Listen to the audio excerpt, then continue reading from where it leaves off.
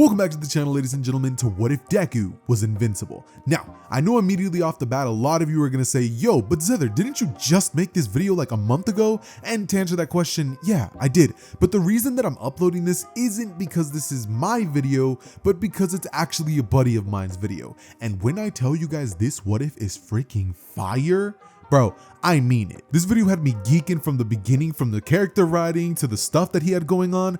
I was listening to this just like, bro, how did I think of that? You know what I mean? So after discovering this guy during one of my live streams and he literally asked me to watch his video, I was hooked. Like, I couldn't believe nobody had seen this video. So I reached out to him, said, bro, we gotta make a collab. And we did just that. So ladies and gentlemen, if you guys go on to enjoy the What If, please show him the utmost support so we can make more series just like this. But with no further ado, enjoy. We begin the story with the Quirk Doctor visit. Dr. Uchiko gives Deku the terrible news that he's going to be quirkless and different from the other kids, which is absolutely heartbreaking to Deku, as it was in the main timeline. However, when Nolan receives the news, his face contorts almost in disgust before recomposing himself and insisting to Inko that Deku will get powers. He then takes Deku onto the roof of their house and has a talk with Deku. Listen, son, I know the Quirk Doctor says you won't be getting a quirk, and he's right, but you'll get something so much stronger. Listen, Izuku, this is going to be a lot to take in, but I'm not from this world. I'm from a planet called Viltrum. I was sent here as Earth's lone protector. Little did I know that this planet was teeming with superpowered individuals, but nonetheless, I stayed and eventually met your mom, and we had you. I don't have a quirk, Deku. These abilities are natural for Viltrumites, not some meta gene like quirks. You're nearly a full-blooded Viltrumite, which means you can't get a quirk. But trust me, Izuku, one day you'll be soaring through the skies like me. Izuku waits for a moment, imagining the future. I can fly? He says, starry-eyed. Yes, son. You'll fly, and so much more. With that, we cut back to the present day, with Deku growing up quirkless his whole life, and growing to idolize his father and All Might. He isn't obsessed with his father in the same way that he fanboys over All Might, but he definitely has a ginormous amount of respect for Nolan, and one day, he wants to be just like both him and All Might. Bakugo is still a dickhole to Deku, just the same. However, Deku has always had this air of defiance about him, knowing one day he'll be as strong as his father, able to save everyone, just like All Might. The story differs again when Deku gets attacked by the sludge villain.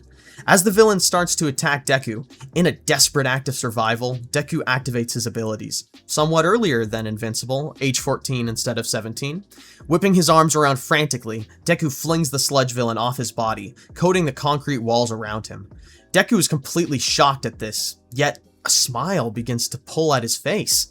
As the sludge villain starts to reform is when All Might shows up and quickly apprehends the villain.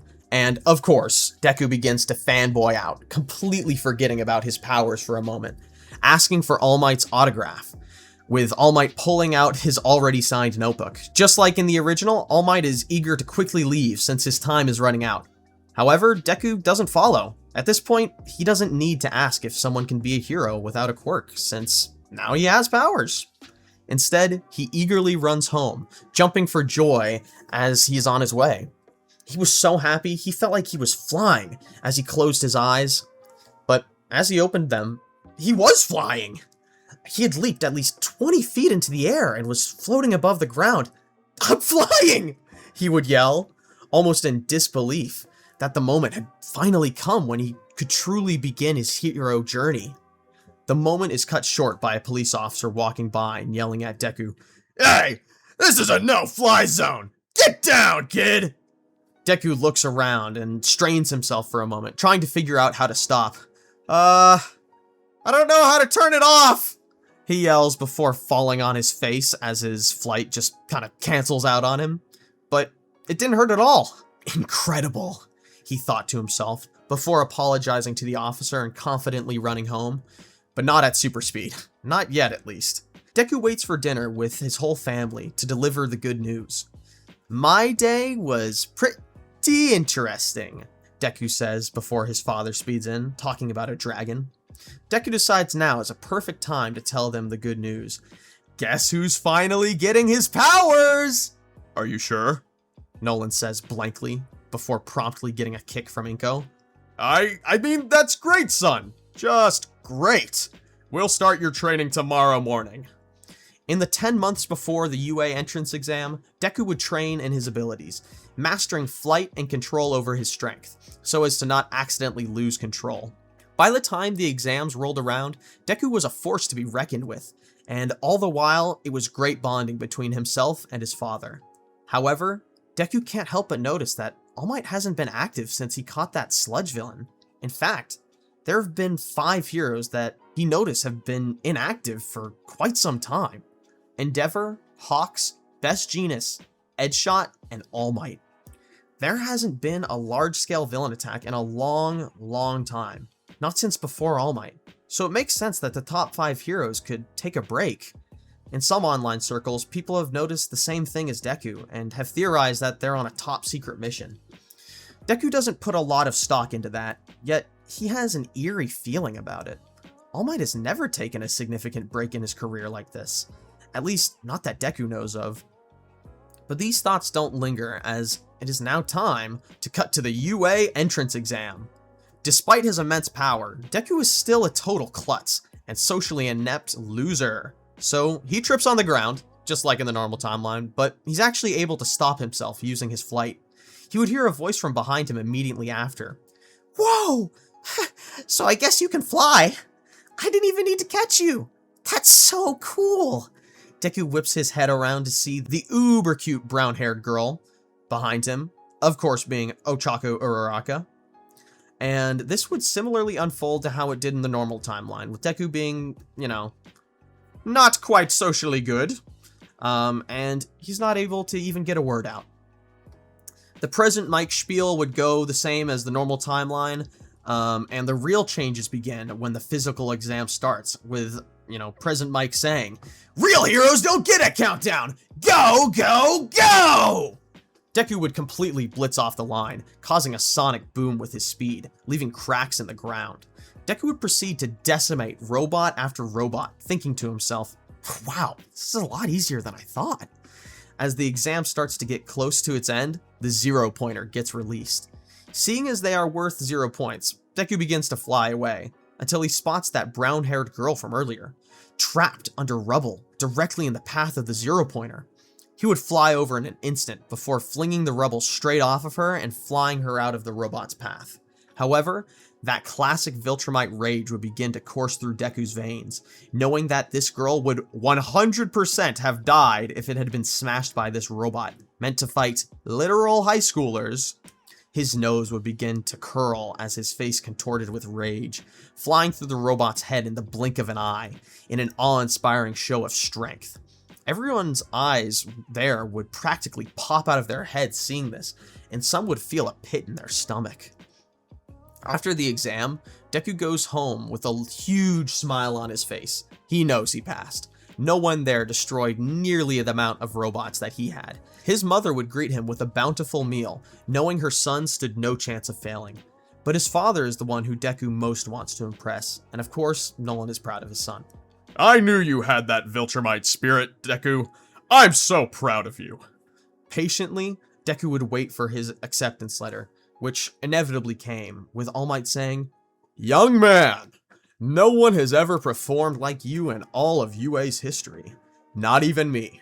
Son, you have an incredible future ahead of you. Welcome to your hero, Academia." Despite performing so well on the exam, Deku would still be nervous as he entered UA, walking through his class's door, seeing a familiar pair of faces. "Deku!" Bakugo would sneer. "How the hell did a quirkless loser like you get in here?" From this point on, it'd be similar to the original timeline, with Aizawa showing up and telling people that fun is for losers, or whatever, telling them to change into their PE uniforms for a physical exam. He'd explain the first exercise, telling the class to use their quirks. He'd call up Deku, since in this version, he holds the first place record for the entrance exam. "Now, I want you to throw that as far as you can. So long as you stay in that circle, anything goes," Aizawa would say, prompting a question from Deku. Do you care how far I go up as long as I don't leave the circle? Like I said, anything goes. Bakugo would scoff at this, completely in denial about the fact that Deku had somehow beaten him in the entrance exam. What's a quirkless nerd like Deku going to do? This is gonna be so pathetic, He'd comment. What are you talking about? Midoriya has a quirk. Ida would reply in the manner that only Ida could. Bakugo would scoff at this, doubting Ida's assertion. It would be at this point that Deku's feet would leave the earth as he flew above all the buildings in the area, practically becoming a speck in the sky. From there, the class would watch as Deku would throw an even smaller speck at supersonic speeds, causing a tremendous boom in the sky. Not 15 seconds later, in the complete opposite direction, to the disbelief of the class, they would watch as the speck would come flying back from the other direction, still moving at hyper speeds with the sonic boom coming back around again, giving the students an unexpected scare. Deku would catch the ball and land back down in the circle. Nonchalantly, Aizawa would say, 40,075 kilometers. The class's jaws were practically on the floor. All but one. Deku, what the hell was that? Bakugo would yell, charging Deku with violent intent. You've been hiding a quirk this strong from me this whole time! As Bakugo flew at Deku, priming an explosion, Aizawa would erase his quirk. Notably, Deku didn't even flinch as Bakugo charged him. Aizawa explains his quirk and reprimands Bakugo. The rest of the tests would continue, with Deku absolutely destroying the physical exams in a similar fashion to how One Punch Man did in his hero exam. He literally crushes the grip strength test and gets a negative integer overload for a score. Aizawa wouldn't expel anyone, and Deku would be the talk of the class, with all of them asking about his quirk, which would completely overwhelm Deku, having never been the center of attention like this before. After the end of the school day, Deku heads home confidently. His life has changed so fast, he's never known what it felt like to be popular. But as he'd pridefully open the door, his smile quickly changes, seeing his mother crying on the phone. She puts the phone down and says, It's your father. He's in a coma. Deku and Inko would immediately fly to the hospital where Nolan was being treated. It's there that Deku learns what happened. The top 5 heroes were killed, and his father is lying comatose at death's door. His idol All Might was dead, but in this moment, he could only muster thoughts about his father. He's never been hurt like this before. In fact, the only person nearly as strong as him was All Might. For a villain to have killed all the top 5 heroes and done this to his father, what monstrous strength to imagine. The symbol of peace was dead, and in less than 24 hours, the whole world would know it too. The school year would continue on, and Deku takes a few days off of class. The school knows what happened and isn't marking the absences, and there's not too much work for him to catch up on since it's still the beginning of the year. When he returns, he's a lot less jovial and just sits without talking to anyone. He can hear Kirishima and Kaminari talking about the news from yesterday. The media has been informed about the heroes, and nobody can stop talking about it. Mid-conversation, Kirishima notes Deku's reclusive behavior and tries to get his attention and help him out, because he's just a stand-up guy like that. Yo, Izuku, right? Have you heard about what happened? Kirishima asks, trying to let Deku in on their conversation. Hearing this, Deku cringes and goes to open his mouth before being interrupted by the ever-tempered Bakugo. Of course he knows! His idol All Might just died. That's probably why he skipped class. I liked him too, but it's not like you ever met him, Bakugo says, somewhat half-heartedly. Even through his brash facade, he also idolized All Might, and is even perhaps projecting some of his personal feelings onto Deku. It's not All Might. Well, not mostly. It's my dad. Your dad? What happened? Is he sick? Kaminari would ask. No, he's in a coma. An eavesdropping Yaoyorozu would have a sharp gasp and cover her mouth, catching more of the room's attention. What happened? Kirishima asks. My dad is Omni-Man. Deku says in the moment the entire room fell silent after the previous gasp. Everyone is staring at Deku now, all speechless. It's then that, to everyone's shock, Todoroki walks in. All eyes fall to him. His father had actually died. Nobody expected him to be back at school so soon. But Todoroki pays no mind and sits at the back of the classroom. The next interesting arc is the battle trial arc, but with All Might being dead and everyone in a more somber mood, the vibe is a lot different.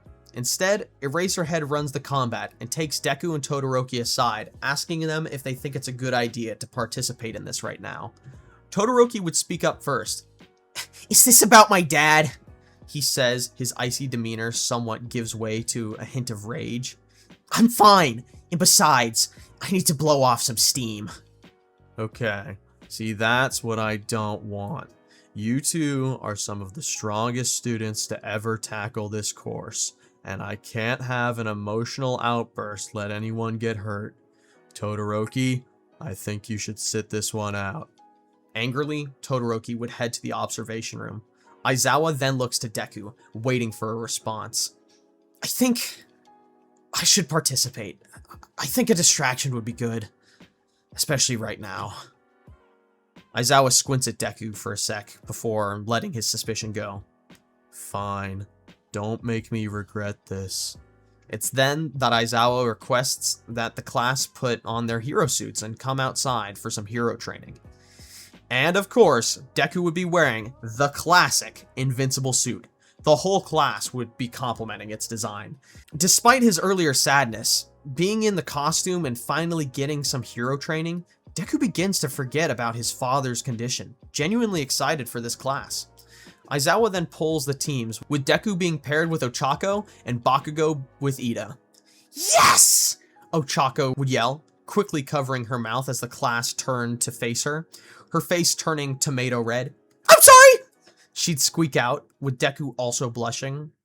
So let's be honest here. Deku is not losing. I think Ochako would talk to Deku similarly to the original, but as soon as the battle starts, Deku would say, "Do you want to win this the easy way or the fun way?" Ochako would chuckle a little, knowing how strong Deku is. Why not a little of both? She'd say with a smirk. I like the way you think, Ochako.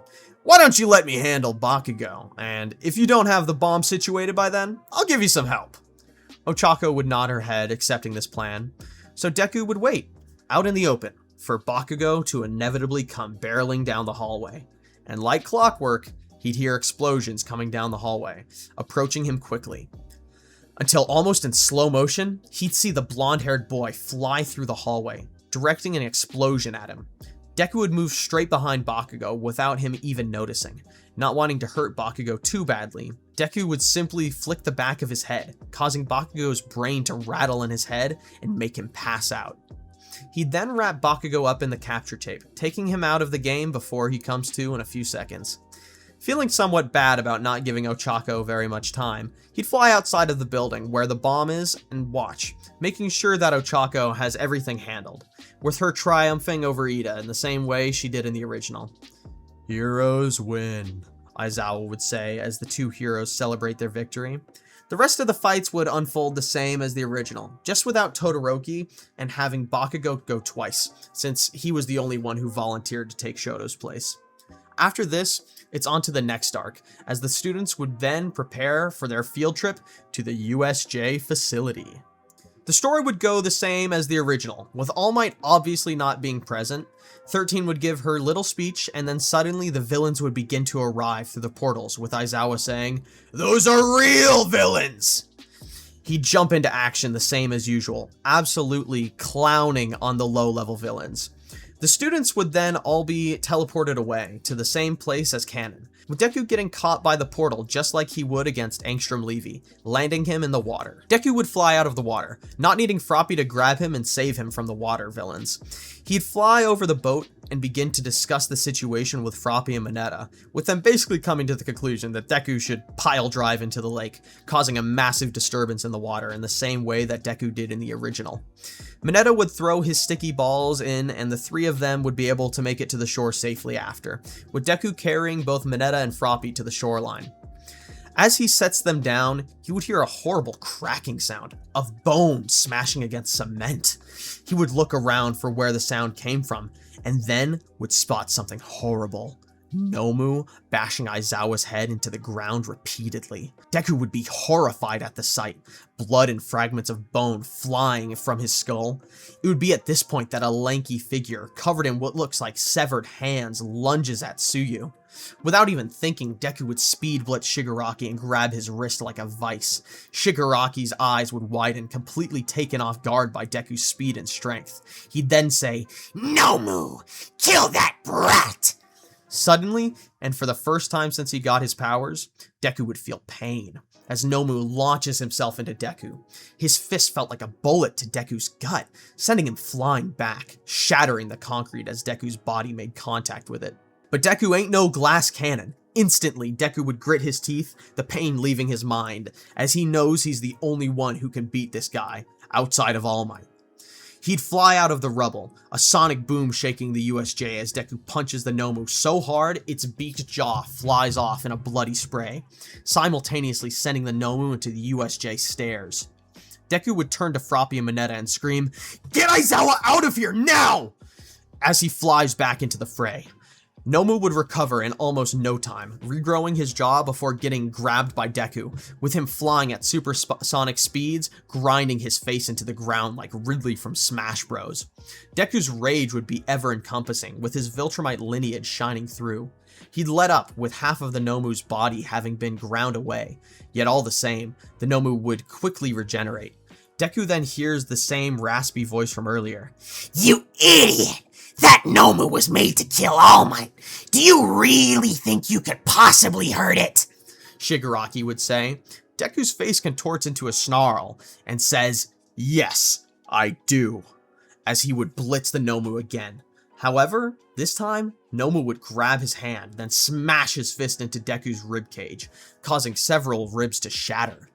Deku lets out a cry of pain, gritting his teeth once more before stabbing his own hand into the Nomu's throat, ripping out its windpipe, almost to no reaction, before the Nomu would slam Deku into the ground in the same way the Hulk did to Loki.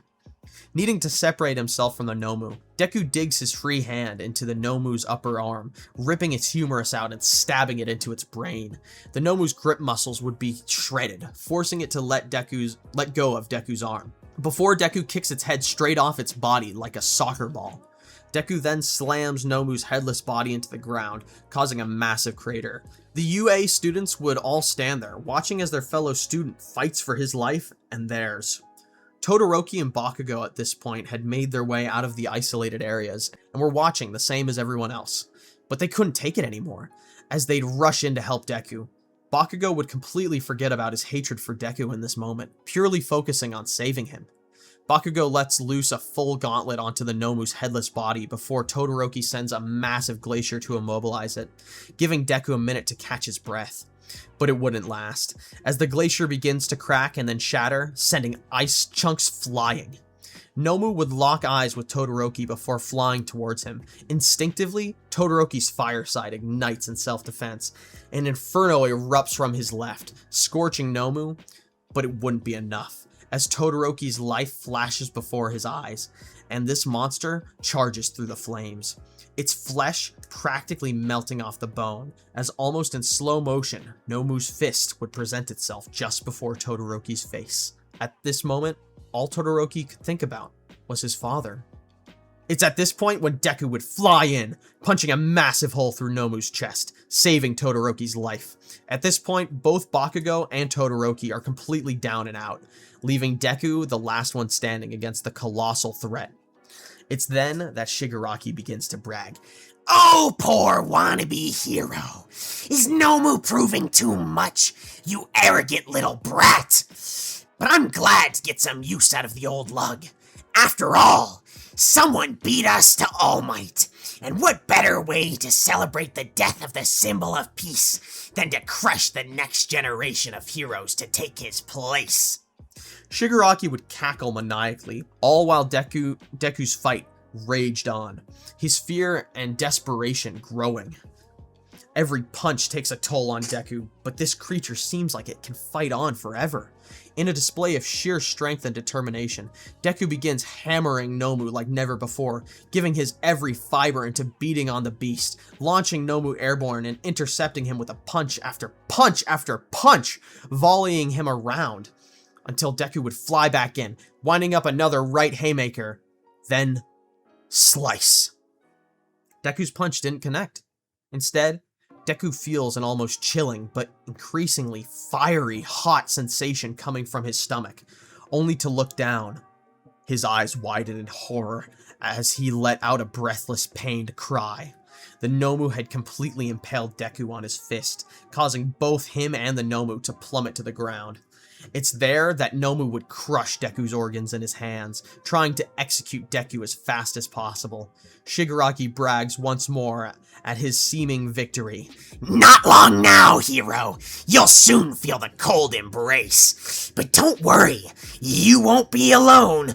All your friends will be joining you shortly. In his last act of defiance he can possibly muster, Deku reaches up, not to push Nomu away, but to pierce his hand into the Nomu's ribcage, and with his other hand subduing Nomu's free hand. Have you really not been paying attention, hero? Nomu can just regenerate. But he'd be interrupted by Deku rocketing out of the ground, flying at intense speeds. The whole of Class 1A watches in astonishment, awe, and slight undeniable fear as Deku shatters the ceiling of the USJ and continues flying. He then flies straight up, with Nomu struggling to bite into Deku, but he would persist, flying closer and closer to the atmosphere, the pain only fueling his rage and adrenaline. The Nomu headbutts the teeth out of Deku's face and practically reduces many of his internal organs to mush. But he would keep flying, letting out a rageful yell until reaching the edge of the atmosphere, before taking his hand out of Nomu's chest and severing the arm currently in his gut from the rest of his body. In his last moments of consciousness, Deku kicks the Nomu with both of his legs as hard as he can muster, sending the Nomu away and far into space, becoming a mere speck in moments. Deku's momentum pushes him back into the atmosphere, with him plummeting to the ground below. Finally, he'd make contact with the earth, far away from anyone in the forest, causing an enormous crater to be formed, as a shockwave could be heard and felt from the USJ. And then, silence. Everyone in the facility knew it was Deku and Nomu, but with no idea who the victor was. It was then that the UA heroes would burst through the door of the USJ. With no Nomu to contest them, Shigaraki would give the order to retreat, as Kurogiri quickly gets the two of them out, leaving all of the peon villains to face the heroes. In a matter of minutes, they'd knock out every single one of the villains before turning to Aizawa and 13. "Are you gonna be okay?" President Mike asks, picking up the battered and bloody Aizawa. However, Aizawa would weakly say, Izuku, where is he? Find him. Before passing out. President Mike would then realize that the tremendous boom he had heard earlier was, somehow, Deku. Deku was fighting someone or something that could do that. His eyes would widen as he'd send for the medical officers to go search in the direction of the crash. Arriving there, in complete awe, the emergency responders would see the humongous crater with a bloody and battered Deku lying in its center. They moved closer to help before truly realizing Deku's injuries. His limbs were barely attached, his organs were strung out of his body, and his bones were snapped like twigs, and yet, he's still breathing. "What are you made out of, kid?" one of the staff utters under his breath before helping gently pick up Deku and load him into the ambulance to take him straight to Recovery Girl. Class 1A would come to visit Deku in the hospital, and miraculously, Deku would look great. Or, more accurately, he looked like he only had a few broken bones. It's at this point when Recovery Girl took Aizawa into a classroom to discuss Deku. "We need to talk about that boy," she would say. "He's not normal, and I don't just mean strong." "Oh, so?" Aizawa grunts in curiosity with his jaw wired shut. "Eraserhead, when that boy was brought to me, his injury should have killed him. In fact, He should have died before the battle ended. The fact he was able to survive a fall from orbit at that speed is inconceivable, Recovery Girl would say. But that's not it. I had to kiss him thinking he would die soon if I didn't try something. And when I did, his bones fused easily with no sign of any damage. His muscles knitted back together and his skin reformed, leaving no scar tissue. His teeth grew back. People can't regrow teeth, no matter how fast they heal. That shouldn't have been possible. For that amount of recovery, it should have completely drained all his energy. Jesus Christ, Aizawa would say, muffled. I guess he must have had a healing quirk too, he writes on a post-it, shrugging. That's the thing. We decided to run some tests on him. There was certainly enough blood to run DNA. We saw there was no quirk on record for the boy, but when we ran his blood work, he came up blank. He is quirkless. In fact, his DNA isn't even human. Aizawa would slump into his chair, taking his head in his hands, not knowing what to do. He thinks to himself that things keep getting worse and worse, ever since the death of the top 5 heroes. Aizawa looks up with a questioning gaze towards Recovery Girl. I don't know how this is possible. We reran all of those tests just to make sure, but the results came up the same every time. But even that's not it. His muscle density exponentially increased. We couldn't even perform surgery on him. His skin was far too tough to cut. Every bit of that healing was done by his own body. Whatever that boy is, he's practically invincible. Aizawa then gets to work on more post-it notes, writing, "We can't let this get out. The media would run away with this story, and Midoriya's life would never be the same. He risked life and limb to save every single person in that facility, but we can't come to any hasty conclusions, nor rule out any negative ones. This requires more investigation," Aizawa would say, suggesting the protection of Deku, even just to cover up what they know. You're right, Aizawa, but the pressing issue is, what is that boy? Recovery Girl would reply. But we'll figure this out later on. For now, we're just gonna have to keep an eye on the boy and make sure that his recovery goes smoothly.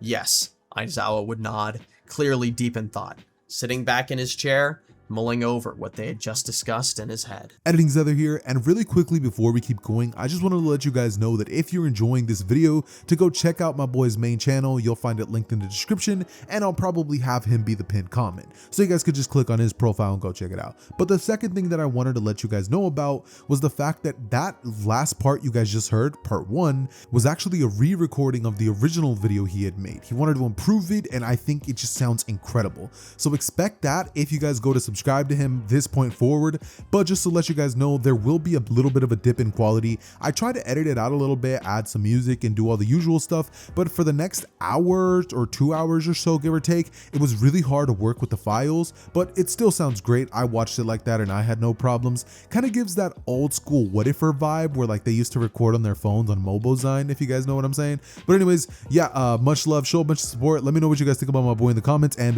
let's get back into the video. We return to Deku, lying in his hospital bed, where he begins to stir. Much of Class 1A watches intently, all but Todoroki present, waiting for his eyes to open. He'd open his eyes, instantly feeling his boost in strength, and then the pain, wincing as he sits up in bed. He'd take a look around the room at all the smiling faces around him, the class expressing their thanks to Deku for saving all of them, telling him how much they appreciate what he did for them.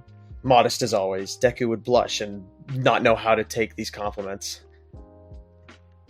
I didn't do everything. If it wasn't for Todoroki and Bakugo, I would have died before figuring out how to beat that thing.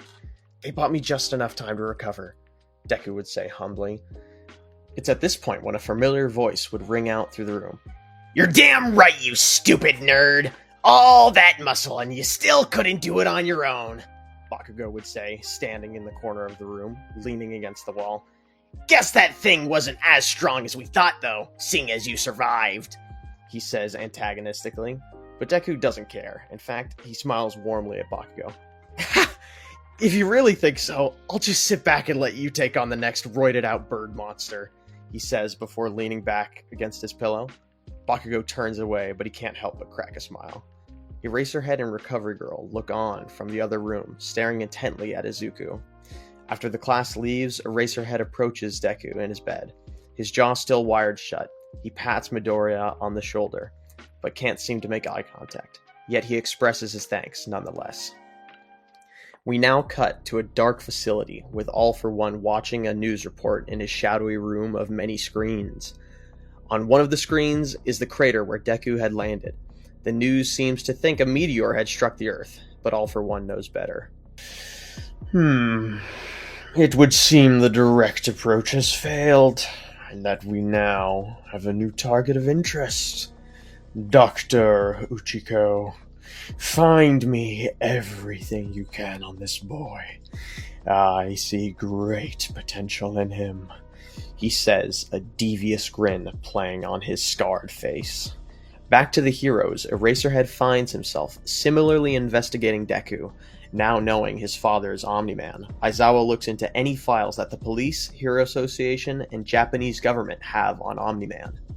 Everyone knows the story of Omni-Man. One day, he showed up, unaffiliated with any hero agency, and became a worldwide phenomenon, which is partially the reason the Hero Association decided to look over his lack of a hero license. That, and if we're being honest, no one could stop him, even if they wanted. At the very least, he was using his strength to help. Not finding anything useful about his past, Eraserhead instead decides to look into the top 5 heroes' deaths, and near-death of Omni-Man. Maybe he could find something out about Omni-Man's origin with how he was defeated. Or, at the very least, a clue into the type of strength it would take to overcome someone like Omni-Man and All Might. Giving up on the file search, the next day before class, Aizawa arranges for a meeting with himself, Principal Nezu, and Recovery Girl. At this meeting, Aizawa, now recovered enough from his skirmish with Nomu, explains the situation to Nezu. Nezu, we 3 in this room are the only people who know about Izuku, and presumably Omni-Man. You're the most intelligent creature on the planet, and we need your help, Aizawa says, his tone sincere. I see. This situation indeed requires tact. It's certainly a secret to hold close to the chest. But I believe we can approach a solution, and hopefully kill 2 birds with 1 stone, replies Nezu, his wit ever quick despite being caught off guard by the disturbing circumstances. How's that? Recovery Girl croaks. Well, I believe with the help of some key allies, we'll be able to find out exactly what happened to the top 5 heroes, and at the very least, know who is strong enough to beat all of them. In doing so, we also hope to learn something about Omni-Man and his origin. Concise, remarks Aizawa. I'll need to reach out to some contacts, but in the meantime, I'll go about things as normal. We don't want any bad optics to ruin the upcoming sports festival, says Nezu, clasping his hands. Speaking of which, should Izuku be allowed to partake in the festival? Wouldn't it be a bit unfair? Asks Recovery Girl. We aren't trying to ensure fairness, and we don't want him suspecting something. So long as he doesn't show signs of hostility, we shouldn't tip our hand, Aizawa replies plainly. I agree. It's not like there aren't standouts every year, and we need more time. However, Aizawa, I want you to be in the announcer's booth with President Mike. You'll keep an eye on the boy and the festival. I only want you watching him. We'll talk again as soon as I have an update. Until then, discuss the topic as little as possible, Nezu says in a matter-of-fact way. Understood. Both Aizawa and Recovery Girl nod before leaving the room. As the door closes, Nezu turns around in his chair, turning on the TV behind his desk. He plays security footage from the USJ security cameras, something only the school has access to. He watches the TV intensely, his eyes not blinking for a moment as he studies every moment of footage.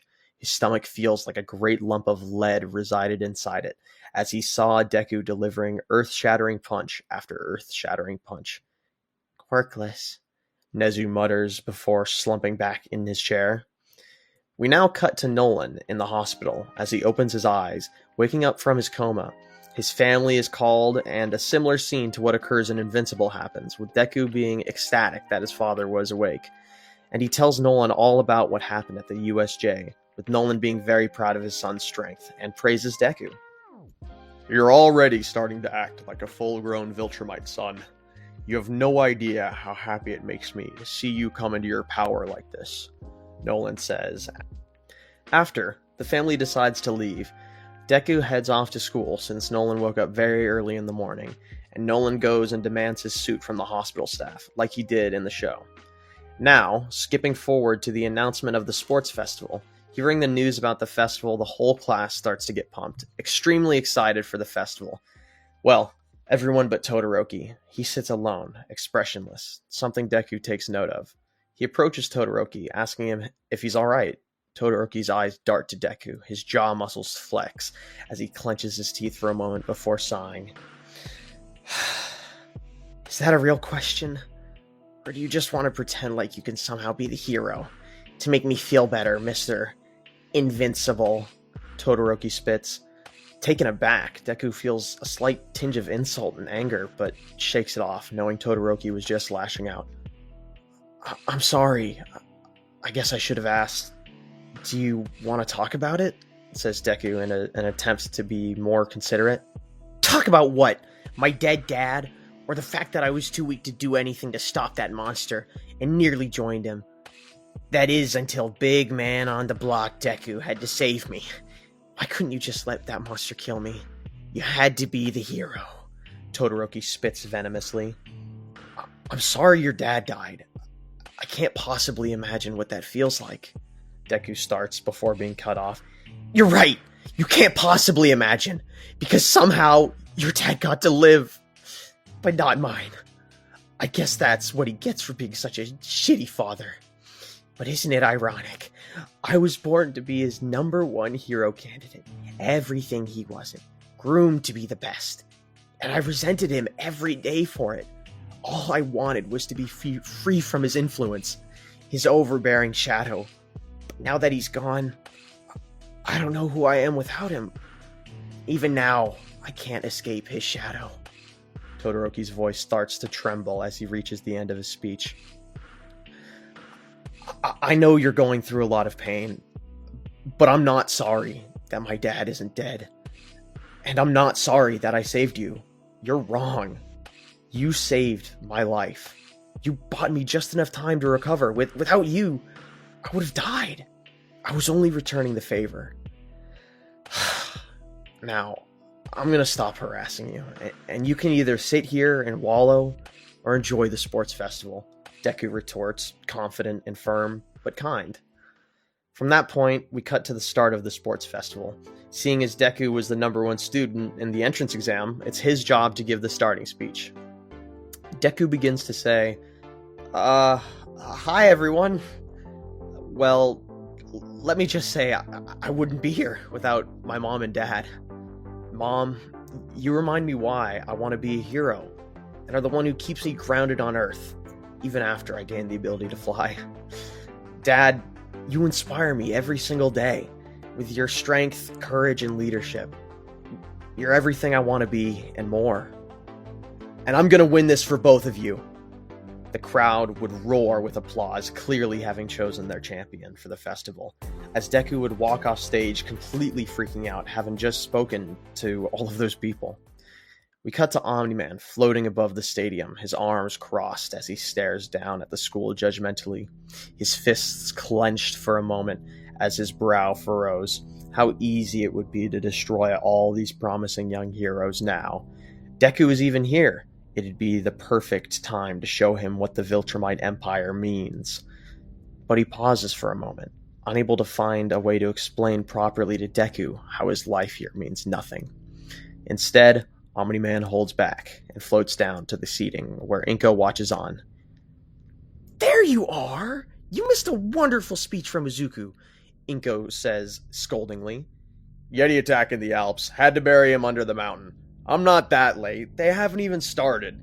Nolan replies, not even hesitating with the lie. Midnight would announce the first event, and all the students would prepare for the race.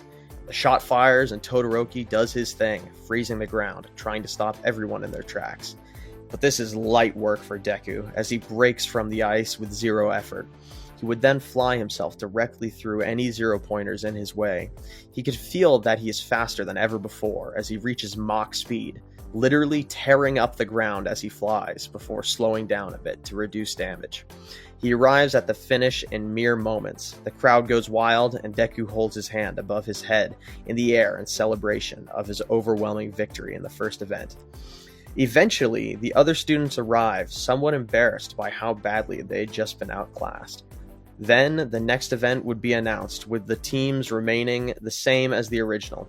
However, Deku would simply fly upwards, completely avoiding all the riffraff below, with only Bakugo being able to reach him. But whenever Bakugo would fly up to reach him, Deku would simply outspeed Bakugo and evade him until the time ran out, leading to another victory for Deku and his team. Now it's time for Deku to fight Shinzo. Shinzo would initiate the fight by saying, "Doing it for your parents. How noble! I'm sure your father is just as blessed with powers as you, carried by his quirk, just like his son." "Talking won't slow me down, you know," Deku would say somewhat mockingly as he approaches with violent intent. "Modest too, huh?" Shinzo would say sarcastically. Then boom, outside of the arena. It happened in an instant, and Deku looked behind him to see Shinzo standing in the same spot with a toothy smile. Instantly, Deku would be filled with indignant fury. His confidence, strength, and speed meant nothing in the face of a tricky power like that. He slams his fist into the concrete wall of the stadium, cracking it with violent force, before being able to recompose himself, walking off to the locker room. Omni-Man would look on in disgust as he watches his son fail. He couldn't tell Deku, but a Viltrumite would never honor his opponent with life after a trick like that. Similarly to Nolan, Eraserhead had been watching Deku closely from the announcer's booth, and had begun to pick up on his cocky attitude, quickness to anger, and also the fact that he had not even once been pushed at all during these events. He might as well have been playing with his eyes closed, at least when it came to the physicality. On that thought, he takes a very important note of Shinzo, and knows he will be a potentially key player should things go bad. The festival would go on the same as it did in the original, with Bakugo winning the festival, seeing as Todoroki never used his fire. Bakugo wouldn't accept the win, screaming about how the only person who was worthy to fight him was Deku, and that this was a hollow win. But regardless, he'd be awarded with the winner's medal.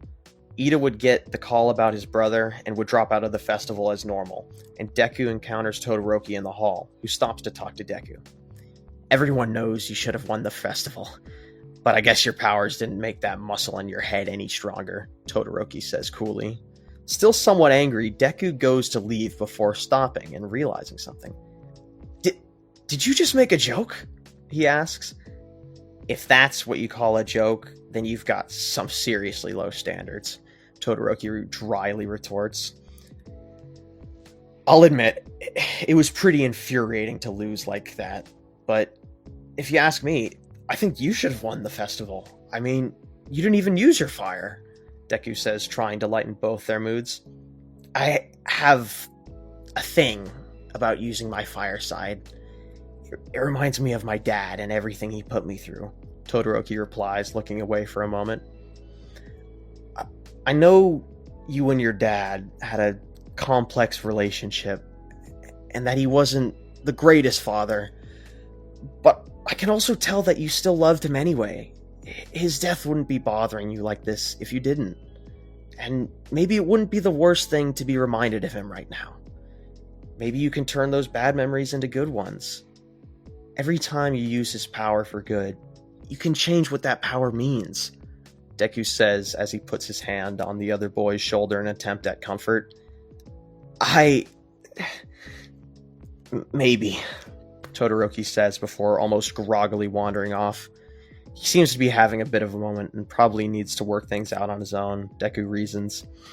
And at least now Deku has cooled off from his earlier loss. The festival would end, and Ida, having gotten the news about his brother, secretly resolved to kill Stain. After the festival, Omni-Man would have a one-on-one chat with Deku, flying over their yard while Inko cooks dinner. I know that loss was probably hard for your son, and I want you to know that what that boy pulled on you was a dirty trick. If that was a real fight, the moment you regained control, he'd have been paced, Nolan says reassuringly. Well, I don't know about paced, but yeah, I was pretty mad. And the way he looked down at me was insulting. Like he was somehow better than me, grunts Deku, his feelings about the match still simmering in him. Don't let him get to you, son. Remember, you have a higher calling. This hero thing is just a piece of government, but you and I are something bigger than that. We have a responsibility as Viltrumites to teach the world the difference between right and wrong, Nolan says, looking almost into Deku's soul as he says it. I guess we are kind of important, aren't we? Replies Deku in a sort of hopeful tone. Oh, Izuku, more than you could possibly know. You see, we have the luxury of looking at the big picture, but also the responsibility to carry out what's right. It's a blessing and a curse, this power and responsibility. People who don't possess our strength don't understand the decisions we have to make, even if they don't necessarily like them, Omni-Man preaches. You're right. It is a lot of responsibility. I remember when I was fighting that brain thing.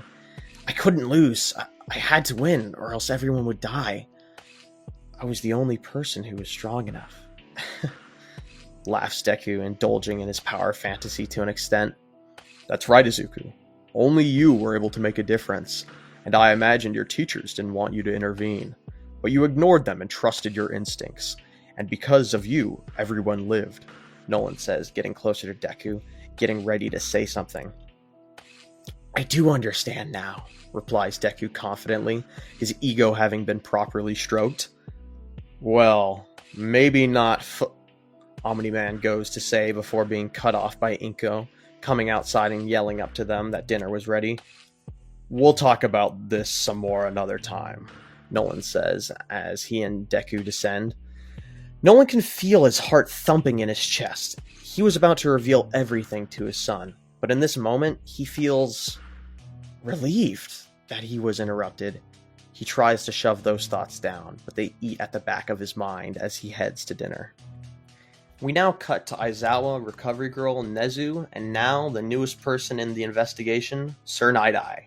Unfortunately, they can't use his power to look back in the past, only the future, but they hope that perhaps if they use a quirk-enhancing drug, that he might be able to see events replay from the past. Upon hearing this idea, however, Night-Eye refuses. I'd prefer not to resort to something like that immediately, especially considering the risks. No, I think we should be asking ourselves a question.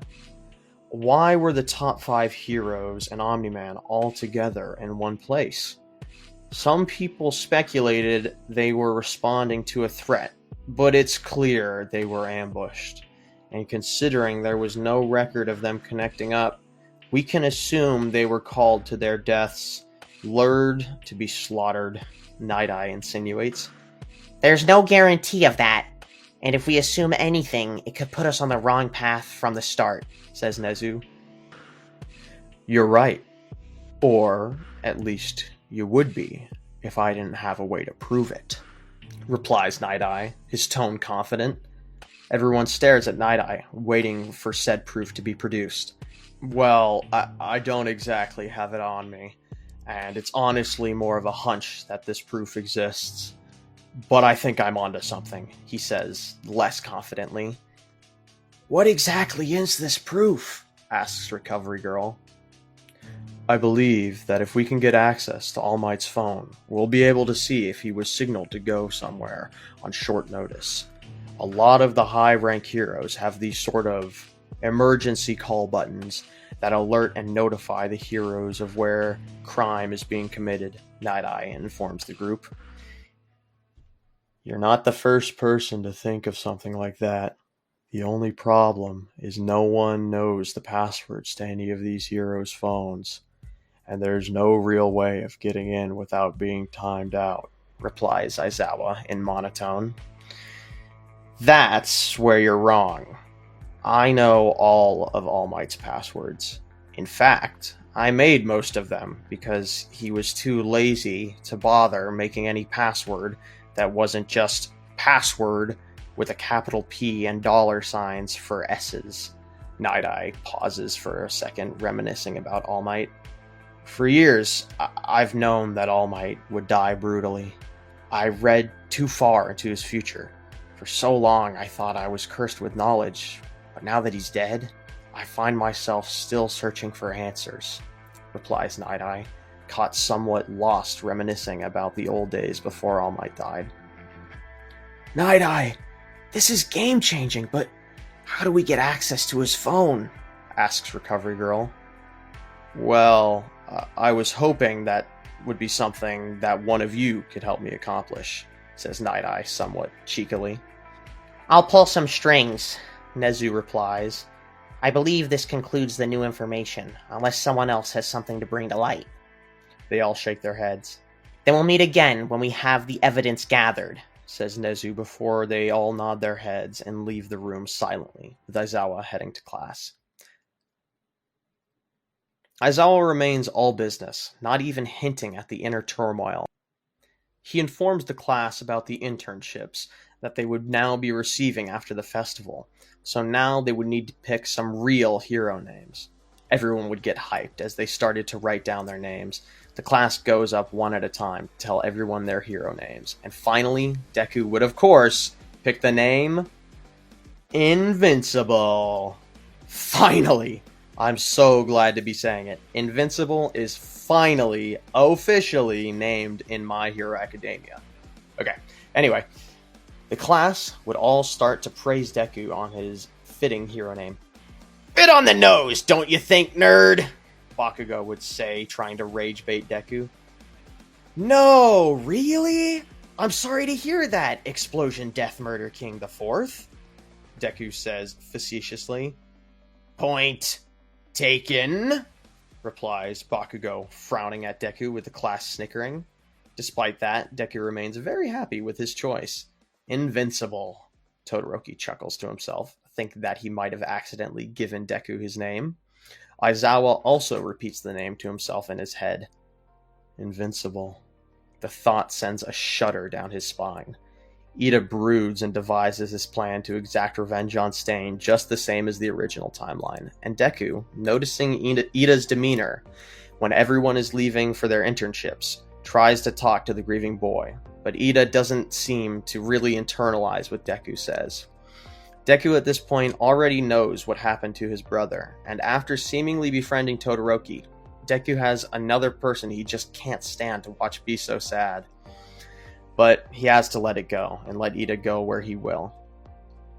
This time around, Deku decides to intern with his father, and while it isn't a traditional internship, Eraserhead and Nezu just don't say anything, as keeping both heroes occupied at the same time would be beneficial. Omni-Man would mostly fly around with Deku, helping spot crimes as they happen, but he also continues to drill into Deku the responsibility of being a Viltrumite. Omni-Man has a similar scene to the show where he was interrogating someone with Deku and drops the guy from the sky, assuring Deku that he would catch the man. Eventually. This reinforcement drives home to Deku that sometimes might makes right, and that you can't always be civil with people if you want them to do what you ask. One night while on patrol in Hosu City, out of nowhere, these monsters show up and start destroying everything. They look like that bird brain guy that Deku fought at the USJ. Realizing that Ida is also patrolling in Hosu, Deku says he needs to find him. Son, I know you want to help your friend, but you need to look at the big picture. You have larger responsibilities other than your own personal feelings. We need to prioritize being heroes right now, Omni-Man insists. Dad, what if he needs me? You can handle things just fine on your own. I'm looking for Ida, Deku would say, flying off at high speeds. Omni-Man goes to stop him before being tackled out of the sky by one of the brain monsters into a large horde waiting below. Cutting to Ida, we see him on the losing end of the Stain battle, finding himself paralyzed and at Stain's mercy. Until, out of nowhere, Deku comes flying in and grabs Stain's arm as Stain is about to stab Ida. "And what exactly do you think you're doing?" he'd ask, mocking Stain. "Get out of here, Midoriya! This is my fight!" Ida would stupidly say. "What are you talking about, Ida? I literally just saved your life." "Listen, we'll talk about this later," Deku replied. It was then that Stain would take his free arm and swing his sword directly at Deku's face. "How dare you hero scum ignore me! I'll be the death of you!" Stain would cry as the sword is about to make contact. The sword would look like it's practically in slow motion to Deku, and he would pull a one-punch man and bite down on the sword, shattering it. Stain's eyes bulge out of his head in complete and utter shock. Deku's grip would then tighten around Stain's wrist, crushing it, before he would palm fist Stain's chest, sending him flying into a brick wall. All of the air in his lungs was knocked out of him, and with his last breath before falling to the ground, he'd ask, "Just who the hell are you?" "Didn't anyone tell you? I'm invincible," Deku would reply with a smile on his face, before suddenly Deku would hear a crash outside of the alleyway. "Ida, stay here. I'm gonna go check that out," Deku would say, not realizing that Ida just straight up can't move. He'd fly out to see what's happening, only to see the several Nomu causing destruction on the streets. However, they would pose absolutely zero threat to Deku, as he'd basically dismember them on sight. Then, as Deku turns back to the alleyway, with Ida still paralyzed and Stain recovering from the earlier blow, preparing to once more go dispatch Ida and flee. Seeing this, Deku blitzes Stain once more, grabbing him by the throat, squeezing hard. Unbeknownst to Deku, Omni-Man flies down, approaching Deku from behind. "You really are psychotic. You were just gonna kill a teenager like a dog in the street? Just like you butchered all those heroes!" Deku's anger rises, his self-righteousness, his pride, and his desire for justice driving him closer to the edge. "What are you waiting for, son?" Deku would pause and turn around frightened, only to see his dad hovering in the air behind him, similarly soaked in Nomu blood as Deku was. "Dad? What are you saying?" Deku exclaims. "I'm saying that you should finish what you started," Nolan would say with a sureness in his voice. You want me to kill him? I can't do that. It's not our jobs," Deku says, looking at his father, desperate for another answer. "It is our job, son. This is what I mean when I say look at the big picture. You decided against listening to me earlier, and now you have the man who was about to kill your friend, and killed so many other heroes. You were just going to let him go?" says Omni-Man, gaslighting Deku. I wasn't going to let him go. I was going to turn him in," Deku insists. "Why? So we can get 3 square meals a day? Does that sound like justice to you?" "I think your friend here might agree with me," Nolan gestures to the enraged Ida. Deku pauses for a moment and looks down at the seething Ida. "Kill him! Just do it! He deserves to die!" cries the paralyzed boy. Deku pauses for a moment. Maybe it would be better if Stain was put to an end here and now. Never given the opportunity to kill again? Deku feels himself resolving with the decision before, boom! Bright lights. A news crew follows the trail of dismembered Nomu bodies into the alleyway, where they see Invincible holding Stain by the throat. "Oh my god! That kid! He beat the hero killer! And is that Omni-Man?" a female newscaster would cry. Taken back by the audience, Deku drops the half-conscious Stain, who is soon taken into police custody. Deku introspects on what he was just about to do, and if that's the kind of hero he wants to be. The Nomu attack would conclude in a similar fashion as before, with the news trying to get a few questions in with Deku after seeing that he and his father had defeated the hero killer. But Deku, not wanting to say much, and already frustrated and flustered from earlier, takes Ida and flies away, debriefing Ida as they fly, leaving his father to deal with the press. What the heck were you thinking, Ida?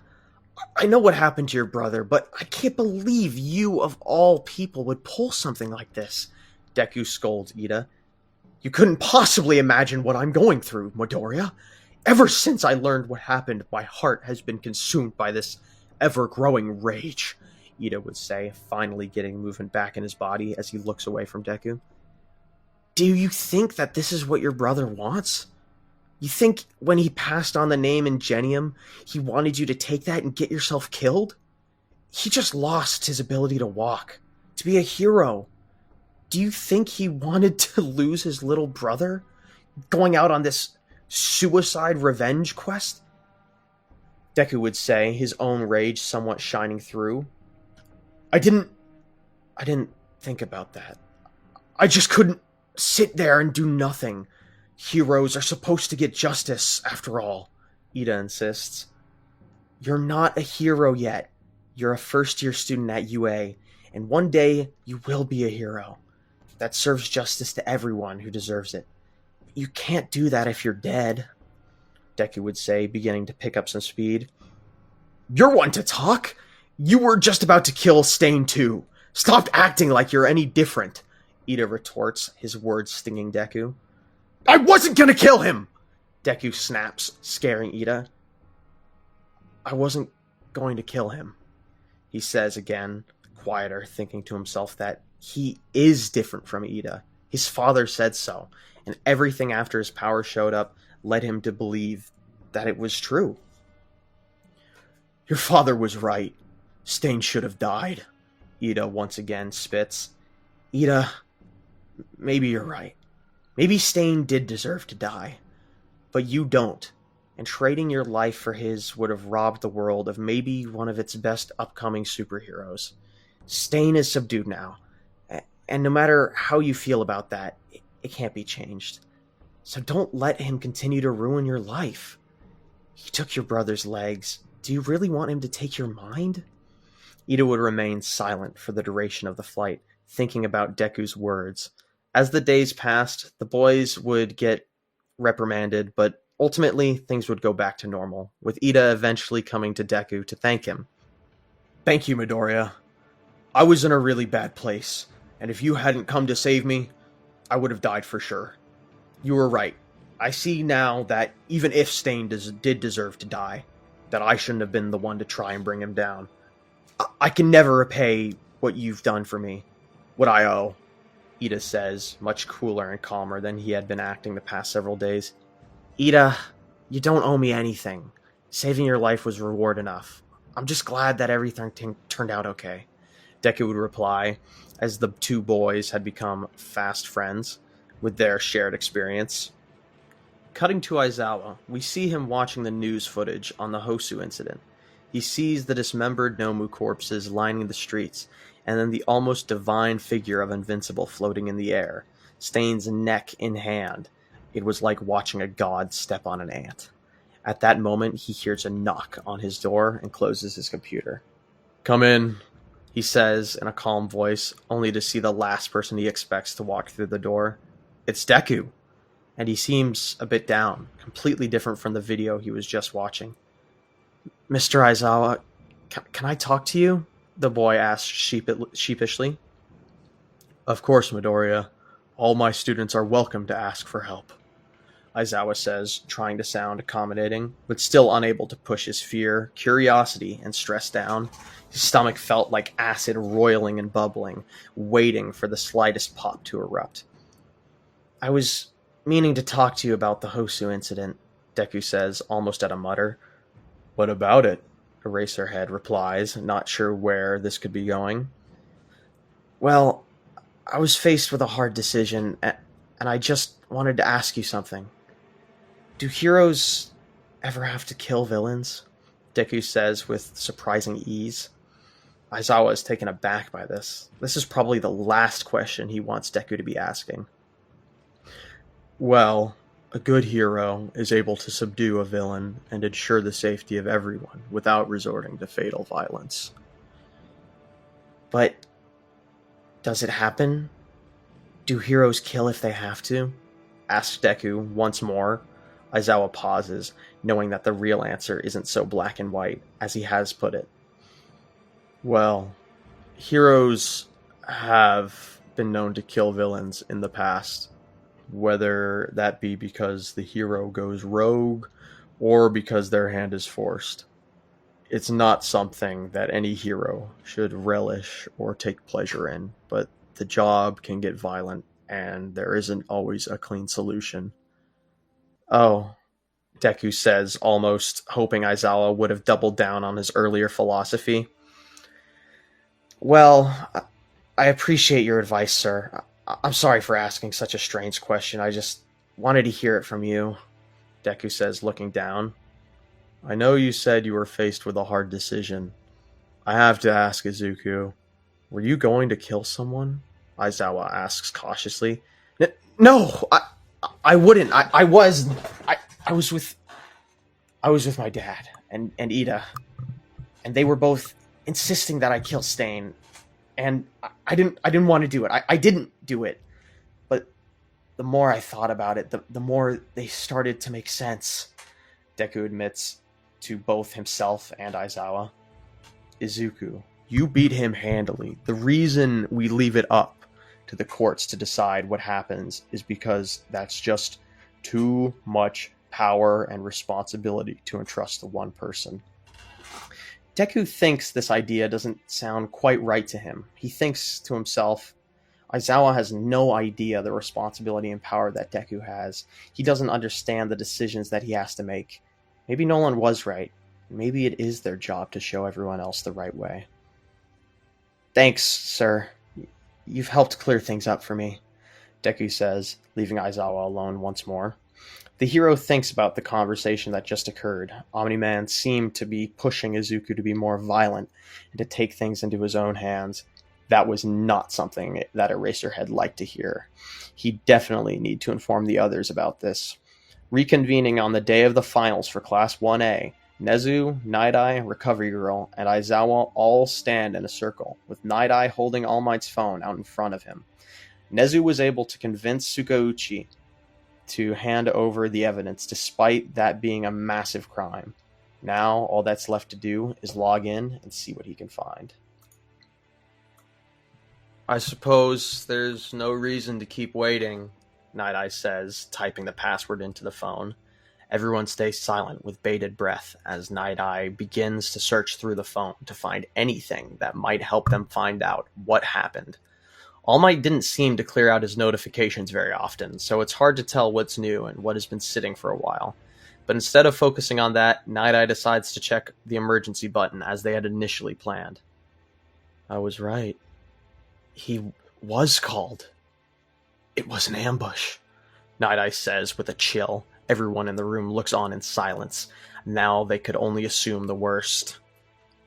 Now the question is, who called the heroes together? Asks Recovery Girl.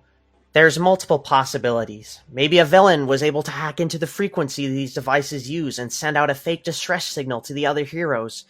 Or maybe we have a mole in the hero agency, suggests Nezu. Everyone looks at each other for a moment, trying to decide what to believe. What if it was Omni-Man? Recovery Girl says, almost inaudibly. I know we're suspicious of him, but to go as far as to say he killed the top 5 heroes is a bit of a stretch. We don't even know if he could kill them, replies Aizawa. Well, it's not like we have any other candidates. I mean, think about it. How is it that somehow Omni-Man survived when everyone else died? If there was a villain strong enough to kill the top 5 heroes and do that to Omni-Man, don't you think he'd be dead? Asks Recovery Girl. Well, there is one villain who could have, and I know everyone in this room knows who I'm talking about, says Night-Eye. A shudder runs through the room. But that's not possible. All Might killed him years ago. Recovery Girl insists, not just to Night Eye, but to herself. I know, or I thought I did. There have been rumors recently. Tsukauchi tells me old strings have been being pulled, and that the more they investigate, the more it seems they never stopped being pulled to begin with. That combined with the recent villain attacks on the USJ and now Hosu suggests he might be making a power grab. This is a lot of speculation. We can't assume either of these are true, not without knowing some kind of proof, asserts Aizawa. Well, there is one way to at least eliminate one of the options. We could ping the beacon on All Might's phone, and if I'm right, it should ping the last device to send a signal to it. It's a sort of insurance in case one of them gets in trouble. But for our purposes, it would allow us to confirm the origin of the initial signal, says Night Eye coolly. Are you sure that would work? Recovery Girl questions. Not entirely. I'll admit, I've never used something like this myself, and only know about it because of All Might. It's possible it won't ping any other device, and we'll be left at square one. But I'd say it's worth a shot, Night Eye says in a pseudo-hopeful tone. The four heroes look at one another once again, none of them particularly focused on the finals taking place, with the other large portion of the staff that still remains unaware. Fuck it, says Night Eye as he goes to hit the ping button. Almost instantly, the color on every person in the room's face completely drains. The ping worked, and their worst fears have come to light. Omni-Man was the one who called them, says Night Eye in a somber and severe breath. What do we do now? What can we do now? Asks Recovery Girl in a panic. We need to find Midoriya, Aizawa demands. Are you crazy? What if he sides with his father? I know you were already suspicious of him, Night Eye spits. Listen, I'm the only one here who has spent any significant time with the kid, and while I wanted to be cautious earlier, now we know the truth, and he has a good heart. He saved everyone in the USJ, and while he can be quick to anger, he's always had restraint. And honestly, can we really afford to let Omni-Man tell Izuku first? He says, assuring the group. I don't know. We still don't even know what either of them are. Although, no, you're right. We absolutely cannot afford to let Omni-Man influence the boy first. On the off chance that he does side with us, he's the only person in the world strong enough to save us from Omni-Man. Nezu replies, agreeing with Aizawa's statement. As the heroes resolve to find Deku, we cut to Izuku's house, where Inko and Omni-Man are up to their normal, less savory activities. That is, until Nolan starts to hear a chime coming from outside the room. At first he thinks it's his imagination, but he can't stop hearing it. Suddenly, it clicks in his mind what the noise is. He instantly leaves bed, with Inko calling out for him, wondering why the abrupt pause. Nolan ignores her, though, as he flies to the kitchen, ripping the vent off the wall where his damaged suit and old phone sits. He can clearly see that All Might was pinging his phone, which Nolan knew was impossible. Meaning that someone had gotten access to All Might's phone and intentionally pinged Omni-Man. Nolan's eyes widen as he realizes the gravity of the situation. In that moment, Inko, draped in a blanket, walks out, asking what's wrong with Nolan, before he looks at her with the most terrifying look she has ever seen in her life, and says, I need to find Izuku, and then flies straight up and out of their house, smashing a hole in the ceiling. Cutting back to UA, the heroes remain blissfully unaware of Omni-Man's approach as they fan out in search of Deku. Deku wouldn't be receiving a physical exam this year, as none of the teachers were strong enough to fight him. Instead, he was requested to attend school nonetheless and participate in helping clean up the battlefields, after for his physical credit.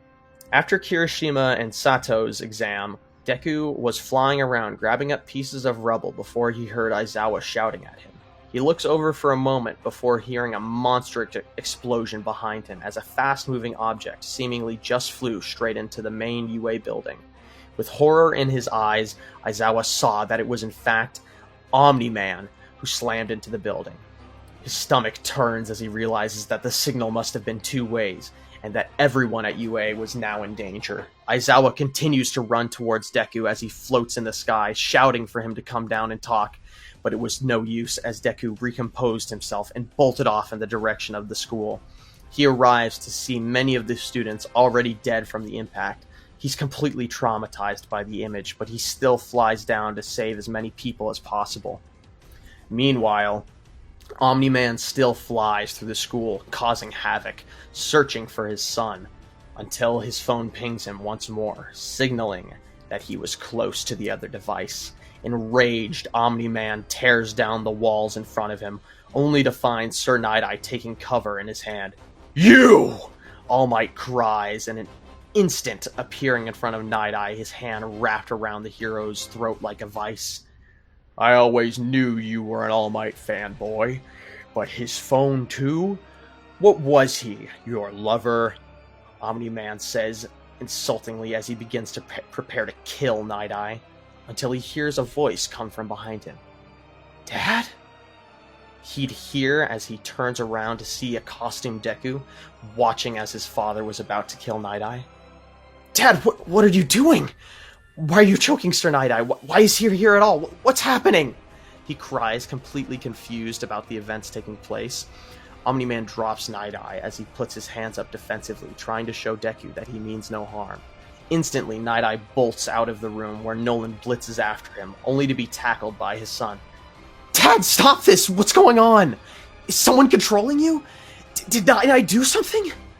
"Son, get off of me! I'll explain everything in a moment," he says, throwing Deku off of him. At this moment, the entire school is evacuating, the students headed out front. Night-Eye scrambles out of the front of the building before Omni-Man bursts through the glass, sending sharp fragments showering over the students. Many protecting themselves, but many others were cut badly. Spotting Night-Eye, Omni-Man grabs him by the neck once more. "You can't hide it anymore. We know the truth, and everyone here is seeing it for themselves." Night-Eye squeaks out before Omni-Man rips his head from his body as Deku flies out to catch the savagery. All of the students below are showered in blood and begin screaming and running for their lives. "Oh my god! Why did you do that? Please tell me what's going on." It's at this point that we get the Omni-Man speech about Viltrum from episode 8 of season 1. "Son, we need to prepare this planet for the Viltrum Empire. This is good news. The world won't need heroes anymore. There won't be any villains. This is our duty." "And what if they resist?" says Deku, slowly drifting away from his father. "Then they'll die. Listen, I had to kill the top 5 heroes to prepare this world for the Empire. And in the grand scheme of things, their lives never mattered. This planet is destined for so much more. They had to go so this antiquated system could fall for something greater." You killed the top 5 heroes? This isn't you! You're a hero! You love me! You love Mom! Deku insists, his rage building. "I am a Viltrumite first, Izuku. You will live for thousands of years.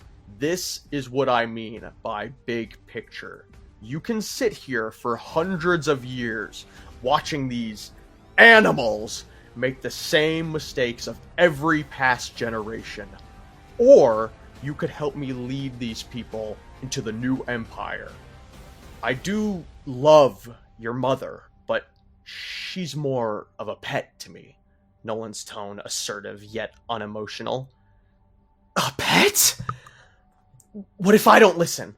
Deku cries. "I can't let you stop me," Nolan says. His brow begins to furrow and his eyes take on a menacing look. "This is insane! What, you think I'm just gonna enslave all my friends, take over the world for a bunch of aliens I've never met?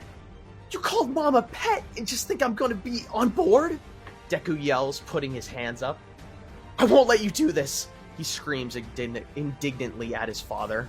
You don't know what you're saying, Nolan says, brushing off Deku. I know exactly what I'm saying, Deku says as he goes in for a punch before being effortlessly dodged and pile-driven into the ground at astonishing force, causing the school to shake once more. Grabbing Deku out of the ground, Omni-Man grabs him by the scruff and speaks. All this time, I've raised you as a human. I see now I should have done it as a Viltrumite. Now your first real lesson begins. Nolan spits, throwing Deku at Mach speeds into the UA building, causing massive damage. Deku practically cuts the building in half with his body. As he's recovering on the ground, he sees Ida hanging from a rebar pipe, about to fall over 60 feet. His grip lets go, but Deku is fast enough to catch Ida, landing him safely on the ground. Ida thanks Invincible, before Omni-Man appears behind Ida, and in a split second crushes Ida's head, sending chunks onto Deku's face. Deku lets out a cry of anguish and agony as he watches his friend's corpse hit the ground. Why did you do that? I saved him! He was going to live! Deku cries, looking up at his father, tears in his eyes, with no compassion or sympathy. Omni-Man responds. Did watching him die hurt your feelings? He says antagonistically before grabbing Deku by the arm, chucking him through another section of the school again. He was going to die anyway. What's the difference between now or 70 years later? Nolan yells angrily as he digs Deku out of the rubble again.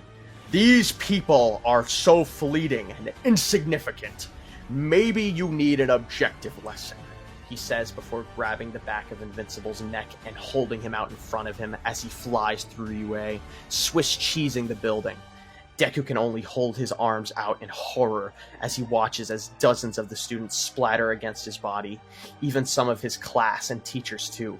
He dreads every moment as someone he knows looks into his eyes in horror like a lamb to the slaughter before being pulverized on Deku's body.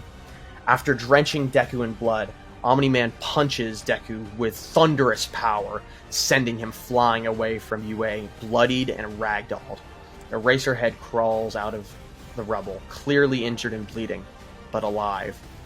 He's able to find Nezu and help organize the evacuation effort. All they can do now is hope that somehow Invincible can live up to his name. However, Deku just keeps taking blow after blow as he's sent across Japan, leaving a wake of destruction just from the sheer force of impact. They shred through cities on their monstrous flight as Omni-Man continues to juggle his son, laying down brutal punch after punch until Deku slams into a snowy mountain. Omni-Man begins beating down on his son until he's struck by a memory. From this point, things play out like they did in the show, with Omni-Man losing his thirst for violence in his inability to justify his own actions to himself anymore. Why did you make me do this? You're fighting so you can watch everyone die! You'll outlive every fragile, insignificant speck on this planet. You'll live to see this world crumble and blow away! Think, Izuku! What will you have after 500 years? Omni-Man shouts, enraged before pausing as he hears his son wheezing as he breathes, his cracked and mangled face oozing with crimson blood. Then Deku begins to speak. You, Dad. I'd still have you. He mutters. At this moment, Omni-Man breaks. He forgets everything about Viltrum, his duty, all his convictions and justifications. Now he's just a father looking down at his blood-covered hands and his brutalized son. Dad? Deku asks before, with tears welling in his eyes, Omni-Man flies up and out of Earth's atmosphere. At this point, the heroes are able to find and rescue Deku, taking him to a hospital where he'll be able to recover. He remains unconscious for days. All the while, the world is talking about what happened. It was impossible to cover up Omni-Man and Invincible's fight. Along with the attack on UA, the whole of the student body would be traumatized, with many of the students and staff killed in the attack. Many people would be enraged with Invincible, blaming him for what his father did. We now cut back to All for One. He's speaking with Dr. Uchiko. So tell me, good doctor, did you acquire the Invincible boy's blood? The Dark Lord inquires. Yes, my lord. But there are some complications, the doctor says hesitantly. Complications? And why is that? Replies All for One in an unserious tone. Well, I don't know how to say this, but the boy doesn't have a quirk. And with the recent revelation that Omni-Man is an alien, it's safe to say that that's why both him and his son don't have a quirk, says Dr. Uchiko with a defeated voice. No quirk. That does put a damper on things. I'd hoped to add his power to my collection, although I believe that with proper experimentation, it might be possible to make things work out in our favor, All for One says, his voice taking on a curious air. You've always overcome every obstacle in the past, my lord. This one won't be any different. I'll get to work analyzing this blood further. I'll find out what makes this boy tick, the doctor replies, resolved to get results. Thank you, Doctor. With both All Might and now seemingly Omni-Man gone, there's never been a better time for the symbol of fear to rise again, All for One says, his trademark twisted grin returning to his face. We cut to Ochako's POV. She's sitting in class with all the other students who had passed their exams. She's talking to Froppy when suddenly there's a thunderous crash. The building starts to collapse, and she's barely able to get out of the classroom with the help of her fellow students. When she emerges from the half-collapsed doorway, she sees the rest of her class running for the stairs to get out. Ida leads the way, making sure the path is safe, until another crash shakes the building. Many of the students are knocked back, but when Ochako looks to Ida, she sees him hanging from where the pathway had once been, dangling from a piece of rebar. Her heart drops, and for a beat, she's paralyzed. Before her heroic nature kicks in, she's able to get to her feet and, grabbing her side in pain, makes her way to the hanging boy. If I can just touch him, he'll be safe. Just one tap, she thinks to herself. Her confidence rises, but then he slips. It happened in slow motion, but she still wasn't fast enough to reach him. She scrambles to the edge, and to her relief, watches as Deku descends to the ground with Ida. She hadn't noticed him before, but now that he's here, they're saved for sure, she thinks to herself, until she spots Omni-Man land beside Deku, and in less than a second, crushes Ida's skull. She stifles a gasp before ducking for cover, hoping she hadn't revealed herself. After a moment, she looks back at the gruesome sight, tears welling in her eyes, and true animalistic dread and horror curdling in her stomach. She spots Deku fall to his knees. She can hear him down there, his cries of anguish. She then watches as Deku squares up against his father, only to be beaten down with a punch that shakes the building. She sees Omni-Man grab the back of Deku's neck and fly off, hearing the crashing and screaming echoing throughout the building as they continue their assault. At this moment, all Ochako can do is pray that Invincible will save her. In her fear and desperation, he's the only person she can hope for. We now cut to Bakugo, who had been taking an exam when off in the distance he hears a giant shockwave come from the direction of the main campus. Instantly he stops fighting Cementos, and they both look toward the school. We need to get over there, Bakugo shouts as he readies himself to fly over. Wait, boy, Cementos says before forming a dome around himself and Bakugo. This could be severe, and I can't in good conscience send a student into a potentially dangerous situation. You need to stay right here while I head over there. To hell with that! I'm out of here! Katsuki says before blasting an AP shot at the dome and flying out before Cementos can repair it. He flies with vigorous fervor in his attempt to get to campus. He can feel the recoil of his explosions painfully in his wrists. but something is driving him beyond his normal limits. Then, the school comes into sight, and Bakugo feels the blood drain from his face and hands. The school is practically falling apart. Things only get worse as he gets closer, and over the low rumble of his explosions, he can hear the screams and crashing coming from inside the school.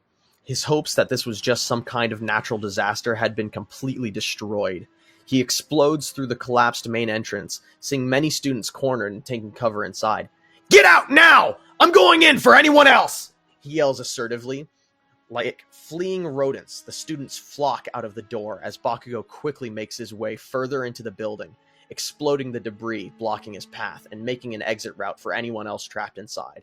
He can hear the crashing growing louder as he makes his way closer, preparing himself for a fight. He bursts into the giant cafeteria where he sees Omni-Man ramming Deku through the building and stomach-churningly through his fellow students, leaving a bloody spray in their wake. Bakugo sees the horror in Deku's eyes as his body eviscerates his friends and classmates. The pair burst out of the building, flying off to who knows where. It's then that the horror of what Bakugo had just witnessed finally hits him.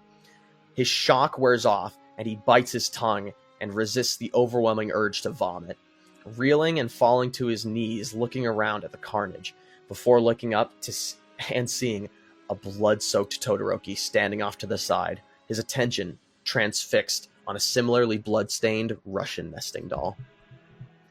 Now cutting to Todoroki's perspective, we see him walking through the hallway with Momo Yaoyorozu. The two of them had become somewhat friendly during their exam and were talking as they made their way to the cafeteria. Todoroki is finally coming out of his shell a bit, as he talks about how he used to play with Russian nesting dolls with his mom all the time when he was a kid. He tosses the doll up in the air and catches it, the flashbang inside still rattling around. Whoa, maybe don't do that. Those things are still alive, Momo says anxiously. Oh, I'd forgotten. Sorry, Todoroki says, somewhat receding a bit. How about this? I'll make you some nesting dolls that won't blow up, she says as she produces a new set of dolls, now proper nesting dolls. I'll trade ya, she says as she grabs the armed doll from Todoroki's hand and replaces it with one she had just made. Thanks, Todoroki says, not knowing how to properly show his appreciation. Anyway, you were talking about your mom? Momo asks as they reach the cafeteria. Oh, yeah. Well, these dolls remind me of her. The rattling inside specifically, actually. It was an old doll set from her grandmother, and the smallest dolls had been lost for years. But she'd always replace it with a piece of chocolate, he said sincerely. That's really sweet, Momo says, seeing the normally icy boy's softer side.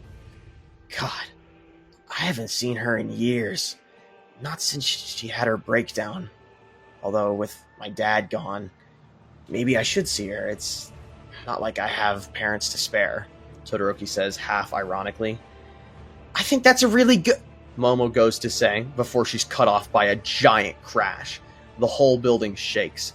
Todoroki makes an ice pillar and holds up the ceiling of the cafeteria, but it won't hold, especially not with the shaking continuing. We need to get out of here, he yells to Momo.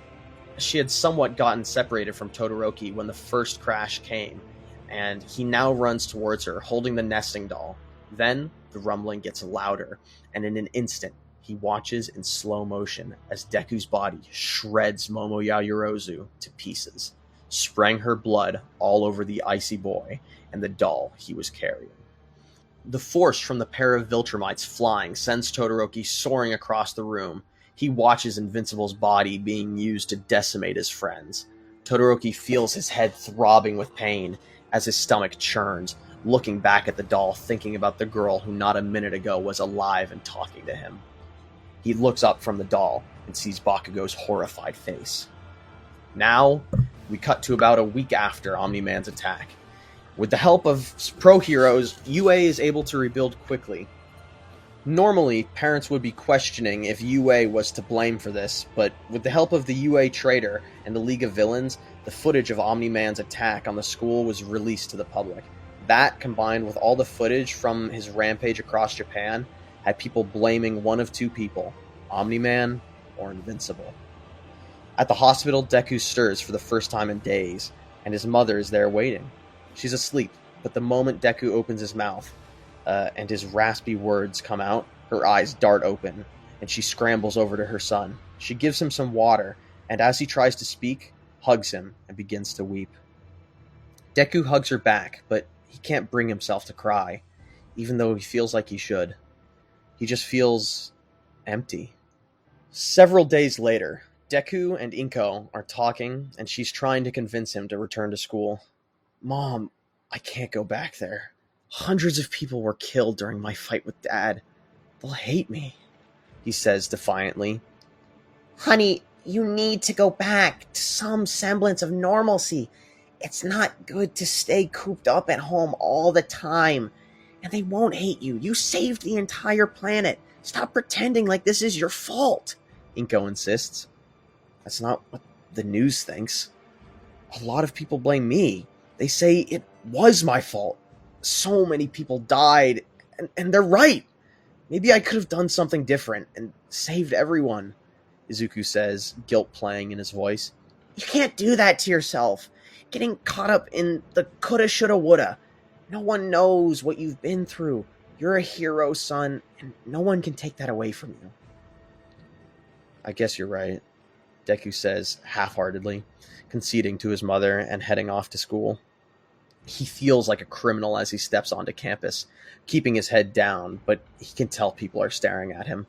It feels like gravity increases tenfold with every step, and when he makes his way to the classroom, he can hardly muster the strength to open the door. However, eventually he does, and he can hear the class fall silent with his entrance. Only now does he take his eyes off the ground and looks up at the now sparsely populated classroom.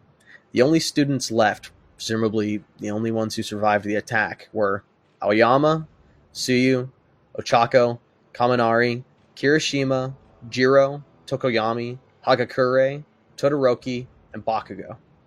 The whole class stares at Deku. Jiro, Tokoyami, and Todoroki all glare daggers into Deku. The others, including Bakugo, look on in pity. The silence is broken by the squeaking of Todoroki's chair as he slowly pushes it out and makes his way over to Deku, getting inches from his face. Why in the hell would you ever think you'd be welcome back here? He says bluntly. Hey! Ochako yells from the other side of the room, indignant at the remark. He's right. Deku's practically a traitor, Jiro retorts. Deku says before stopping and looking away. What? No excuse? That's just what I'd expect from you, Todoroki spits. Wasn't bad enough that your dad killed mine, but then you destroy the school and kill all of our classmates? Are you here to rub it in? Stop, Todoroki! Ochako yells again before Tokoyami yells at her. Shut your mouth, woman! Izuku needs to hear this. It's the least he could do, he says with vitriol. You fly around acting like some big hero, but you don't know the first thing about being one. You walk the walk and talk the talk, but at the end of the day, you're just the son of a space Nazi who killed thousands of people. You're just like your father, throwing your weight around like there won't be any consequences, weaseling your way into other people's lives just to rub salt in their wounds. Why don't you fly off to Jupiter like your father did? Todoroki says, inching ever closer to Izuku with each insult. I'm not like my dad! Izuku yells, slamming his hands down on a desk, crushing it down and warping it with the imprint of his fist. He reels back, realizing how his outburst looks. He looks up from his hands and sees the fear in many of his classmates' faces. That's right. Show us the real you. The one we all know is itching to get out, Todoroki says venomously. I'm sorry, Deku says before quickly leaving the room. Feeling pride, but also still a burning, seething rage, Todoroki turns around to head back to his desk.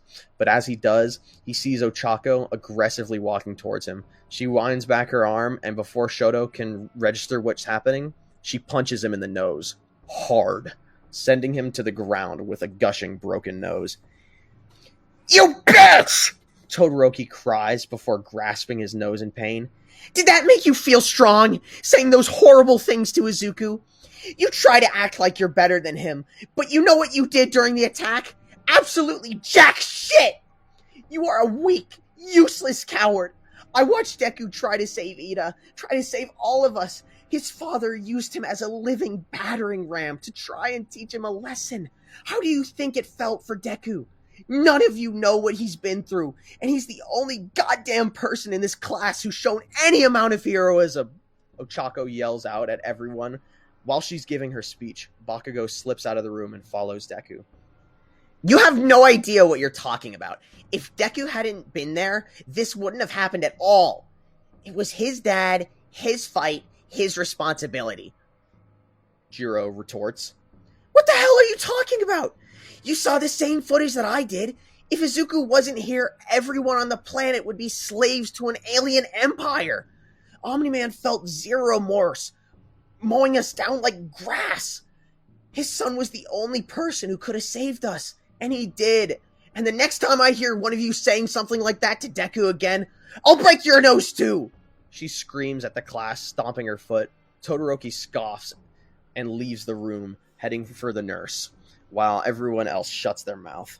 Cutting to Deku, he stands on the rooftop of UA, looking down at the ground before being startled by Bakugo speaking up behind him. I know I told you to take a swan dive off a roof not too long ago, but I think you missed your opportunity for that, considering you survived a fall from the atmosphere. Bakugo jokes. Yeah. Somehow I doubt you're not the only one who carries that sentiment. Deku says listlessly. Listen, nerd, I didn't come up here to encourage you or give you a pep talk. I think brown-haired girl and your mom both have that covered. I just don't want to see you losing priorities. Priorities? Do I need to spell it out for you? Christ, you're still dumb as ever. For our whole lives, all you ever wanted to do was be a superhero. You and I are the same in that regard. But for me, it was because I was strong that I wanted to be a hero. I thought to be a hero, you needed to embody strength, and those who were weak had no place in trying at all. That's why I was so insulted by you trying to be something that you clearly weren't. It meant that everything I believed about being a hero and being myself was wrong. Bakugo says before being interrupted. What are you saying? Izuku questions impatiently. I wasn't done talking. I'm saying that I was wrong. Maybe to be a hero, you don't just need to be strong. When I got my powers, I used them to physically dominate my problems. Nothing I didn't like couldn't be solved with force. And I had fooled myself into believing I was the strongest. But it's clear to me now that isn't true, Bakugo admits. Kacchan, I don't know what you're saying. This doesn't make any sense. My powers are the problem. My strength, it's too much. No matter what I do, people always suffer, Deku insists. Jesus, Deku!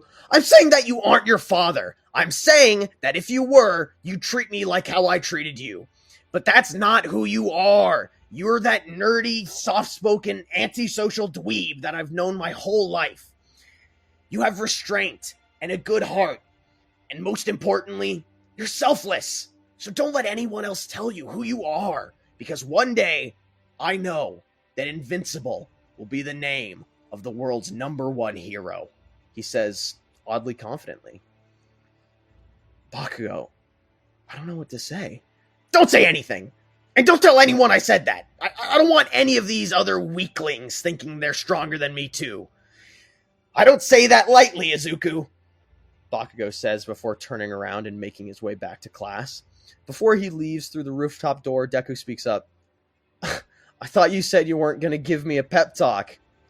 You can take that swan dive now, replies Bakugo coldly, closing the door behind him.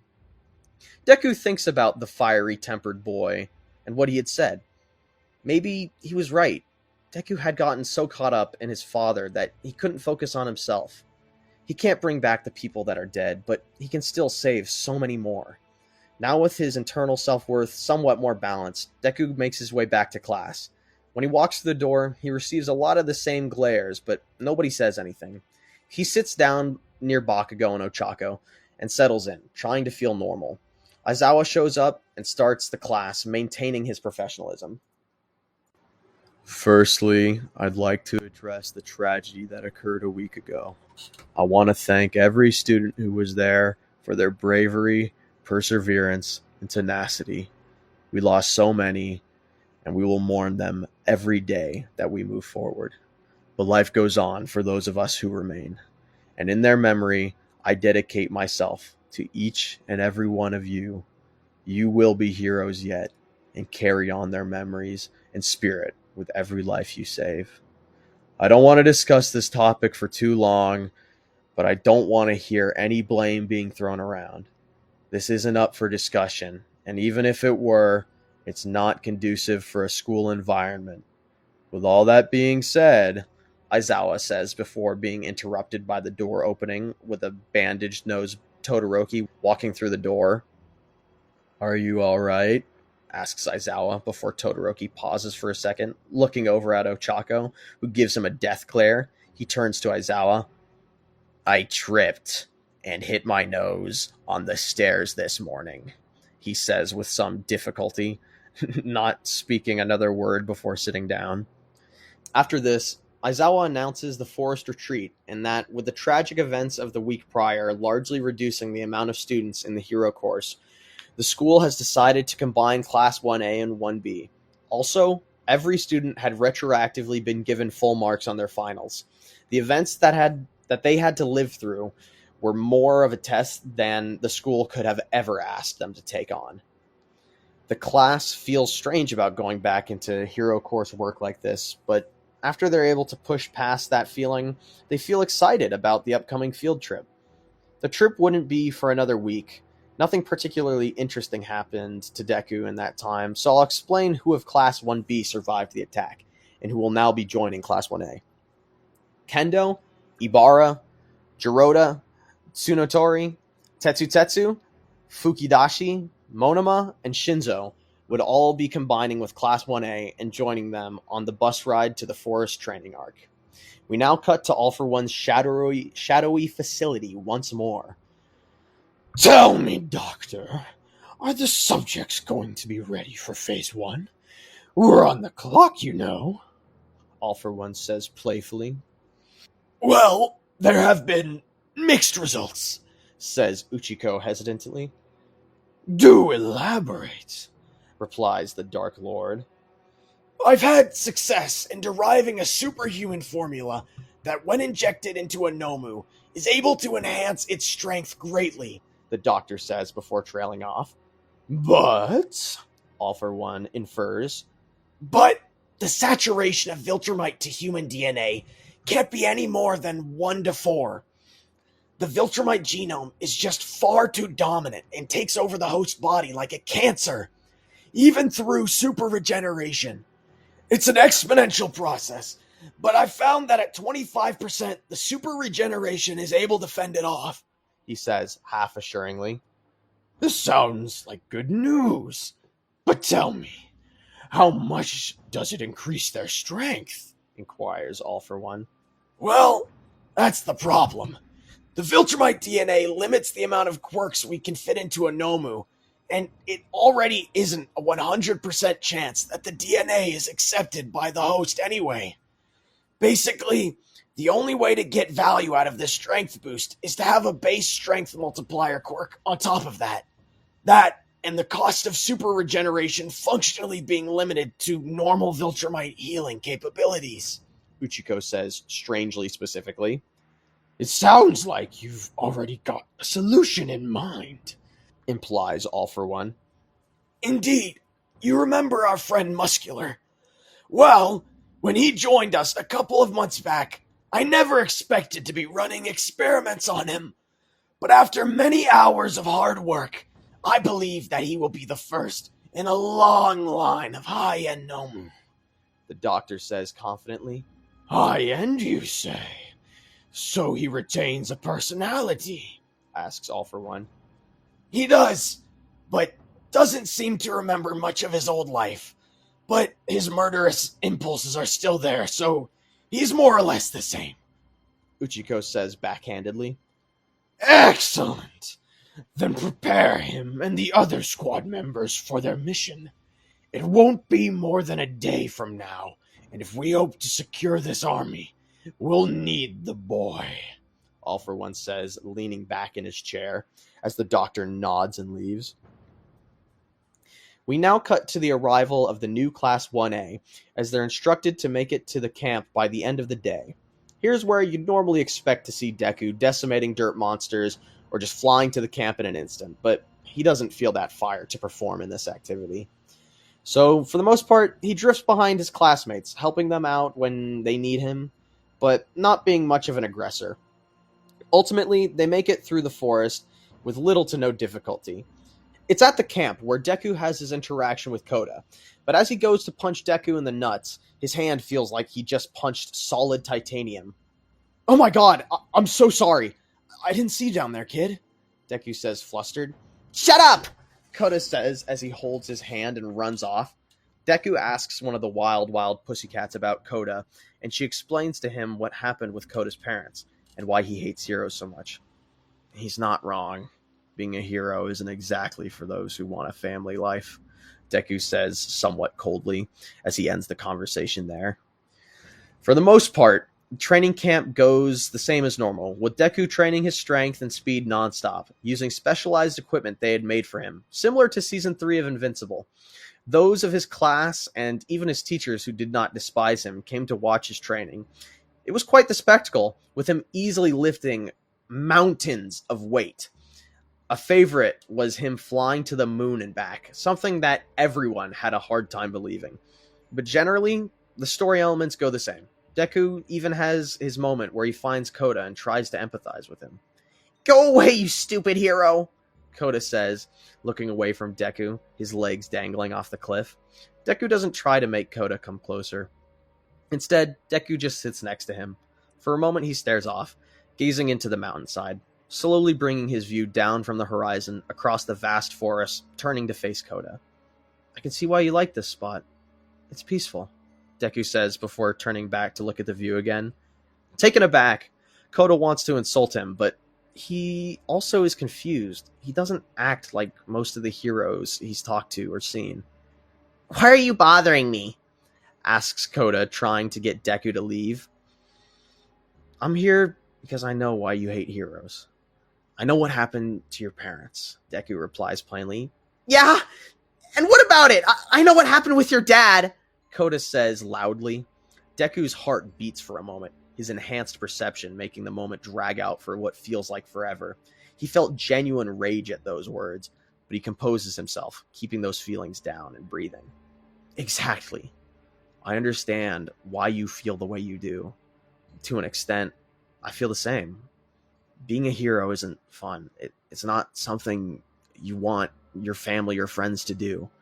But the media paints things like everything is happy and that we should idolize and want to be that thing," Deku says sincerely. Koda's angry facade drops and he begins to tear up, with Deku clearly having struck a painful chord. "If my parents weren't heroes, they'd still be alive. And I'd be able to grow up like a normal kid. But they just had to die," Koda cries. "I can't tell you you're wrong to say that, Koda. All I can do is tell you why we're heroes, or at least why I," Deku says before being interrupted. "I don't care! I don't want to hear any excuses. That's what people always tell me. It doesn't change the fact that they're dead," Koda screams before crash. Something had just smashed into the side of the mountain that the boys were sitting on.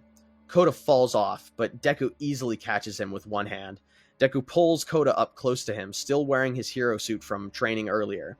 He uses his other hand to pull his mask on, preparing for the worst. As the smoke clears, a pale purple figure wearing a red tank top and black pants stands in a crater of his own making. His hair a pale gray, its ends spiky and splitting. He looked up with one bulging circular eye and one glowing a blazing yellow. Koda instantly recognizes the man, despite his now ghoulish appearance. Muscular Nomu looks up at Invincible and Koda and smiles. "Target spotted," he says jokingly, sounding like a robot. "What? No laughs from the crowd, he says sadistically after the blank response. That's the guy who killed my parents, Kota says, horrified. You're sure? He looks more like one of those things called Nomu, asks Deku. I'm sure. That's him. He didn't look like that, though. I don't know what happened to him to make him look like that. But I could never forget that man, Kota says, his tears starting to run. Oh my! I don't remember a lot from the good old days, but I do remember that pair of heroes that took my favorite eye. Those were your parents? Then hallelujah! It's not every day I get to experience the joy of killing a whole family. Muscular says, a sadistic smile forming across his face, revealing his teeth stained with a sort of veiny black tar-looking substance. That's enough! Yells Deku, swiftly kicking Muscular in the face, sending him flying back before deciding to rocket to camp so he could take care of this guy without worrying about Kota. But as Deku begins to fly away, he suddenly feels a crushing grip around his ankle. Looking down, Deku sees Muscular hanging onto his leg, his smile remaining the same. Don't think you can get away from me that easily, boy! Yells Muscular as he whips his body around, flinging Invincible towards the ground and trees below. Moving at incredible speeds, Deku tries to slow down and wrap his body around Kota to protect him. Slamming into the ground, he creates a sizable crater. Kota! Are you okay? Deku yells. I'm okay. I'm okay. Kota says, surprised and happy. Get out of here! I can't fight this guy and protect you at the same time. Get back to camp. Deku says, letting Kota go to run. However, before he can turn back to Muscular, the purple demon crashes into Deku's turn back, painfully stunning him. Trying to leave the party so soon? That's bad etiquette, water boy! Cackles Muscular, still standing atop Deku. He then launches at Kota with immense speed. Kota dives to the side and is blown back by Muscular's shockwave, painfully slamming into a tree. Muscular quickly gets up and moves to finish Kota off, when suddenly Deku comes from the side, driving his elbow into Muscular's liver with extraordinary force. This causes the purple gargoyle to spurt up blood and go flying back. Invincible looks back at Kota and sees that he's clearly dazed, probably concussed. Looking back towards Muscular, all Deku sees is the palm of Muscular's hand. As his head is grabbed, he's punched in the gut and slammed into the ground. Keep your head in the game or you'll lose it, boy! Yells Muscular, pinning Invincible to the ground before stomping on his head, grinding it into the earth. Enough!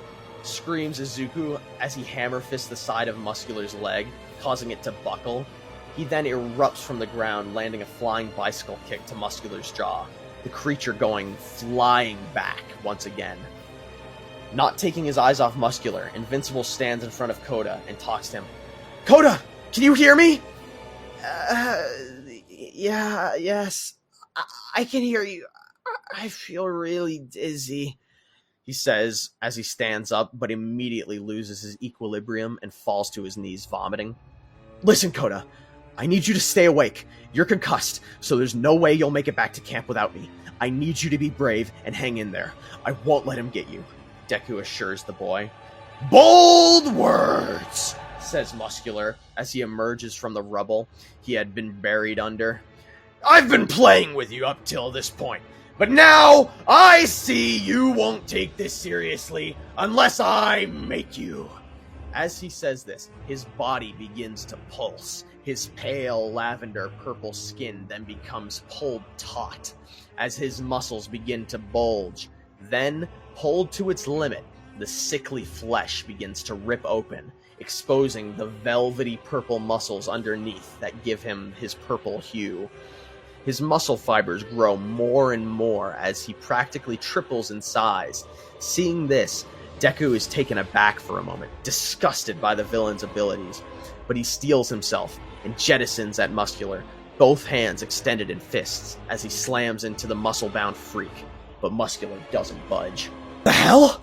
Deku says just before Muscular brings down both his hands on Deku, gorilla slamming the boy's face into the ground. Not letting up, he grabs Deku by his ankle and slams into just about everything around them, swinging the hero like a rag doll. Deku can feel these hits. He curls down and repeatedly bashes Muscular's knuckles, causing the monster to release him, sending him flying into a pile of boulders. "Stay down for a minute while I deal with the boy," Muscular tauntingly says as he makes his way over to the downed Koda.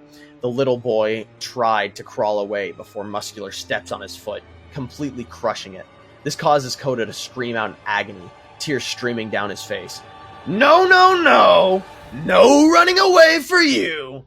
I've got a quota to meet, and I just can't let what your parents did to me slide! Out of all the memories I still have left, losing my eye is still a rage-inducing one." Koda whimpers as Muscular reaches down, grabbing the boy's head and slowly squeezing. Not knowing what else to do, the boy uses his quirk, spraying Muscular in the face. "Ugh! You stupid brat! Just lay down and take it! It'll all be over soon!" Muscular spits, pausing his crushing for a moment to insult the child. But this buys Deku enough time to come out of the boulder pile, bloody and bruised, but rearing to fight. Deku slam tackles Muscular, causing him to lose his grip on Koda. Invincible doesn't even look back for Koda. "Stay away from him!" he yells as he picks up speed, tearing up the forest as the two of them slam through the trees. "Looks like someone's still got some fight left in him! There's still time to go mend that!" Muscular taunts before Invincible abruptly stops, letting Muscular go, slamming into the side of the mountain. Before Muscular can react, Invincible speed blitzes him, uppercutting his jaw, causing a spurt of blood to spray from his mouth, lifting him off the ground. Invincible then hits a 3-piece combo on Muscular's gut and chest, finishing it off by floating over Muscular and flying axe-kicking his head into the ground. Deku lands on the ground, breathing heavily, but recomposing himself, when suddenly, Muscular springs up, punching Deku in the gut. Deku can feel his ribs shatter and guts rupture. This is the first real punch Muscular has thrown, and it causes a ginormous crater to form from the impact alone, not to mention the trail of destruction left in Invincible's wake. Muscular super jumps towards Invincible, intercepting his flight path, and double kick pile driving Invincible into the ground. They come to a halt where Deku sits stunned for a moment. Muscular grabs him by the hair and begins to talk. "They hyped you up like you were some kind of ungodly monster. They even juiced me up for this fight. But I'm severely disappointed. I don't even want to finish you off. There'd be no satisfaction. But, alas, I can't disobey," Muscular says as he wraps his hand around Invincible's throat, squeezing. Deku grits his teeth as he feels himself losing consciousness. "It's a shame, really. Guess you weren't invincible after all. I'm deeply dissatisfied. But I want you to know I'll cheer right up. Because after I'm done with you, I'm gonna go back and kill that kid. Then, I'm gonna go into the main camp and slaughter every hero and student there," Muscular muses psychotically. Hearing this, Invincible feels strength running through his veins as he grips either side of Muscular's hand and wrenches it apart.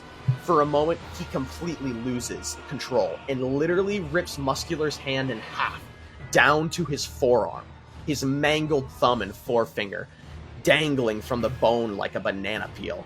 "I won't let you!" Invincible cries as Muscular slightly backs off, looking down at his mangled hand.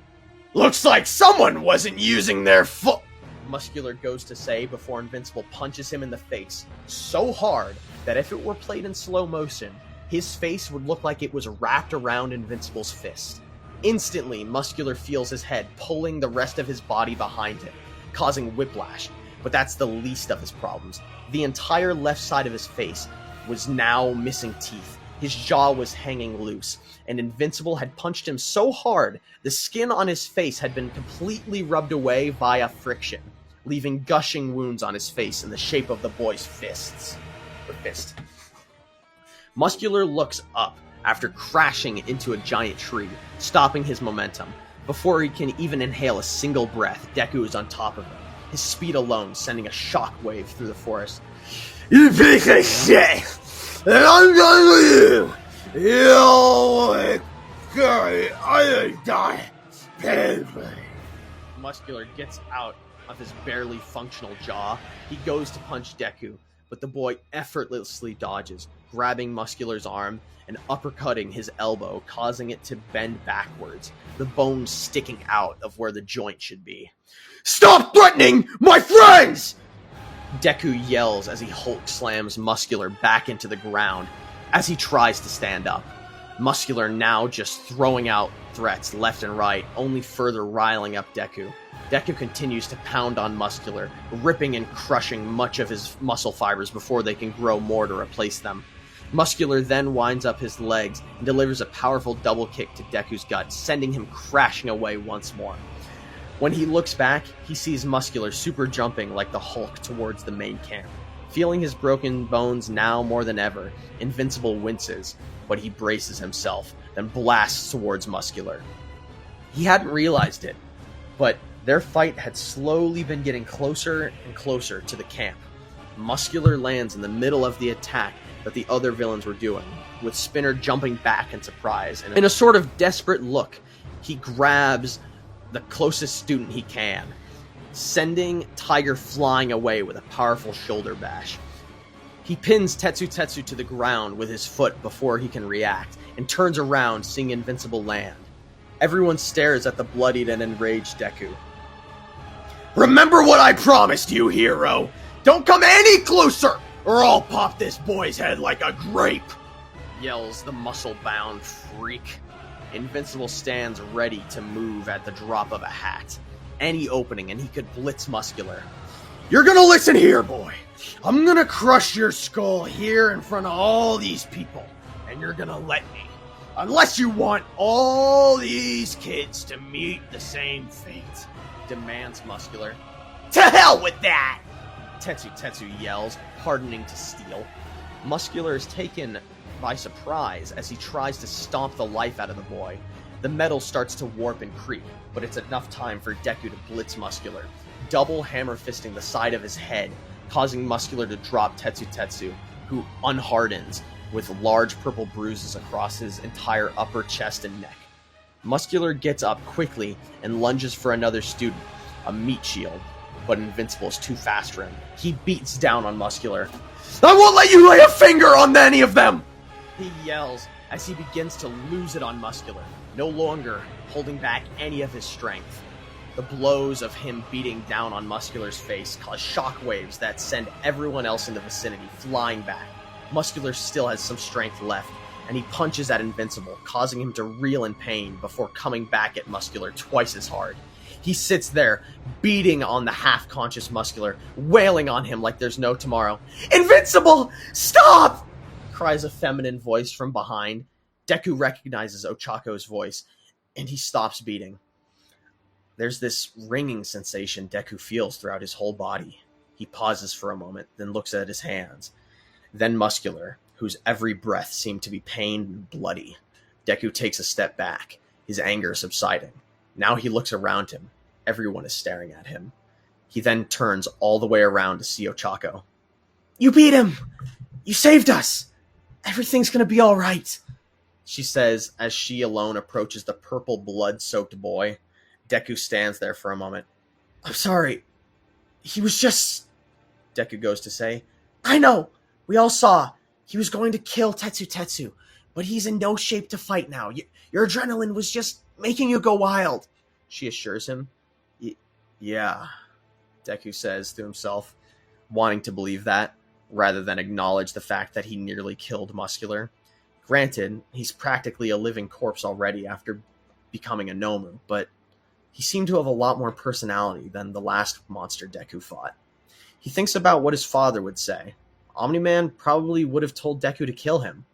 Deku sighs, thinking to himself, he won't ever do that. He's not like his father. "Deku, we're still under attack. Do you know..." starts Uraraka. "Oh my god, Koda," Deku says, interrupting Ochako. I'm sorry. I need to find him. I'll be back, I promise." Deku says as he flies off to find Koda. It wasn't particularly hard considering the amount of damage Muscular and him had caused in their fight. As he's landing to pick up Koda, he can feel his adrenaline wearing off and the pain starts to increase. He can feel his shattered ribs, broken arm, shin, and collarbone, but he doesn't need any of those to fly. While flying, Koda drifts in and out of consciousness. Invincible. Koda mumbles out of his eyes half open. Shh! Don't talk. You need to save your strength. Everything's gonna be alright. I beat that monster. He can't get you now. You saved me? Why? Because I was the only one who could. Because you needed me. Because it's my responsibility. Thank you. Koda trails off, falling unconscious again. Deku makes it back to camp, dropping Koda off at the medic, before collecting himself, then going back into the forest to stop any other villains. However, he doesn't find much of anything. It seems like his fight with Muscular had gone on too long, and now most of the students were returning to camp, having survived their encounters with the villains. Well, all but one. Where's Bakugo? Deku asks Aizawa. I'm sorry, Midoriya, but it looks like the villains were able to kidnap him. Todoroki said he saw it all go down. Deku feels like the world is zooming out from him. He completely loses focus on anything else, Aizawa had to say, and starts to blame himself. Maybe if he tried harder when Muscular first attacked, maybe if he was faster, Bakugo would still be with them. Deku shudders, thinking about what they could be doing to him. He fears the worst, that they're torturing him, or worse still, that they might be turning him into one of those Nomu creatures. Deku mulls over these ideas as he sits in his hospital bed later that day, thinking about everything he could have done differently. At this point, he's fully recovered from his wounds, with the help of Recovery Girl. He then gets a call on his phone. It's his mom. She's probably heard about the attack and is calling to see if he's okay. Deku thinks that a talk with his mom would probably be good right now, to help him clear his conscience. But when he picks up the phone, it's not her voice that comes out. A venomous and evil tone emanates from the device. Hello, Izuku. Or should I call you Invincible? All for One says through the phone. Who are you? And what did you do with my mom? Deku demands. Relax. You've got some real anger problems, you know? I mean, what you did to Muscular was truly barbaric. Maybe you and your father aren't so different after all. But don't worry, she's alright. In fact, both her and your friend are both going to be perfectly safe. So long as you listen to what I have to say. All for One muses. You've Bakugo too? What do you want? Deku spits. It's very simple. I want you to come and meet me. Don't tell anyone, don't bring anyone. If you do, both will die as soon as I know the truth. There is no room for debate, the evil man says plainly. I need to know you're 100% telling the truth. If anything happens to either of them, Deku goes to say. Let's spare the vulgarity. I'm well aware of your capabilities, and let me just say that while I am impressed, you're still no threat to me. I cannot guarantee you anything, but you have no other options. This call is getting lengthy, so I'm going to end it and send a message to this device with the meet location and any further instructions. And remember, come alone or they both die, the Dark Lord says in a serious tone. Fine, Deku says through gritted teeth. He doesn't like the sound of the situation, but like the voice said, he really doesn't have any other options. Following All for One's instructions, Deku finds himself in the Camino ward in a dark factory setting. He stands waiting and ready, wearing his hero suit, and ready to fight. He hears a pair of steps coming down from the hallway, and here comes Shigaraki, his hand wrapped around the back of Bakugo's neck, ready to decay the boy at any moment. You idiot! You actually came? This was clearly a trap! Yells the ill-tempered boy. I had to, starts Deku. All right, shut it. This isn't a meeting, it's a hostage exchange. Shigaraki interrupts. You're right, and you're one short. Where is my mother? Deku demands. Whoa, hold your horses, hero. I wouldn't take that tone with me, given the current circumstances. Sneers Shigaraki. This isn't what we agreed to. You said that both of them would be released, insists Invincible. First of all, I didn't say anything. And second of all, she'll go free, but only after you're secured, insists the gray-haired villain. I'm secured? Questions Invincible. That's right, hero. We're gonna imprison you and run some lovely experiments on you. You'll be a living petri dish. Isn't that nice? Jokes Shigaraki. Where is my mom? Deku says, his patience running thin. She's just in the back. We'll trade off the explosion boy first, and when we have you secure, she'll be released as well. Shigaraki repeats. Don't fall for it! Yells Bakugo again. Hold your tongue, Blondie.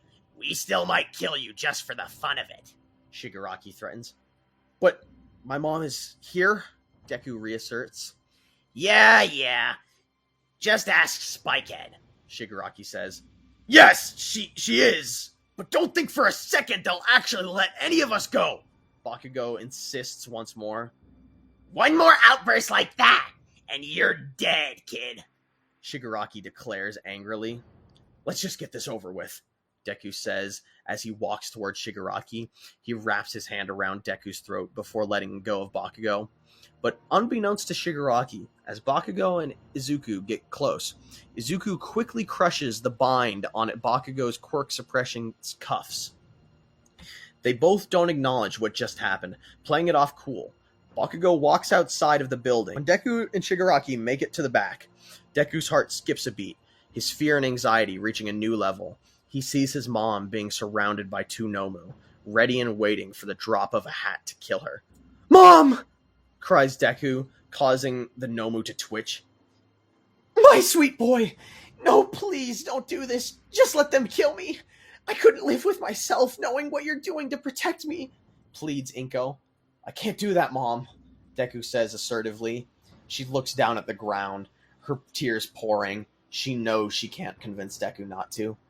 Release her, and I'm all yours. I promise, says Deku courageously. I'm thinking... no. Shigaraki says coyly. No? What do you mean, no? Let her go now, or... Deku starts. Or what? Move an inch, and I stick the Nomu on her. Shigaraki instantly retorts. If anything happens to her, no one in this building will leave alive, Deku says coldly. All bark and no bite. I've seen the footage of you. You're too afraid to kill. You don't even use your full strength because you're oh so afraid of becoming your father. Cry me a river. But no, I think we'll be keeping her as insurance, insists the villain. Then you leave me no choice, Deku says.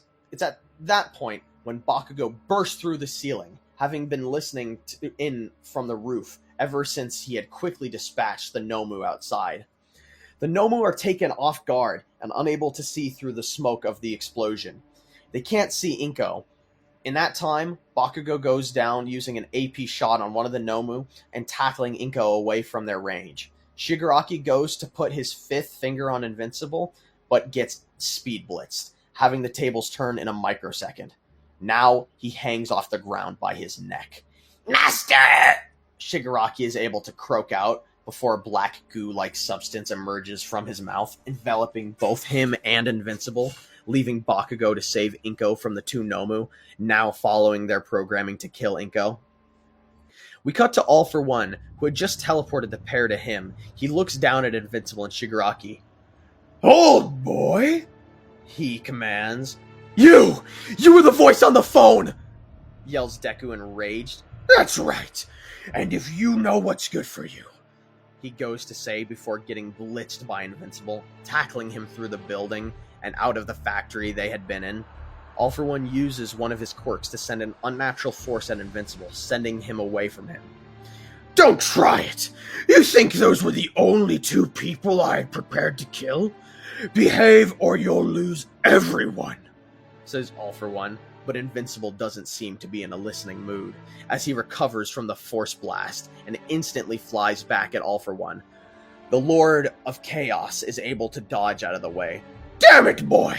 I'll kill you and your mother and everyone you love, yells All for One as he appears behind Invincible, stabbing a large drill-like spike through his shoulder. Deku yells in agony before headbutting All for One into the ground, creating a giant crater, causing part of the surrounding buildings to collapse. He goes in for another punch, but his fist is grabbed by the Dark Lord, as he now begins to combine all of his strength-enhancing and multiplier quirks to match Invincible. He winds back another punch and absolutely clobbers Invincible with it. This punch causes such a large shockwave that the entire surrounding block is flattened. It's at this point when the fight starts getting more attention. All for One intercepts Invincible's flight and grabs the back of his head before kneeing the boy in the face, breaking his nose. Invincible reels in pain before getting jabbed in the gut and violently elbowed in the jaw, sending him flying into the ground. You young and dumb idiot! Did you really think you could stop me? How arrogant!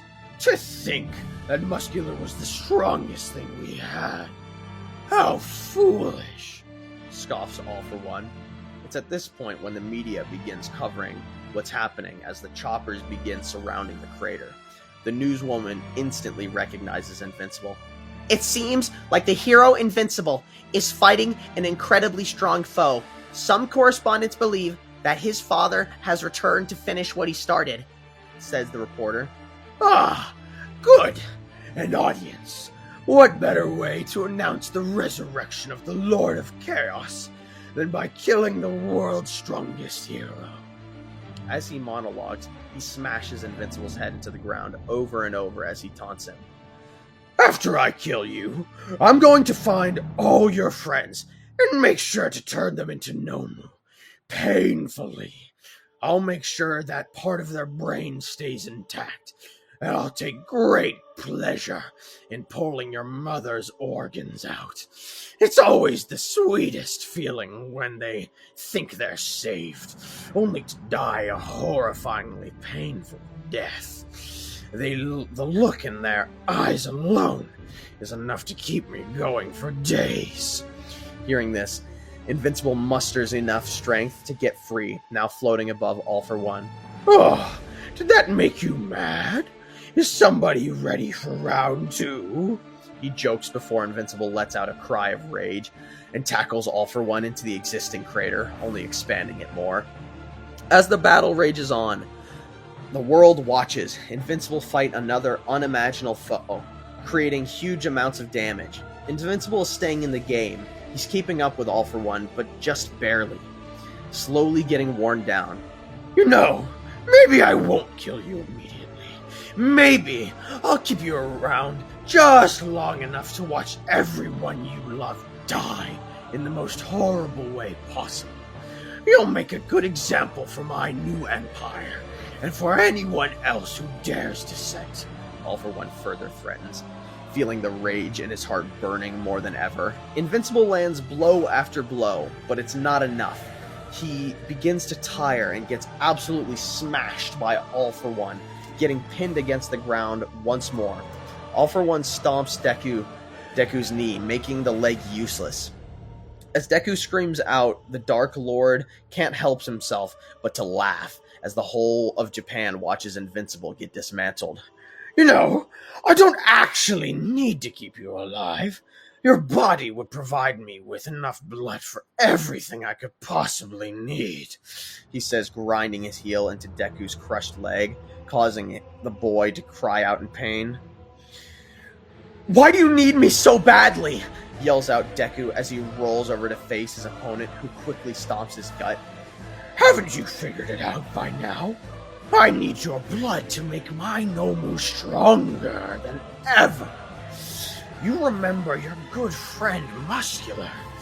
He was just the first in a long line of perfected Nomu using your blood. And once I have you, I'll have killed 2 birds with 1 stone.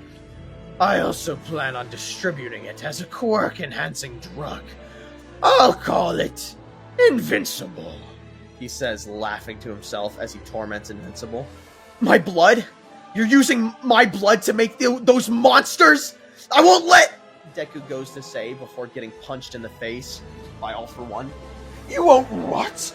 You're too afraid to even fight me with your full power. You are weak and everything wrong with Hero Society.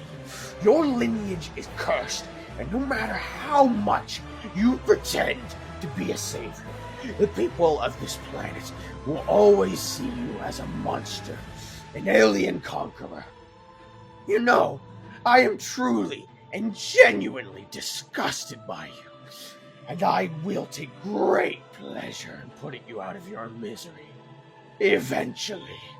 All For One says as he stomps on Invincible's throat, slowly crushing it. Hearing all this, Deku's heart pounds as he feels the weight of his throat growing. He feels his own strength grow. He launches out of the ground, hooking All For One by the top of his mouth and throwing him at Mach speed before intercepting in the air, tackling him into the ground, causing the crater they were just in to triple in size, pushing back all the news helicopters. At this point, heroes have flooded the scene, but don't dare approach the 2 fighting, mainly focused on evacuating and rescuing people. Finally using your full strength, eh? I'll admit that one hurt, but it won't be.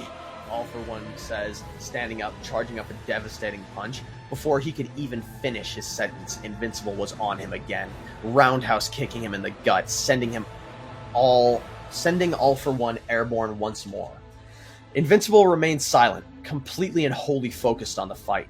All For One is able to regain his composure, and as Invincible goes in for a strong uppercut, hammer fists the boy down into the ground, following it up by using a force quirk, pulling Deku back and into a nasty right cross. Cutting to Bakugo, he can hear large crashes coming from far off in the city, and he can only assume it's Deku. And as much as he wants to go help his friend, he too is similarly pressed as he fights to protect Deku's mom from 2 Nomu. These 2 Nomu were much stronger than the other one he had quickly dispatched outside, clearly meant to provide protection against Invincible if he had decided to be less civil. Fighting one of these monsters would have been hard, but 2 at once, while protecting Deku's mom, it was almost impossible. Inko was huddled in the corner of the room, blocked from making it to the exit by the fight going on between Bakugo and the Nomu. The one silver lining for Bakugo is that the Nomu are primarily focused on killing Deku's mom. It meant that their primary directive wasn't to kill him, which gave him enough of an edge to stay in the fight. But his silver lining is a double-edged sword, as he can't get the monsters to fight him anywhere else, and releasing his full firepower could risk Inko. Inko, cover your ears! It might get loud and hot! Bakugo yells out to the green-haired woman. She jolts hearing her name, but composes herself enough to follow the hero boy's request. As she does this, Bakugo falls back somewhat, making sure to be between her and the monsters before putting his wrists together and facing the palms of his hands out towards the creatures. He releases a giant but directionally controlled blast that sends the Nomu flying back, hopefully for long enough that Bakugo can get Inko out of here. Inko can feel the pressure waves smack her like a sack of potatoes, but despite being rattled, is uninjured. Listen, they're after you. We need to get out of here and somewhere safe. Those things aren't going to be down for long. Hold on to my back, and no matter what, do not let go, Bakugo says, somewhat demeaningly, but efficiently. Inko does as she is told, once more, tightly wrapping her arms around the boy's chest. As she does, a crash can be heard over the low rumbling of the distant battle. It looks like the Nomu have recovered and are booking it straight for Inko once more. Hold on! It's gonna be a bumpy ride! Bakugo announced as he rockets out of the building through the hole he used to enter it. He's going at a fast pace, but thinking that they've escaped the Nomu, he relaxes somewhat. instead of putting all of his juice into the escape. He continues to fly before he begins to hear a thumping sound, and it's getting louder. Inko looks back, then sharply inhales. "Katsuki! They're coming!" she says nervously. "What? They can fly?" Bakugo yells before looking down behind him. And no, it turns out they cannot fly. Instead, the two monsters were jumping through the city like the Hulk, slowly catching up with the escaping pair. "Oh," mutters the boy, exasperated. "We need to lose line of sight with them. But first, did they tag you with anything?" questions Bakugo. "Tag me?" "Yes, tag you. I was sure those Nomu wouldn't have been able to follow us after we escaped. But it's like they're homing in on us. I think that skinhead freak might be tracking you somehow." The crashing grows louder, and Bakugo knows he doesn't have much time before he's back to square one. "I'm gonna crank up the juice to lose line of sight. When we do, I need you to search your body for any new scars, ticks, or anything out of the ordinary," Bakugo asserts, the tension in his voice rising before he shuts up and puts all of his focus into speed. The explosions drown out the Nomu, and eventually the pair land on top of a tall building out of sight. Bakugo collapses to the ground from exhaustion, wheezing as he catches his breath. "Oh my god! Katsuki, are you alright?" Inko goes to say, kneeling down by the boy. "Check for the tracker now before those things catch up, or else I really won't be fine!" Bakugo yells as he rolls over onto his side, trying to regain his strength. Inko lets out a yip before complying, running her hands along her body searching for anything new, before her hand rubs across a somewhat sore bump just behind her right shoulder blade. "Oh my god! I think I found it!" she cries. Bakugo's eyes widen, and he musters the strength to stand on his feet. "Where?" he questions, his breath not fully caught. Inko pulls her shirt to the side slightly, revealing the lump on her back. There's a clear incision where something had been inserted. Wordlessly, Bakugo tears off part of his shirt, balling it up and handing it to Inko. "Bite down on this. I'm no headshot, so this surgery isn't exactly going to be painless," says Bakugo, preparing his right hand. Inko shudders, but upon hearing the thumping of the Nomu start to become audible again, readies herself. "Just do it. I've given birth. This can't be worse," Inko says, somewhat hyping herself up. Hearing this, Bakugo holds out his forefinger, middle finger, and thumb in a sort of triangle around the lump. Swiftly, he pushes hard, slightly opening the wound. Then, with precision, from his fingertips, he releases a potent but focused explosion into the wound, chunking the device out, cauterizing the wound, and keeping the damage to a minimum. Inko grunts into the cloth as he does the operation, but it's over as soon as it started. Instantly, the thumping stops. It's like the programming of the Nomu just completely shut off. The pair let out a sigh of relief before the largest crash of the night can be heard in the distance, with several skyscrapers falling. It's reminiscent of a horrible terror attack, but both people standing atop the rooftop know who it is. "Izuku," mutters Inko. "Okay, that's one problem dealt with, but we need to get you to the police, and then I'm going to help Deku," Bakugo says assertively. Inko reluctantly nods, not wanting the boy to go into harm's way, but not able to muster herself to tell him not to help her son. She lets Bakugo take her to the police station, which is practically empty with all of the officers responding to the Invincible fight. Bakugo makes sure that they know Inko is here, but leaves as soon as possible. This is just like when Omni-Man attacked, when he was too slow and too powerless to do anything. He couldn't help his friend before, but now things would be different, Bakugo thinks to himself as he makes his way to the escalating fight. Finally, the crater comes into view. It looks absolutely horrific. There are collapsed buildings, dead bodies, and heroes scrambling like ants to save anyone else in the hazard zones. Bakugo doesn't lose his focus though, as he makes out two figures in the middle. He can see one with disproportionate limbs shooting out a bright sort of energy at someone writhing on the ground. Bakugo knows that's Deku, and cranks up the speed even more. Getting closer, Bakugo sees All For One frying Deku with some sort of black electrical quirk. In an instant, and without even thinking, Bakugo moves with such precision and skill, even from him, and releases the largest explosion he's ever mustered on All For One. "Get away from him!" yells Bakugo as he feels the pain surging through his arms. He releases the massive blast. Of course, All For One couldn't hear Bakugo over the sound of the explosion, but he gets the idea. All For One goes flying back, his face and upper body being cracked and charcoal-like.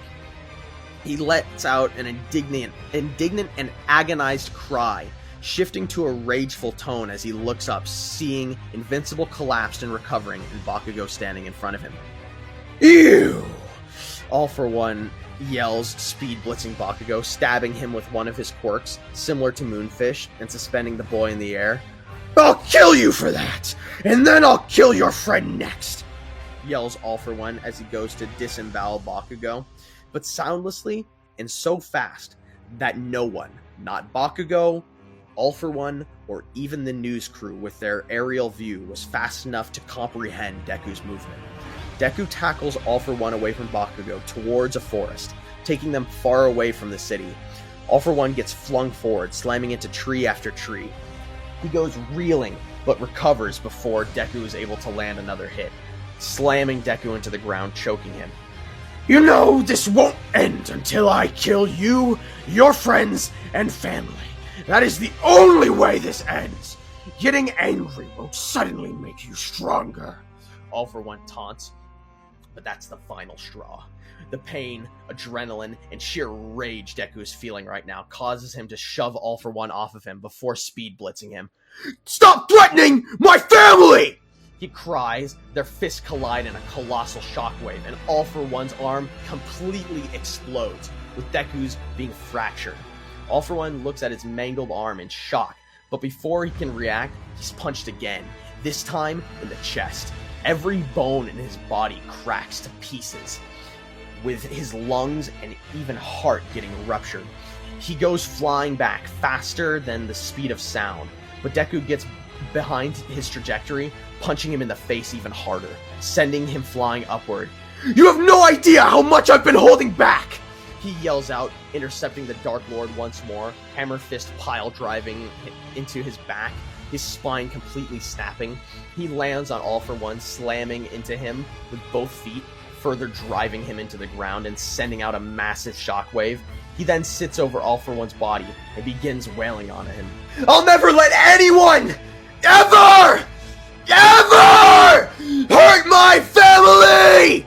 he cries out, letting out a guttural and primal scream. He continues to bash in All For One's head, each punch sounding more juicy and painful than the last. He continues just wailing on him for over a minute straight. Even after his arms fall limp and his breathing stops, Invincible is absolutely cutting loose, just pouring every bit of his pent-up rage and strength into each punch, all landing harder than the last. The mountains and earth shake. Birds and bugs go flying in the air, looking like the plagues, darkening the sky. The trees and surrounding area have been completely flattened for nearly a mile surrounding the pair, as Invincible's punches send nuclear bomb-sized shockwaves through the forest, until finally he looks down at what used to be All For One, his upper chest and head looking more like spilled spaghetti and pumpkin guts than a person. His eyes bulge, realizing what he's done. He stumbles away from the corpse. "I didn't mean to. He made me do it. I didn't want to, but he made me." Deku tries to justify to himself, and as he turns to look at All For One once more, he says, I thought you were stronger," before collapsing to the ground and holding his head in his hands. Deku flops over onto his side, barely being able to manage to levitate, flying ever so slowly away from the leaking, bloody, eviscerated body. His wounds begin to surge with pain as his adrenaline wears off. He collapses maybe 10 feet away, unable to get any further. He can hear it now, over the ringing in his brain, the beat of the news choppers. They were coming. They'd see everything. But just over the blades of the helicopters, Deku heard something else approaching faster. It sounded like an engine misfiring, or guns. It was something familiar, but in his daze he couldn't quite figure it out. Then, as he cranes his head back, to look towards the growing noises, he sees him, still bleeding, bruised, and blonde as ever. Here comes Bakugo. He lands unceremoniously, but catches himself, jogging over to Invincible, gripping his pierced side. Bakugo leans down, getting to one knee, before looking between Deku and the corpse of All For One. He lets out an exhausted sigh. Deku looks up at him, tears welling in his eyes as he sees Bakugo's reaction. I didn't mean to, but he made me. I lost control. Oh God, but I did it. Deku cries as he covers his face, trying to hide his shame and guilt. All right, Izuku, this isn't a great look, but I know what happened, and we need to get you away from here and to a hospital. I'm picking you up now, Bakugo says without waiting for a response. Deku just slumps weakly as Bakugo lifts him over his shoulder. The pair take off in the direction of a hospital, leaving All For One in the utterly massive crater. The news choppers do end up making it to the crater, but the only thing they catch is the closing of a purple portal. Deku isn't much for conversation on the flight to the hospital, mopey as usual, at least usual for these days. Bakugo is also low on energy and could probably use a hospital himself pretty badly. Of course, they make it, but it's not a good sight. Invincible watches as people come into the hospital, with many already being present, some looking worse than even him. He feels an immense amount of guilt and sorrow over seeing what his actions entailed. In the moment, he felt justified in trying to fight All For One, and obviously after a certain point he didn't have a choice. But maybe if he had done what the Dark Lord had asked, this wouldn't have happened. He considers this for a moment, wanting to justify his actions by thinking it was to save his mom. But at the end of the day, Bakugo saved his mom. By the time Deku even saw All For One for the first time, Bakugo was already in the process of saving his mom without him. The guilt is too much for Deku, but luckily the grace of sleep soon takes him as he passes out from his injuries in the waiting room. Deku and Bakugo would end up getting transferred to a more local hospital once their conditions had been deemed stable. Cutting to What if Deku's Deku hospital was- room, he stares expressionlessly out the window. He was 100% by then, even stronger than before. Deku scoffs to himself, wishing that he had never gotten powers in the first place. But that's when he hears a knock on his door. He doesn't answer, and the person lets themselves in regardless. It's Aizawa. Deku looks at him, but doesn't make eye contact. "You've really kicked up quite the shitstorm now, kid. We have a lot to talk about, but before I get into the harder stuff, we'll start with something lighter, since I imagine you're not particularly happy as it is," Aizawa says frankly. "Firstly, you're not expelled, or going to jail, or anything like that. These circumstances are extenuating to say the least. The main issue I mean to talk about is..." I killed him, says Deku, interrupting his teacher. "I know," replies Aizawa sympathetically. "Bakugo told me. Well, at least what he saw. And that's what I wanted to talk about." I'm not my dad. Deku replies weakly. "I know. That's what I wanted to say. Do you remember when you asked me if heroes ever kill?" Aizawa questions. Deku feels a sting in his heart at the memory, but he replies, "Yes, I remember." "Do you remember what I said?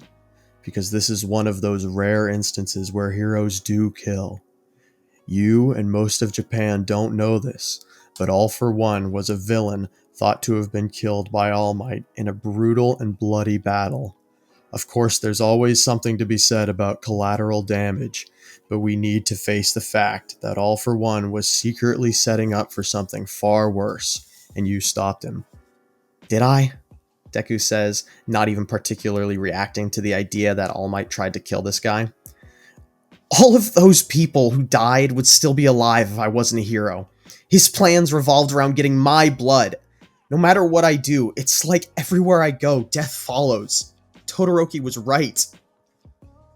"I know someone who disagrees," replies Aizawa softly.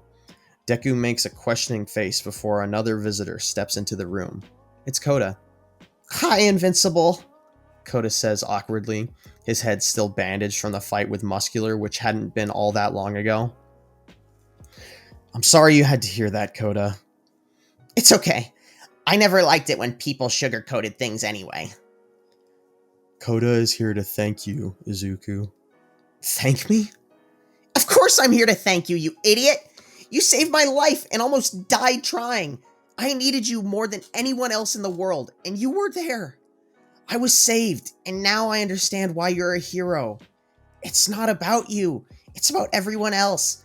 I don't care what anyone else says. I would be dead without you.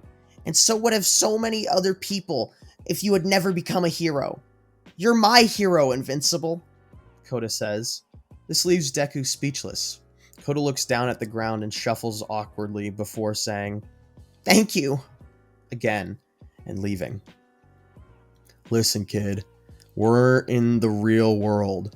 Normally, it takes years before heroes are exposed to all the messed up stuff like this, and that's all been put on you at such a young age. But Deku, I've seen that your will, determination, and heart really are invincible. Of course, we always want to strive to reduce damage, but these threats are paramount to nuclear conflicts. It's clear that, like it or not, villainy has grown in its strength just as heroes have, and that's the unfortunate truth about life. We need strong people like you, Deku.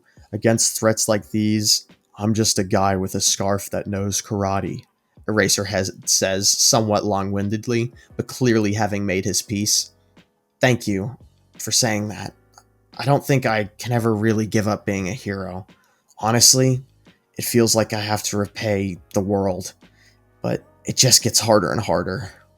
I know, and honestly, I can't say if things will ever get better, but take some solace in moments like with Coda. To those people, you're the reason they get to keep living and see their families again. Aizawa's conversation with him lingers for days as Deku attends class once more, getting more berating from Todoroki, but Deku just doesn't even acknowledge the icy hot boy's jabs anymore. It's not like Todoroki is going to punch him or something. We now cut to a not too unfamiliar dark facility. We hear Dr. Uchiko monologuing to a purple glowing vat of liquid, his body obscuring the figure floating inside. I believe we have miscalculated the strength of that Invincible boy. He clearly has the conviction and instability to kill, the doctor says. The floating figure moves closer to the glass and presses his mangled hand against the wall. Although, I've always known you to be opportunistic. Maybe you'll weave your special web of words and corrupt that boy. In response to this, the hand forms into a fist, weakly slamming against the glass, in detestment. Oh, I haven't seen you this angered by someone since All Might. It's almost heartwarming to see you hate someone this much again. The clenched fist loosens before receding back into the cloudy purple fluid. Yes, save your energy and rage. You must rest now. Production of the Invincible drug remains rocky.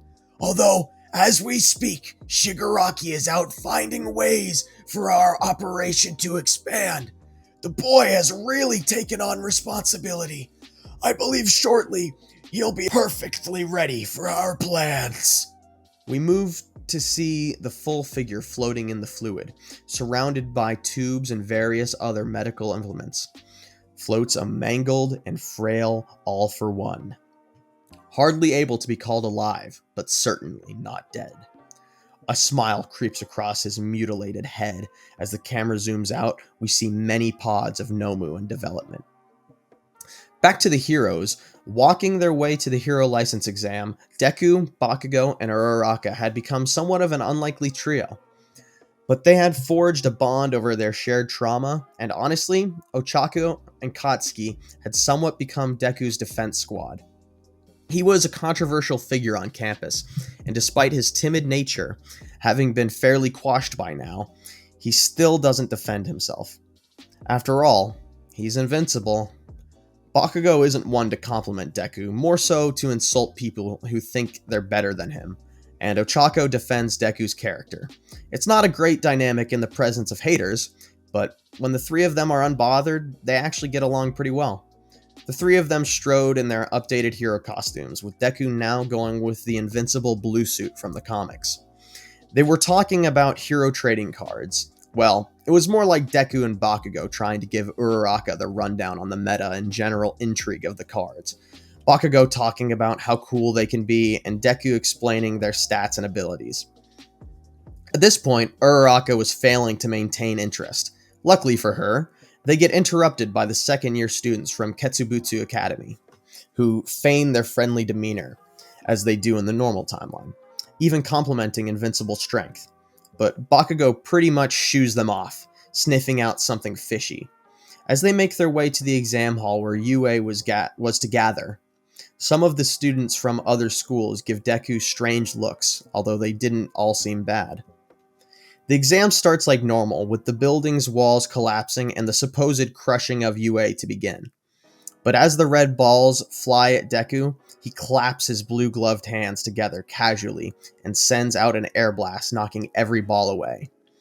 Then comes the earthquake, which he also easily stomps out. The balls then come flying in again, but now only focused on Deku. This time, he decides to evade, sliding between the balls with depth and poise. This is not the kind of performance the other schools were expecting to see from Invincible. Most all thought he'd show a reckless display of strength. Based on all the news they'd seen, this kid was a bull in a china shop. However, Invincible sees everything in slow motion. He easily subdues all the hostiles that didn't flee by then. Deku decides against tagging people out, waiting for his class to pass first. Well, at least waiting for those who didn't choose obstinance. Bakugo, quote-unquote, refused charity and went off on his own. Well, his own with Kirishima and Kaminari.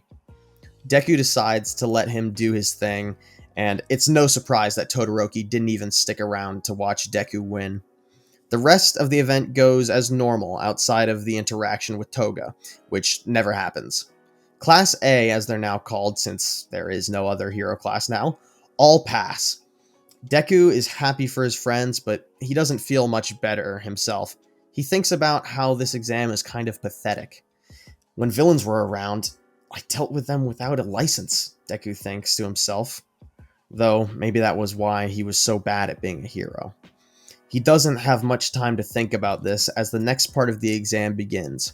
Deku easily saves people from buildings, although some are somewhat frightened as he rips off roofs and tears walls aside. Overall, though, he's doing a good job making sure people are okay. It probably helps that he has more experience than some heroes at this point. The gang Orca attack happens and Deku decides to hang back and protect the survivors, unless he's needed. He isn't particularly motivated to fight a hero right now.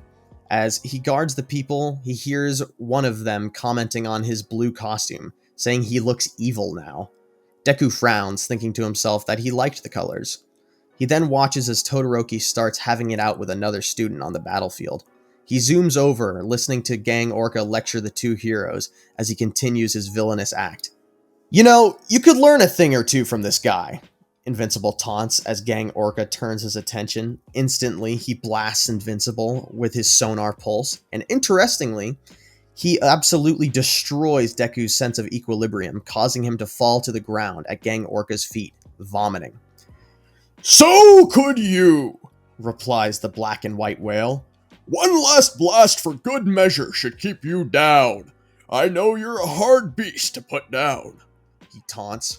But as he blasts Invincible once more, it causes him to lash out, swinging his arms wildly in response.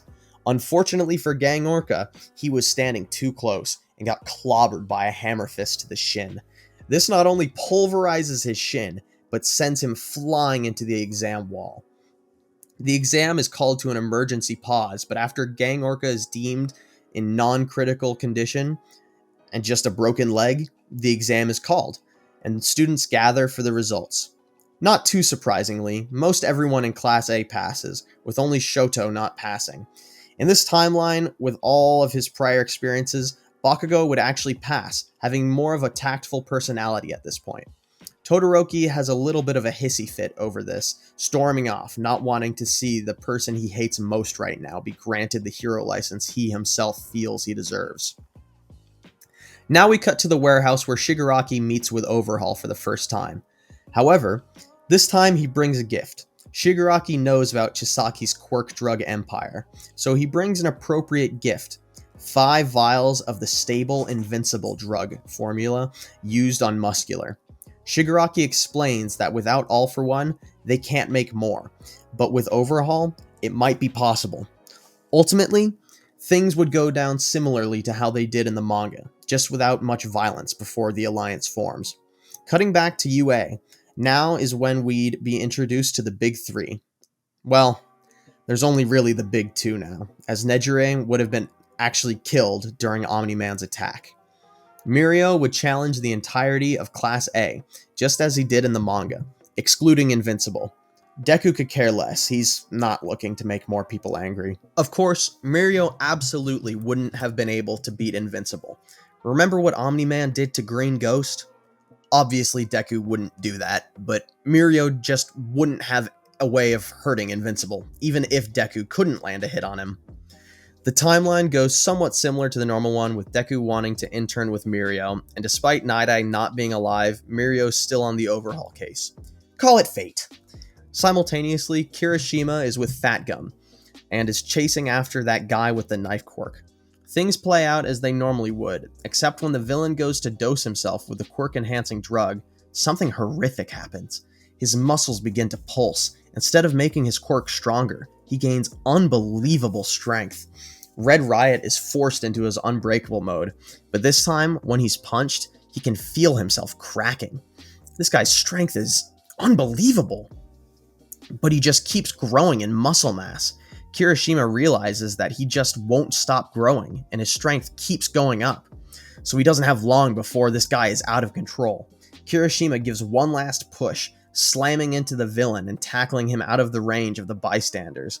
In the last 2 seconds of his unbreakable form, the villain actually completely explodes, launching chunks of viscera all over the place, definitely being somewhat traumatic for Kirishima, but unfortunately, not something he hasn't already seen before. Death, that is. Although, he's confused about the drug that the man took. When talking to Fat Gum and the police about it, they too had never heard of a drug that doesn't target a quirk, and especially not one that makes the user explode from muscle growth. Cutting back to Deku and Mirio, they're walking on patrol, talking about being heroes and such. Mirio starts talking about his weird powers and that he has to have super fine control over it, or else it's completely useless. My powers are the opposite, Deku says. What? Of useless? Well, thanks for the encouragement, Mirio teases. No, not that. I mean that I need to be so careful. Even the slightest misstep or someone might get hurt, Deku says darkly. Bit of a Debbie Downer, aren't we? Mirio continues to joke. Wouldn't you be too? Asks Deku plainly. Of course not, Mirio says instantaneously. I guess that was a stupid question then, Deku says as he looks down an alleyway, his black goggles reflecting the light of the sun. He sees a girl running over to him. It's Eri. She'd have her whole interaction of trying to be saved by the pair, and as Deku readies himself to destroy Chisaki, Mirio keeps him back. Invincible second-guesses his instincts, as the third year advises him to keep a cool head. As the villain walks off with the girl, Deku turns to Mirio enraged. That was Chisaki, and as much as we'd love to capture him, we need to take down his whole operation, not just a part of it, Mirio explains. Who cares about that? What about the little girl? She was covered in bandages and wasn't even wearing any shoes, wearing nothing but rags, running away from who we know to be a villain. Does that sit right with you? Deku asks, grabbing Mirio's collar, which he allows Invincible to do, knowing he won't hurt him. No, it doesn't. But we need to look past our feelings and see the bigger picture, Mirio replies sadly. Deku flinches hearing those words. Do you know who the last person was who told me to look at the bigger picture? Asks Invincible somewhat menacingly. I know. I was there. All 3 of us were, Mirio says uncharacteristically sadly, thinking about Nejire. Where do we draw the line? Where do we say the ends justify the means? Deku asks petulantly. I don't know. I think sometimes we as heroes need to ride the tightrope of morality and the greater good constantly. And it's our ability to make those decisions in the moments they matter most that make a true hero great. And no one can ever know if they made the right decision in the moment. But that's the responsibility of a hero. Not every situation can have the same rule set applied to it, Mirio says fairly inspiringly.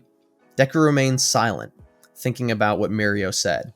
As the raid to the Shihasaikai approaches, Deku and Mirio can feel their growing angst about leaving Eri behind, to the point where even Mirio regrets not saving her.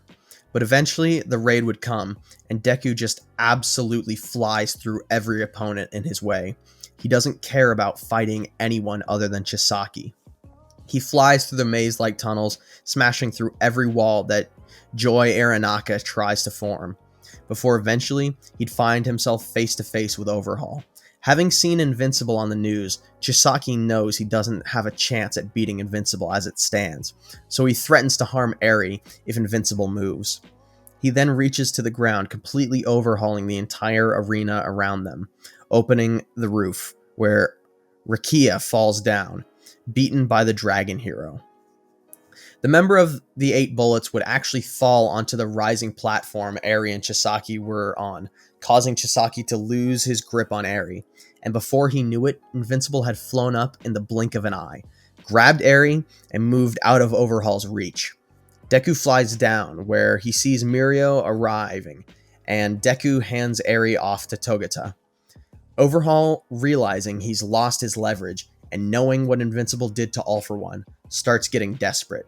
He reaches into his jacket and pulls out one of the 5 perfected vials of the Invincible formula, and sticks himself with it, before going to absorb Rakia. This results in an absolutely colossal creature rising from the tunnels.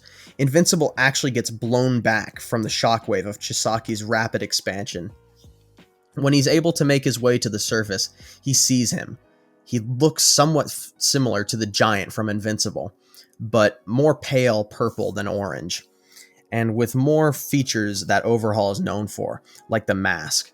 Invincible flies at Overhaul at Mach speeds before he gets slapped out of the air and into the ground, causing massive damage. Invincible looks around. They're still in the restricted area of the Shihasaikai base raid, but he needs to deal with this fast or else people will get hurt again. Invincible recovers quickly before Chisaki is able to stomp on him. Then he flies directly up, both arms outstretched, and uppercuts the giant, before flying into the back of his knee, causing it to buckle. Chisaki is able to heal the more massive damage Invincible is doing. Deku flies up in the sky as Chisaki is recovering from toppling over. Invincible crashes into the back of his head, slamming Overhaul back into the ground. At this point, Eri's quirk is starting to go nuts with her emotions, and Mirio and Aizawa make their way up to see Deku standing atop the knocked-out Overhaul. Eri jumps from Mirio's hands as the boy collapses from the exhaustion her quirk caused, running toward Overhaul, before rewinding him with her quirk. Chisaki gets completely rewound, with even the bottle labeled Invincible falling from his hand now. Full once more. Invincible sees this, recognizing the serum from what All For One had told him. He utterly loses it, grabbing the barely conscious Chisaki by the throat and flying him up. Chisaki reaches to grab Invincible, but his hand gets parried violently and shattered by the force, before Invincible begins to clamp down his grip on Chisaki's vulnerable neck. "Where did you get this?" Deku yells furiously, holding up the vial.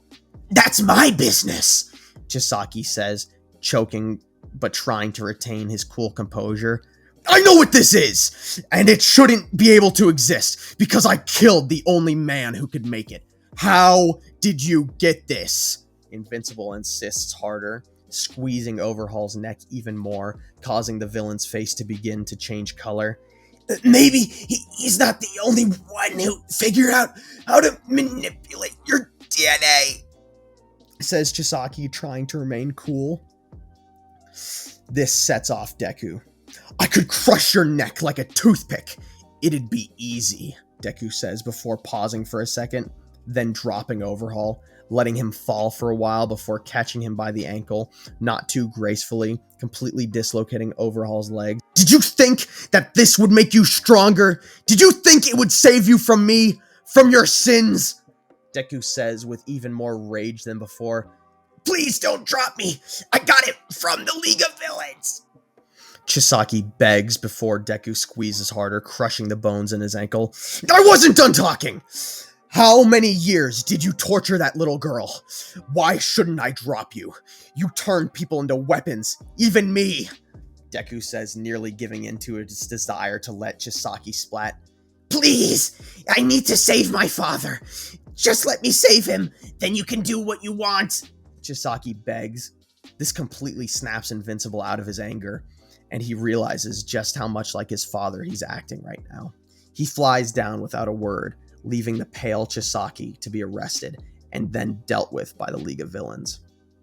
Eraserhead tries to question Deku about what he was doing up there with Chisaki, and he ignores him until Aizawa says something that ticks him off.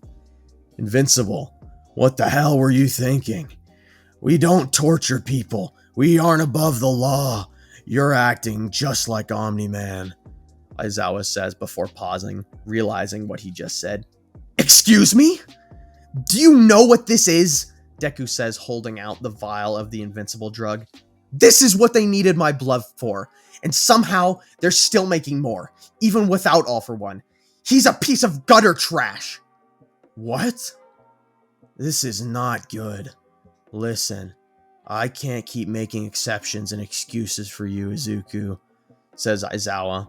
Deku scoffs at this, thinking that nobody could stop him even if they tried. At this point, he's nearly as strong as his father.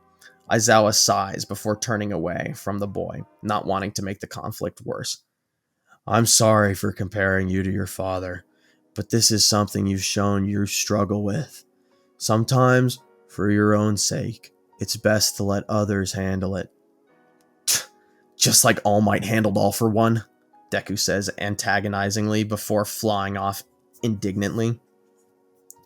After this incident, there isn't anything major that goes on for Deku for some time now. Several months pass with the school festival going by, although notably during the joint training arc, which was just a normal training arc considering there is only one class, Deku was actually hurt by Jiro. She saw what Gang Orca was able to do to Invincible and matched his frequency to try and hurt the Viltrumite. And it worked. Sadly, it didn't get her team the victory, but it's more impressive than anyone else. The Meta Liberation Army has the same interactions with Shigaraki as they normally would, as the arc is completely separate from Deku. Now comes time for the Paranormal Liberation Front War, or at least normally it would be. We cut to Dr. Uchiko standing in front of Shigaraki floating in a tank of purple fluid. The quirk transfer process has been able to go on completely unimpeded, with Hawks being long dead and unable to get secret information about the Metahuman Liberation Front and League of Villains to the heroes. Because of this, the heroes have no idea of the threat slowly boiling over under their noses. Suddenly, Shigaraki's eyes open and he begins to writhe in his tank. So it begins, we hear from off-screen, turning to see an even heavier scarred All For One, seemingly as recovered as possible from what Invincible had done to him. Dr. Uchiko, help Tomura settle, and then prepare the high-ends. We begin the plan as soon as they're prepared. This hero sham of a society has been allowed to continue for too long, he says, cracking a smile. Certainly, my Dark Lord, the doctor replies, seemingly giddy to see his creations finally complete their purpose. We now cut to a wide shot from the large underground facility of the Metahuman Liberation Front. There is a sea of high-end Nomus, split up into large divisions, with a larger, more juiced-up high-end Nomu taking the lead, presumably dosed with Invincible. Not to mention the hundreds and hundreds of villains backing up the creatures. The army looks like the legions of hell, their shape and color demonic and writhing, aching for blood. We now cut to UA, The students of Class 1A all sit silently taking a test when Jiro begins to notice something is off. She can't help but feel like there's suddenly all this noise, but not like loud noise, more like a constant low rumbling. She feels her anxiety rising, and instinctually she plugs one of her earphone jacks into the floor. Suddenly, her eyes widen. There's something coming for the school! She yells out to her class, getting the students in Aizawa to all jolt. But as they do, the ceiling collapses and the building shakes. Luckily, Deku was fast enough to catch the roof before it crushed anyone. The building continues to shake, and the low rumbling has now become a stampede of violent tidings. The screaming then begins, as the fighting and horror can be heard throughout the halls. Everyone get out! I need to get out there! Deku cries, getting flashbacks from when his father attacked. Had he returned? Were there other Viltrumites? Was this Deku's fault? All these questions cycled through Izuku's head as he waited for the final student to get clear of the debris. Whatever was happening, Deku wouldn't be powerless like before. Dropping the ceiling, Deku rockets out of the classroom and looks down at the large hall below him, where he can see villains pouring in, along with many Nomu. He flies down and starts battling with the villains and Nomu, and it's not much of a contest as Invincible easily subdues all of them. Well, except one. Deku turns to face the largest of the Nomu, but as he does, it's already on top of him, punching him harder than any Nomu has ever hit him. Deku goes flying out of the building, with the Nomu pursuing him. As the Nomu approaches and attempts to capitalize on his upper hand, Deku dodges the Nomu in a flash and beheads it with a chop of his hand. This wasn't a normal Nomu. Could it have been dosed with Invincible? Deku thinks to himself before he locks back in and soars out of the building, looking down at it to get an idea where the attack might be happening. However, to his horror, he sees dozens and dozens of demonic-looking creatures raiding every building on campus, pouring in like the plague, followed by villains too numerous to count. This was a full-scale attack. The UA walls had been completely taken down, and a giant monster raged through one of the buildings. Seeing the giant creature, Deku, filled with determination, sticks out both his arms and jets towards it. Getting closer, it's clear that the creature is Gigantomachia, although the monster now has a blue-purple hue to him. But Deku wouldn't know this is abnormal for the monster, considering they've never met. Deku flies directly into Machia's back, just as the giant is going to swing his arms down on some helpless students. This would send the ogre flying forward, crashing headfirst into the ground. Before Deku could even react, he gets blindsided by one of the juiced-up high ends. It leaps into the air, grabbing onto Deku and trying to rip his head off. Deku starts falling to the ground, but he's able to get his bearings, crossing his arms and then scissor chopping the Nomu violently, leaving its entrails falling to the ground. Deku whips his head around, and there are just so many Nomu. And not even just that, but the villains too. Deku begins trying to take them out, one by one, as fast as possible. But every time he knocks out one, he hears more screaming and then silence from his fellow students. Not to mention the fact that the amount of force he has to use on the Nomu is completely different from the villains. He's holding back and doesn't want to accidentally take off someone's head. No matter how fast he goes, he just can't save enough people. Then Machia gets up and, enraged, points all his aggression at Deku, slamming his fist down on the boy. With the high ends joining in, they manage to draw blood from Deku, overwhelming him as they continue their barrage. We now cut to Ochako and Froppy. They're currently making their way through the school, trying to find as many of their classmates as possible and make it out. Oh god! It's just like when Omni-Man attacked all over again! I don't know if I can handle it! Ochako says to Froppy, hyperventilating. Another crash rings out through the building. The two heroes duck for cover once more. Ochako squeezes her eyes shut, thinking that any second they could be slaughtered. Froppy regains her composure first, and she puts her hands on Ochako's shoulders. Uraraka, we can't give in now. I know it's scary, and there's a chance we might die, but there's no chance we make it out alive if we can't compose ourselves, she says firmly. You're right. You're right. I just need a second, Ochako says, her breathing slowing. The two girls were hidden in a half-collapsed hallway, avoiding the sightlines of any villains or Nomu. If there were just a few villains, then Froppy would be confident enough to try and help. But this is just too much. Right now, the two of them just need to focus on getting out with as many people as possible. Ochako peeks her head out of the rubble, looking to see if the coast is clear to make their way closer to freedom. But as she looks out, she sees just how bad the attack really is. Villains and Nomu running all over the place, butchering staff and students alike. She sees Bakugo, Kaminari, and Kirishima all sticking together and fighting off the horde.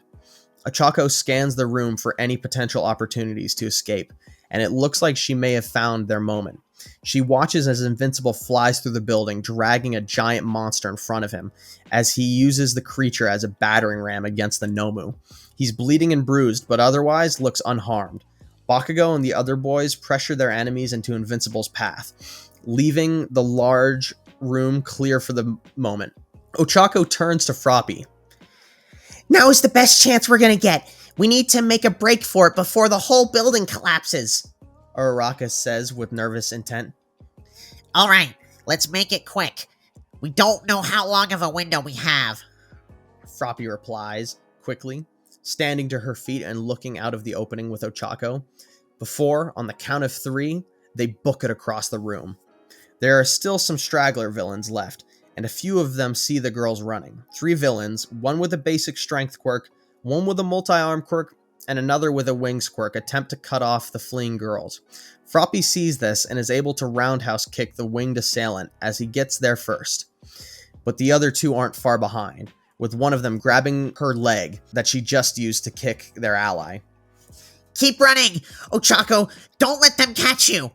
Froppy says before turning around to see Ochako winding up a punch that she lets loose on the multi-armed villain.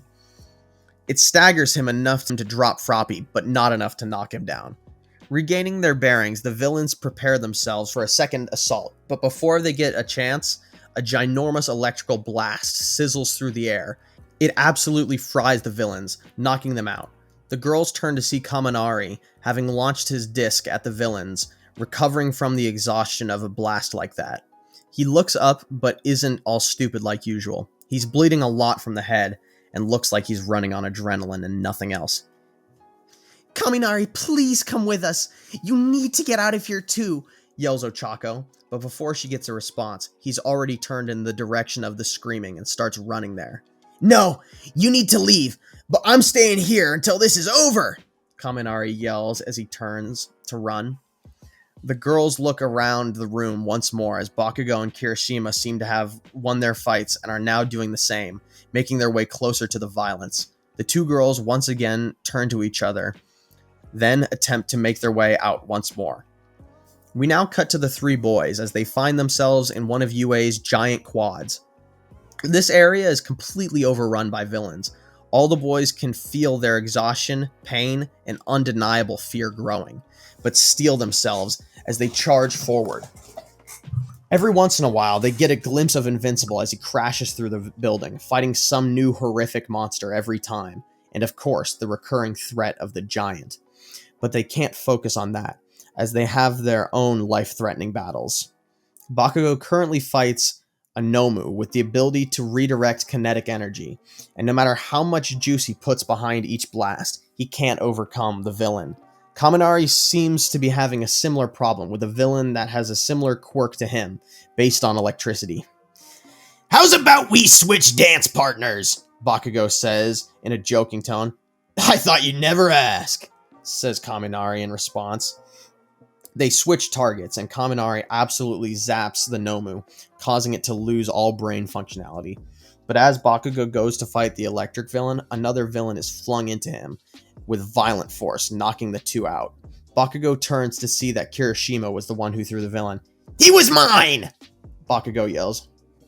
Relax, it's not like we're short on villains, Kirishima says, catching his breath. Just then, a giant ice spike explodes out from one of the buildings, sending shards of glass everywhere as it covers most of the courtyard, with Todoroki violently sliding and tumbling down, landing near the boys. Looking inside the glacier, many villains and Nomu are frozen.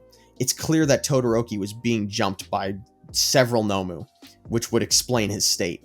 Icy hot! Yells Bakugo as he runs over, checking on the boy. I'm fine. I just need a sec. Todoroki says as the villains and Nomu start surrounding the group of 4 boys. Looks like your break is over. You'll just have to manage. Bakugo says, helping the icy-tempered boy to his feet. Todoroki grunts, readying himself as the villains all charge at once. Instead of using his ice, Todoroki uses his fire, absolutely charring many of the weaker Nomu. Kirishima starts to get overwhelmed by numbers before Bakugo releases a large blast at him, blowing the villains off of him while not damaging his hardened exterior. Cutting back to Invincible, it's clear that he's getting tired. He's surrounded by the corpses of many Nomu and unconscious villains. Each individual attack wouldn't be hurting Deku, but they just keep coming. Deku slams his hands against the ground, causing a large shockwave to blast most of the villains, except Makia, who powers through it and kicks Invincible hard, sending him flying. When Deku recovers, he sees the 4 boys now getting pushed back by the horde of villains, but as he gets up to help them, he's stomped by Makia, who had moved with unnatural speed for a giant like him. Invincible throws the lug off of him, feeling that he must have at least fractured some ribs from that.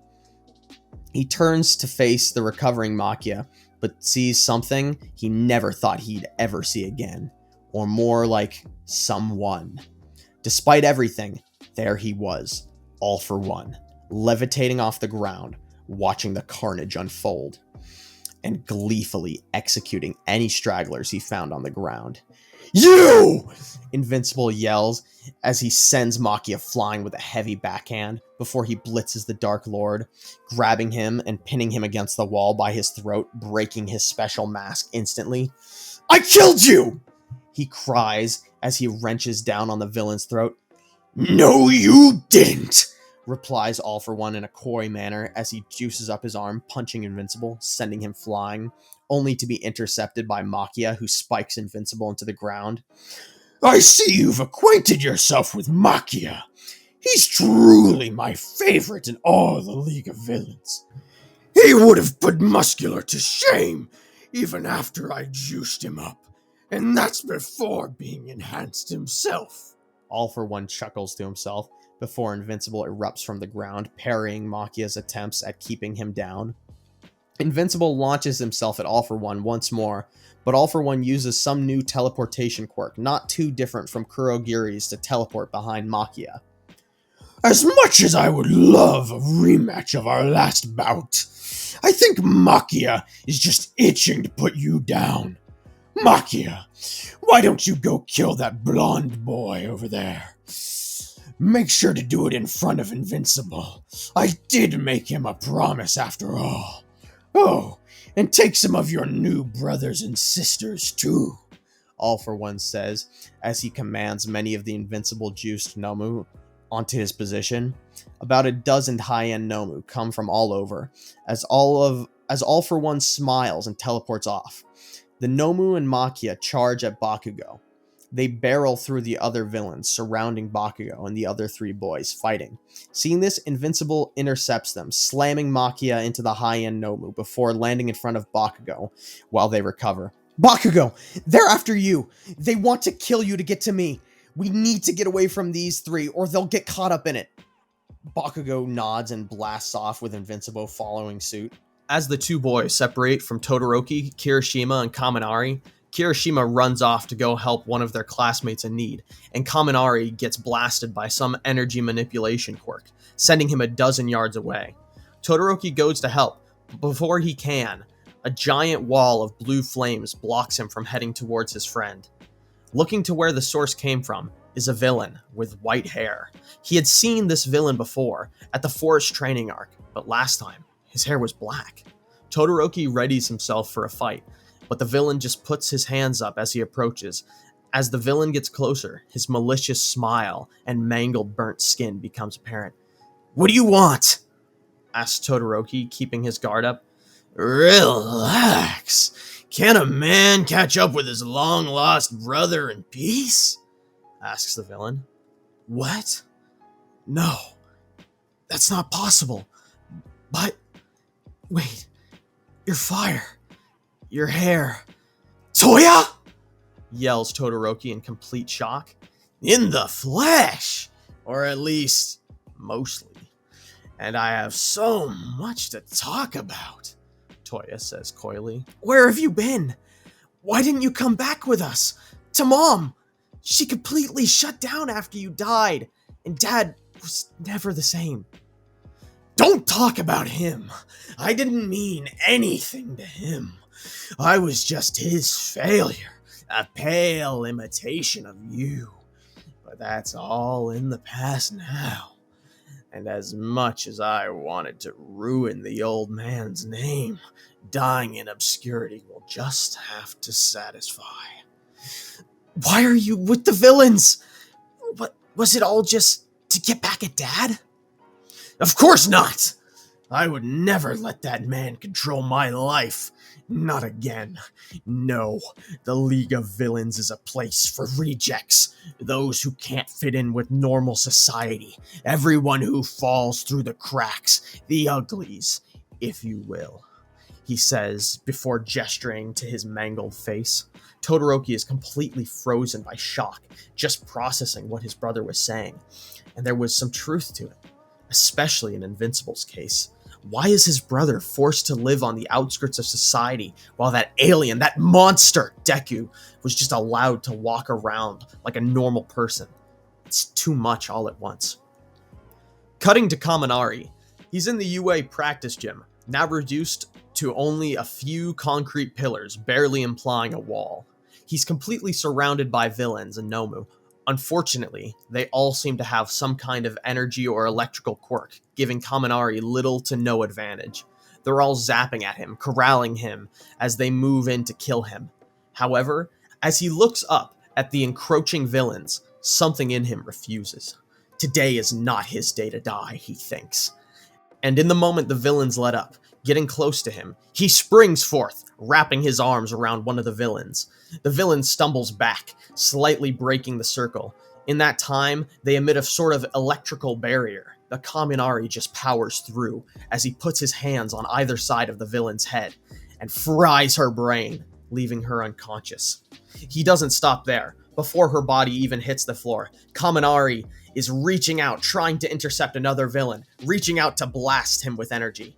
But he's too late, as he grabs her hand right as she fires.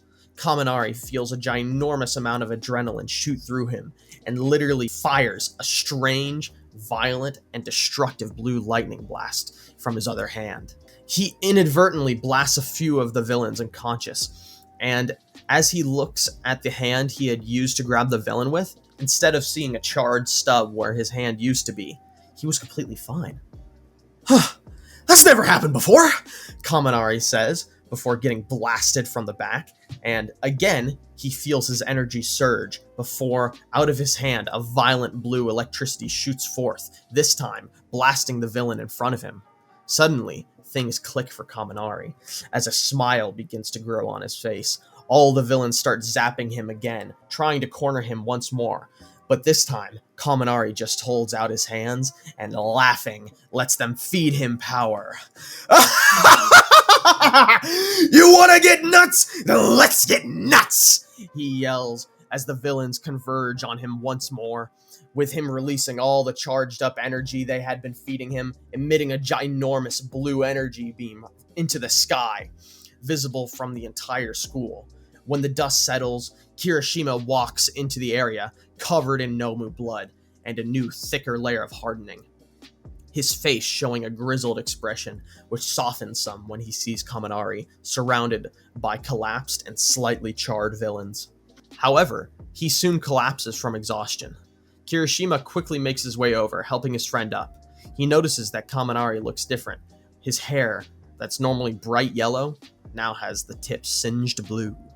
Cutting back to Ochako and Froppy, the situation looks dire, as they had been intercepted trying to escape by a squadron of juiced-up Nomu, and All for One, trying to keep any of the fleeing students from escaping. Invincible was off who knows where at this point, fighting some insane threat for sure, but that didn't change the reality Ochako found herself in. She peers on, half-conscious, practically being crushed by rubble that she had been haphazardly thrown at by the monsters. If she could just get her focus for a moment, she'd be able to use her powers to get the weight off of her. She hears footsteps and somewhat of a scuffle, then Froppy crying out. Ochako's focus comes to her in a moment of adrenaline as her fingertips make contact with the large concrete hunk of rubble sitting on top of her gut and right leg. She gasps for air as she tumbles out of the debris. Looking up, Ochako sees a disfigured man grasping Froppy by the elbow, having completely crushed the girl's arm. The horrid man caresses Froppy's cheek before whispering something inaudible to her and clasping his ginormous hand around her head. Ochako feels her heart racing. All she can see is flashbacks to when Ida fell off the railing and when Omni-Man crushed his head. She had felt just like this, powerless, scared, and even enraged, maybe at her own weakness, and definitely towards Omni-Man. She bolted for the man, slamming her body into him, but it did absolutely nothing. All for One turned to face the girl in front of him. Perplexed, he cocks his head. Don't be in such a rush, girlie. You'll get your turn soon enough, he says with malice in his voice. Let her go!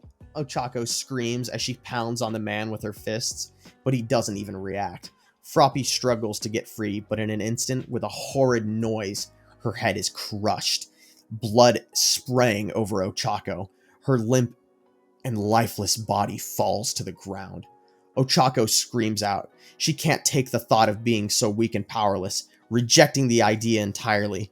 Unable to save even her friend right in front of her, All for One chuckles, seeing this as he wordlessly reaches for Uraraka as well. Ochako looks All for One in where his eyes would be, with vitriol and fury, her fear and sadness being pushed aside by her one and only desire, to see this man killed in the most painful way imaginable. Something has changed within her. Her body moves in slow motion, but her mind is working overtime. Ochako reaches out and makes contact with the man. Out of pure instinct, she digs deep within herself. And she doesn't just float. She pushes. Suddenly, and without warning, All for One is blown back at such speeds, it's like he was shot by a railgun, almost being pulled. However, it's not just him, it's the air around him, too. Everything around him, leaving a vacuum behind. Time snaps back to normal for Ochako, and she gets insane vertigo, unlike any she's had before. She falls to the ground. She can hear people yell out to her.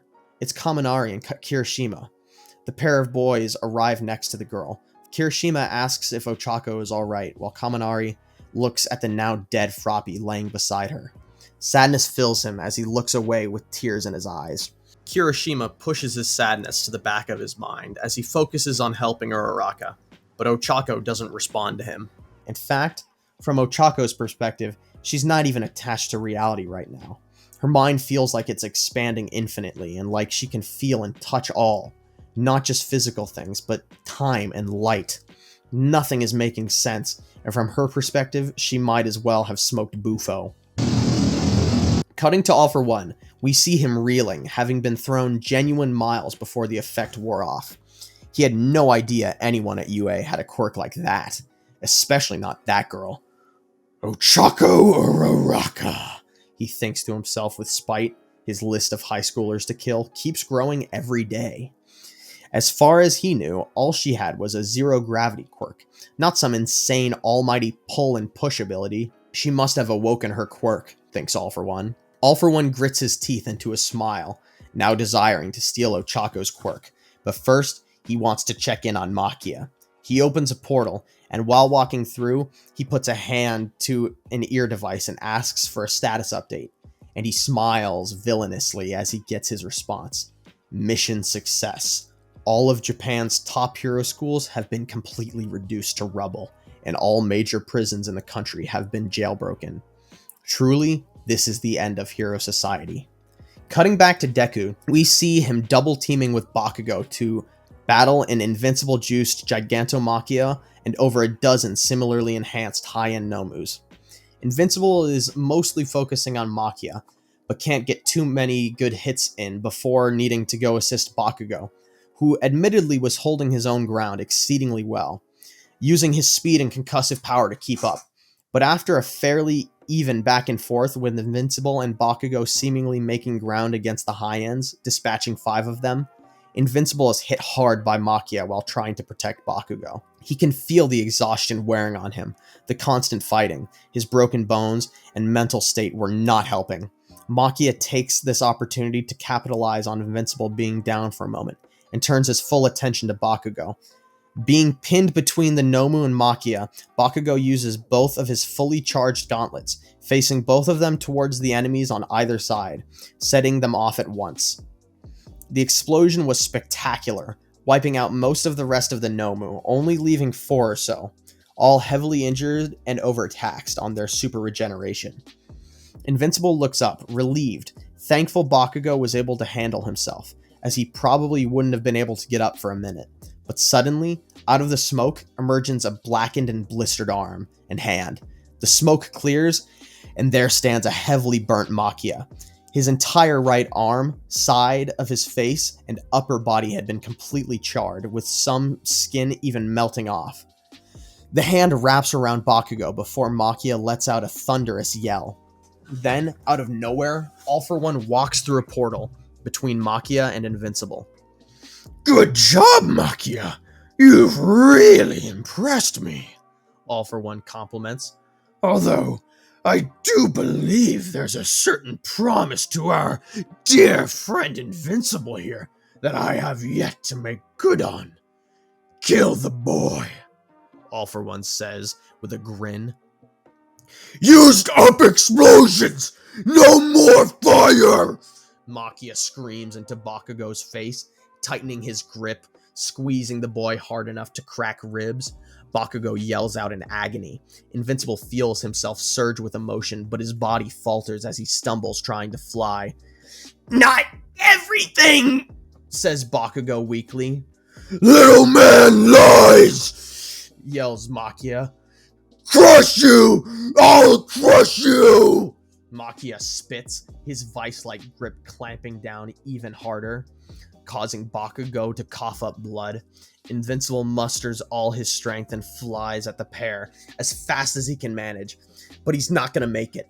Then, Bakugo speaks, this time more confidently and loudly, loud enough for even Deku to hear as he approaches. The explosions don't just come from my hands, you colossal dumbass! Then, before Makia has a chance to process what Bakugo had just said or crush him, an absolutely astonishing ball of concentrated fire erupts from Makia's hand. The explosion isn't necessarily the largest ever, but it looks like a miniature sun, with all of the sweat on Bakugo's hands, body, and clothes shining brilliantly before Invincible's eyes. The blast sends All For One flying back, and Invincible just stops mid-flight, his face completely drained and expressionless as he watches the ball of fire slowly collapse and fizzle into smoke.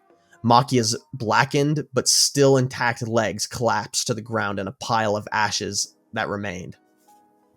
Invincible's heart begins to race. Despite his drained and otherwise dark outer expression, he slowly floats to the ground where nothing remained of Bakugo or the Nomu they had been fighting. Now, all he can think about is how he wished he had killed All For One. If he had, then none of this would have happened. Bakugo and every other student in his school would still be alive. Enraged, Deku turns to All For One, who is now just recovering from the explosion. He looks up only to see Invincible's fist before his face.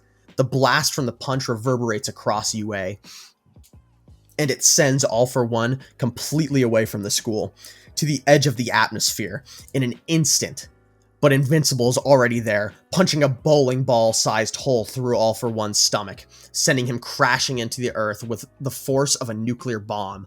Luckily, it was in a forest outside of UA, because when Invincible pile drove into All For One, less than a second later, the blast would quadruple in size. Invincible takes a second to breathe, staring All For One down, waiting for him to recover just enough to take more pain. All For One moves to attack, but in the blink of an eye feels the searing pain in the spot his jaw used to be. Invincible takes a page out of Omni-Man's book and grabs the back of All For One's neck and flies at supersonic speeds through UA, only instead of killing students, he's eviscerating any villains or Nomu he comes into sight with.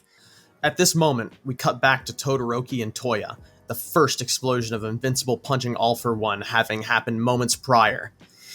Do you really want to stay here with all of these fake heroes? With the man whose father killed ours? Think about it, Shoto. We could be a family again.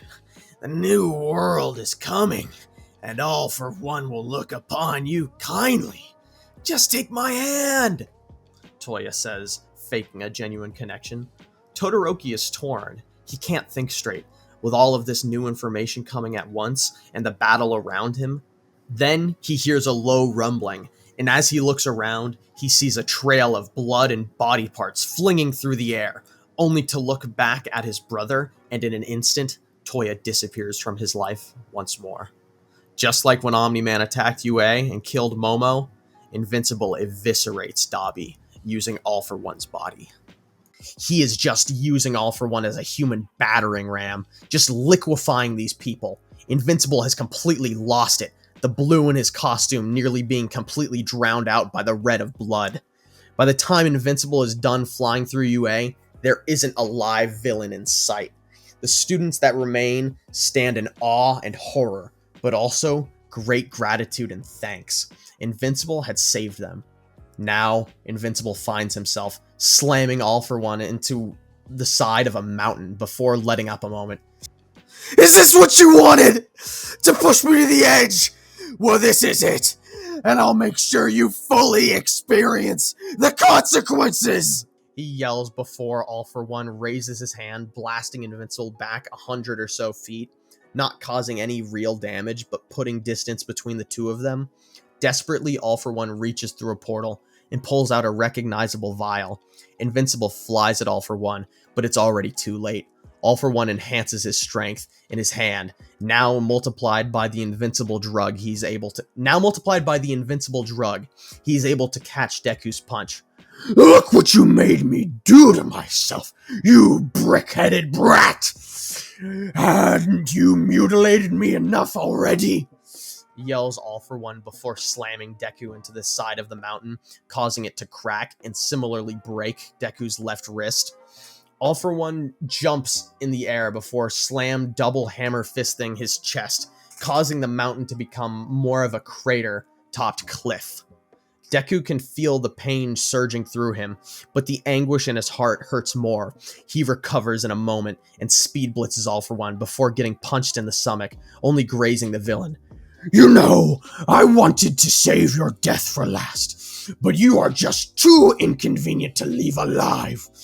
Although, rest assured, when I'm done here, I'll head right back to that school, kill every student left, and then I'll find your mother and kill her.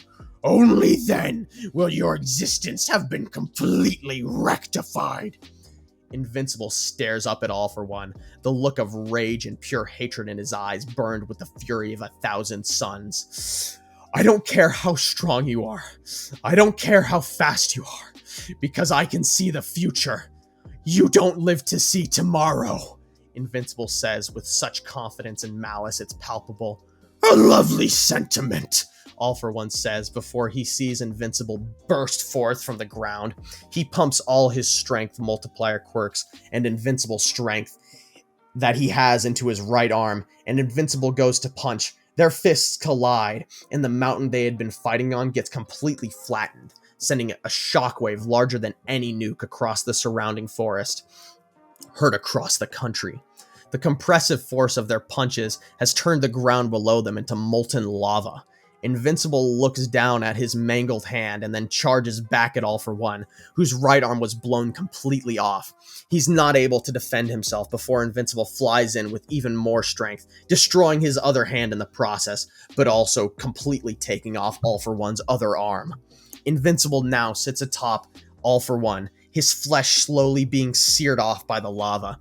Deku stares down, enraged beyond imagining, the hot liquid not even phasing him. All For One looks up with sheer terror as he screams in agony, the smell of his burning flesh emanating in the air. Deku yells out in a barbaric rage before, BAM! The first headbutt, then the next, then the next, and then the next! This continues for who knows how long, Deku slamming his head into All For One's before it looked like a fine red paste. Deku collapses, looking back at the body before falling unconscious in the slowly cooling lava. Multiple days pass and nobody comes to retrieve him, but he doesn't need them. He regenerates, and before he flies off, he looks down at the now charred and maggot-covered corpse of All For One, knowing he's 100% dead this time. However, he doesn't feel like taking the chance, and he grabs the disgusting body by the leg and throws him into space. He turns away and flies off, his tattered and mangled costume sticking to his body, still stained in blood. From now on, Deku knows what it means to be a hero, and that's making the hard and necessary choices to protect people. He can't keep his moral system intact and choose to fight these insane threats. From now on, if something or someone ever threatens his family or friends or is just too dangerous, Deku won't hesitate to kill them. Deku flies up into the sky, determined to find every villain taking advantage of the situation and put them down permanently. And most importantly, execute Shigaraki and put All For One's organization in the ground for good. Deku soars across the sky at hypersonic speed, making his way through city after city, leaving a trail of bodies in his wake. We pan down from a muggy sky covered in clouds over a small village out in the middle of a field surrounded by forest. Only one road in and out, and not a town for miles. Zooming in on one of the houses, we see Ochako. She's huddled in the corner of her shower in the fetal position. Her hands would be over her eyes, and when she uncovers them, she looks down at the water flowing off her body, seeing the distinct red of blood as it would flow into the drain. As this happens, memories begin to flood through her brain, because it's not like it was her blood, it was Sue's. Her throat would tighten as she would begin to hold back tears, and she would start to hyperventilate, reliving the moment that All For One crushed Sue's head. This memory would keep her playing in her mind, with the splatter of her blood and the way that she flailed and resisted, clawing for life. The noises her head would make as it imploded would replay in her head as she would reach her hand out as if to save Sue. But it's an impossibility. And as she does so, she would start to feel a change in the atmosphere. She feels a pitter-patter of the shower seas, and she would snap back to reality as she would look up and see not only the blood but that the water had stopped moving. Suddenly, moving her hand, she would notice that the water and blood would begin to go back through the shower head. As it would surprise her, every single droplet was just floating, like when she had sent All For One flying. She cocks her head, continuing to hold her hand out as the water would continue to flow back into the shower head. She would be deeply intrigued, distracted from her misery for a moment as she would get out of the shower, drying off before stepping outside. The heroes had relocated all the students and their families to discreet locations across the country. Despite the whole of Japan falling apart, it would at least prevent targeted attacks, similar to what had happened to Deku. Ochako would start thinking about exactly him, who had completely vanished after the school was attacked. There was no way he was actually killed, but there weren't enough resources to go looking for him. It had only been a little less than a day since the attack, and the whole of Japan was still reeling from losing most of their heroes, along with many that had begun quitting, believing heroism to be truly dead. Uraraka wanders outside of her house, interested in exploring her powers more, since it's the only thing that's distracting her right about now. And so, with them being relocated so far into the sticks, there was plenty of plant life and open space, as they were on the edge of a large forest. At first, she would just close her eyes, placing her hand out as she would try to feel what she had felt earlier, that connection across space.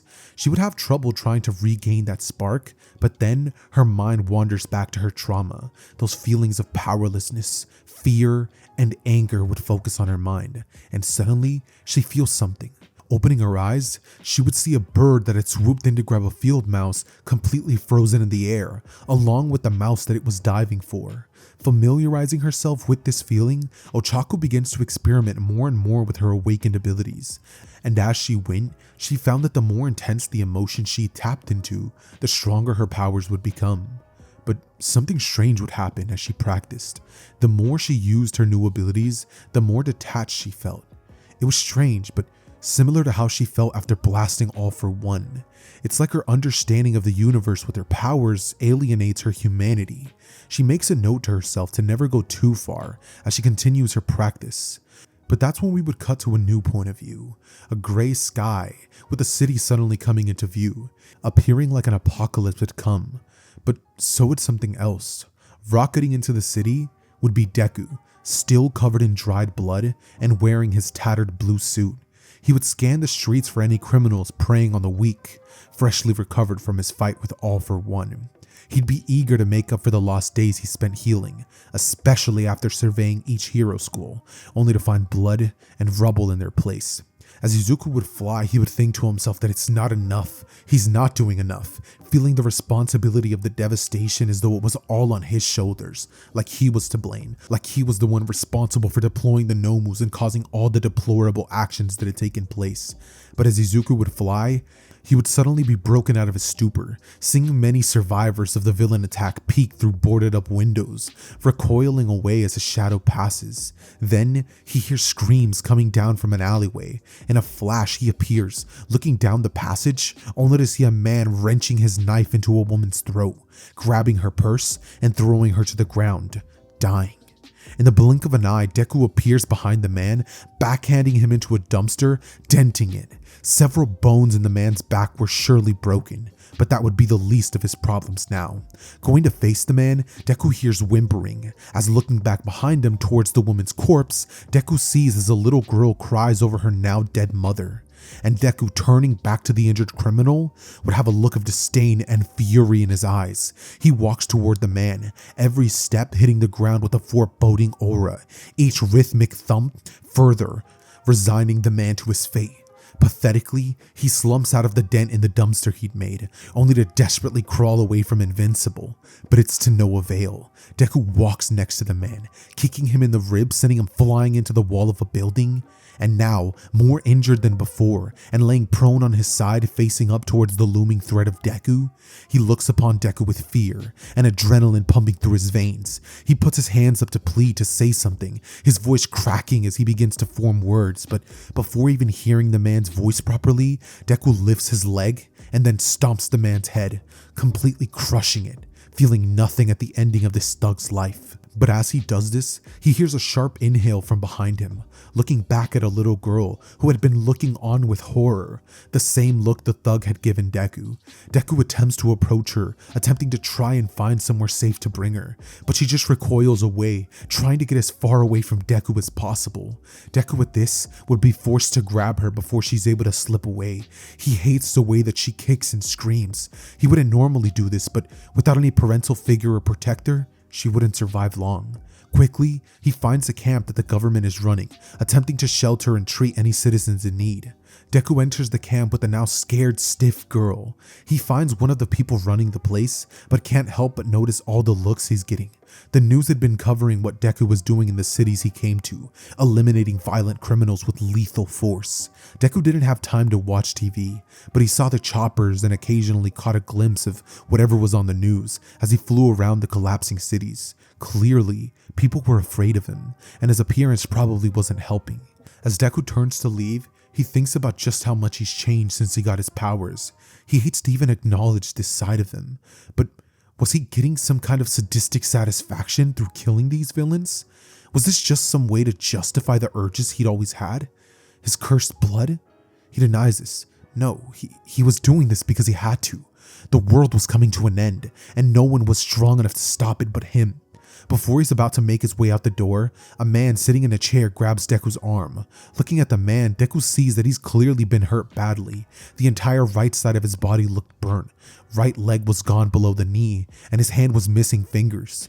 Deku looks down at the mangled hand grabbing him, seeing that the man is holding onto a bright red ribbon in his other hand. Deku looks back up into the man's eyes, noting one of them to be a solid white color. A fierce look of anger and determination would peer through his one good eye, and as Invincible would be about to say something, the man would interrupt him saying, "Don't let a single one of them get away," the man would say coldly, before sitting back down. Shaken up by this, Invincible flies through the city once more, Deku thinking about what his father said nearly a year ago to him, about how they were the only ones who could see the bigger picture, how it was their responsibility to show humanity a better way, about how they had to make the hard decisions. At first, Deku wanted to completely deny these assertions from his father, but now he could see some sort of truth in what Nolan had said. If Deku had been more bold and killed from the start, he'd have nipped many of these problems in the bud. And thinking on this more, a thought that Deku hated to consider would cross his mind. Maybe if the Viltrumites had taken over Earth, things would have been better off. Humanity would get to sit back and give up control. Considering all the history up to this point, and the horrible apocalypse taking place right now, Deku can't help but wonder if he was right to try and stop his father. But Deku pushes these thoughts down when he hears a ginormous crash. In an instant, Invincible would be there. He sees a building falling over with many people below, scattering like ants. He flies to catch the building, allowing everyone to get out of the way before it fully collapses. Landing on the ground, Invincible scans the area for anyone who might be trapped, when out of nowhere, he's punched in the face extremely hard. He can feel his jaw slightly crack, and one of his bottom left molars pop out. He goes flying back, his feet sliding across the ground, but he uses his flight, completely stopping in a moment. This causes a shockwave to fly by with all the still moving air that had been following him. Scrunching up his face, Invincible turns to whoever had punched him, mad dogging as he spits some blood and his tooth out of his mouth. It'll grow back. As the smoke clears, Deku's scrunched expression turns to a full scowl as Muscular emerges from the crowd. "If it isn't my good friend Invincible, we have some unfinished business," yells the fully powered up brute before grabbing a piece of the earth and throwing the massive chunk at Invincible. Deku holds out his hands together in front of him before flying at great speed towards the boulder, cleaving it instantly and appearing in front of Muscular. Muscular is taken aback and tries slamming his hands together on Invincible's head, but both his hands are grabbed by Deku, who clamps down with immense force. "You're right. I never finished the job," Deku says coldly before winding back his legs and striking Muscular's open chest with such force it'd need impact frames. Deku completely explodes Muscular's torso, leaving his arms in Deku's hands and the rest of him sprayed on the ground, his head landing a solid 10 seconds later with a thud. Describing this shot in slow motion, Deku's kick goes through Muscular's chest before his body catches up, ripping his arms off. Then, Invincible's legs break through, and the pressure wave sent through the body is just too much, causing his torso to explode.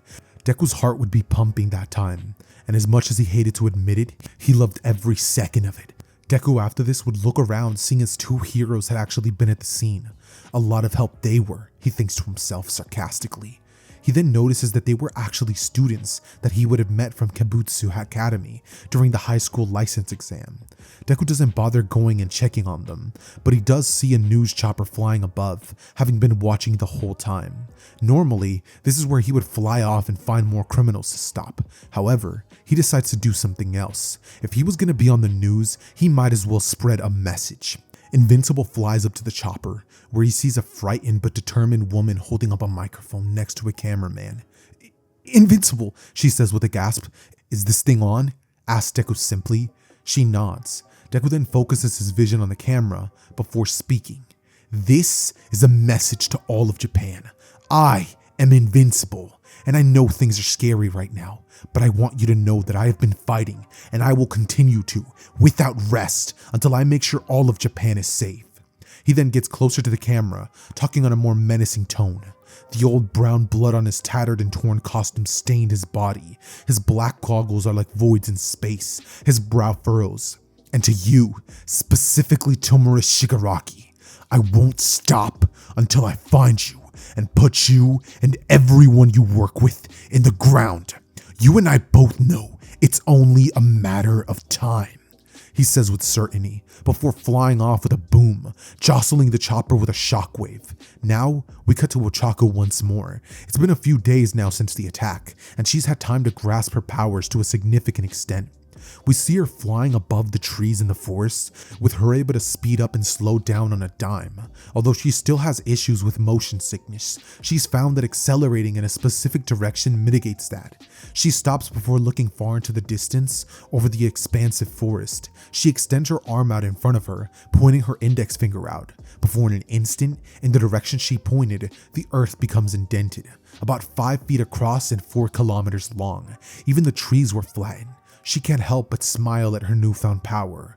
One last thing before going, she thinks to herself. She raises her hand, as if lifting a rock from the ground. Before, in a mirror-like fashion, a ginormous chunk of earth comes from the ground. She raises it high up, beginning to laugh, feeling untouchable, before setting the floating mass back into the ground. She flies back to her house, where her parents worriedly greet her as she opens the door. "Ochako, where have you been? It's been hours," her mother scolds. "I went on a little hike. It's not like there's much to do around here. I'm fine," Uraraka responds moodily. "Please, Ochako, I know it's been hard, but we need to stay together right now," her dad would say. "I know, Dad, but we're all the way out in the middle of nowhere. I can't stay cooped up all day, watching the news like you do," Ochako says, gesturing to the glowing screen in the dark room, its iridescent light illuminating the room. Her vision focuses on the screen for a moment, seeing Muscular and Invincible on the screen. She walks past her concerned parents, approaching the screen. She watches live as Deku explodes Muscular before he flies up to the camera and gives his message. Uraraka is shocked. She'd heard about what he'd done to the villains at UA after she passed out, but this was something else entirely. But there was something else she felt, deep inside her. Seeing what Izuku did, what he said, what he would do, it was inspiring. She never really had the ability till now to properly think about it, but she wants vengeance. Vengeance on all those who had taken advantage of her weakness in the past. All the villains that took her friends away from her life away from her society away from her. Knowing exactly what she needs to do next, she begins contacting all surviving members of the attack across Japan, and each member held a similar sentiment to Uraraka. Each wanted to make things right, one way or another. Todoroki, Tokiyami, Kaminari, Jiro, and Kirishima, they would all agree that they needed to find Invincible. Ochako knew she needed all the potential resources at her disposal, so she contacted Eraserhead and proposed her plan to him. She explains her new abilities and that they would do it with or without his help, forcing him to assist him.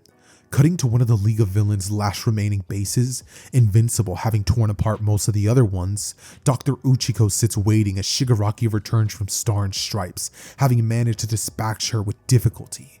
Little did Shigaraki know, but she had known she'd never beat him, so her last-ditch effort was never meant to finish him off. She gave her life to get a tracking nanite dust into his bloodstream when they came into close combat, and similarly to the manga, she tears through many of All For One's quirks inside Shigaraki's body, also damaging the fractured All For One's consciousness still left inside. Weakly, Shigaraki collapses, as even with the Viltrumite enhancements, he still couldn't recover quickly from being torn up from the inside. He's losing a lot of blood as the doctor straps him down to prepare him for surgery. As Shigaraki falls unconscious, he has dreams of oppression from the world, but also from All For One, his would-be father, the man who had used him his whole life, who now was trying to possess his body. He dreams about earlier, he didn't even feel like he was present, nor even conscious during the battle against Star and Stripes. The consciousness of All For One was slowly dominating Shigaraki's personality, and he barely had enough of himself left to register the threat. He dreams about all the promises that the Doctor and All For One had made him. Power, unlike any other, stronger than All For One, stronger than All Might, and stronger than Invincible.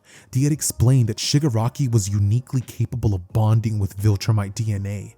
His decay quirk was able to act on a microscopic autoimmune system response after his quirk awakening.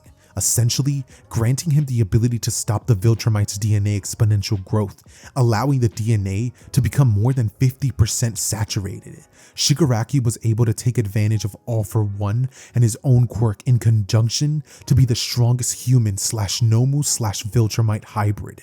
But what did all that power mean in the face of betrayal from the man he held as a father and his impending non-existence? Shigaraki's reflective dreams continue, however. Many merge with All for One's own thoughts as Tomura loses himself again and again in the deluge. Back with Ochako, she is met with all of the remaining students of Class 1A and Eraserhead. Everyone is readying themselves for their mission to bring Deku onto the team with them. At this point, several of them have awakened their quirks from all the battles they'd been in. Those included were Ochako, who had gone from being able to use zero gravity to manipulating gravity freely. Her abilities are less like Gojo's Unlimited and more like Graviton, who was arguably more destructive. However, she suffers from a similar downside as him. The more she uses her powers, the more she loses herself. But nonetheless, she's still one of the strongest quirk users in history. Kaminari, who no longer just produces electricity, but can now manipulate it throughout his body and the environment, almost like a fine-tuned muscle. The extent of this manipulation is yet to be seen, and his maximum output has been drastically increased. His potential is practically limitless. They were the only two who had fully awakened their quirks. However, there was another who had partially awakened their quirk. That person was Kirishima.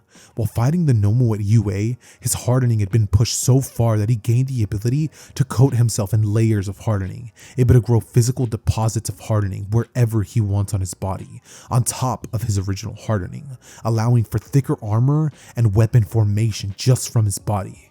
Todoroki, Tokiyami, and Jiro hadn't awoken their quirks, but notably, Jiro was now wearing some new hero equipment to enhance her abilities.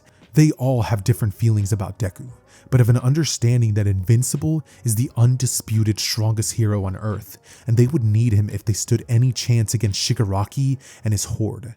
They had to find Deku before he fought Shigaraki on his own. Maybe he could win, but they can't take a chance on losing him. Talking amongst themselves, Tokiyami suggests they take on the skies to track Deku via radio. Ochako and Tokiyami would be able to carry the other 4 students with their powers as they fly. Eraserhead takes some issues with this plan.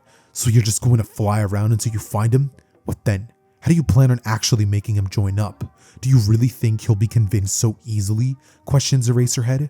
Well, we don't really have time for other options, but all of us in this room may be able to restrain him, Kaminari says with some false optimism. Surely, Eraserhead says sarcastically. I don't see you suggesting anything. Uraraka responds indignantly. Well, I do have an idea, but it would require that we first find him and keep him in one location long enough for it to work, says Aizawa. Now we're talking. Both these plans can work together. Maybe we can't restrain Invincible, but we could keep him occupied long enough for your plan to work, says Kirishima confidently. That's not a half bad idea, but this is all assuming he isn't already too far gone, Eraserhead wonders. We're assuming he's not for the purpose of the mission, because if he is, we're dead either way, Ochako says. So what is this idea anyway? Asks Kaminari, and as Eraserhead begins to explain, they all lean in. They all agreed to this plan, but they couldn't do anything until something on the police scanner pinged. Eraserhead had already left to meet up with some of his contacts to prepare the second half of the plan, and luckily for the students, they didn't have to linger for long, with the scanner going wild as Invincible would be announced to be destroying a side of the mountain next to Kyoto. They mobilize quickly, but before they're able to make it, Invincible has already been reported in another city. They'll have to play a game of catch-up. As a class flies over city after city, they can't tell how much of the dead bodies in the streets are from Invincible or not.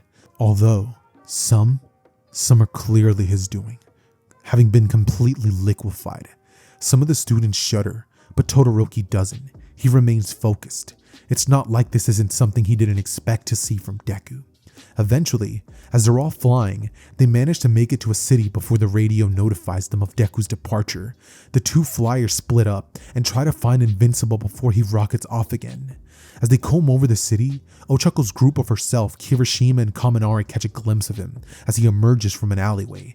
Invincible! Ochako yells out, but he doesn't hear her. She speeds up, reaching her arm out and grasping at Invincible with her abilities.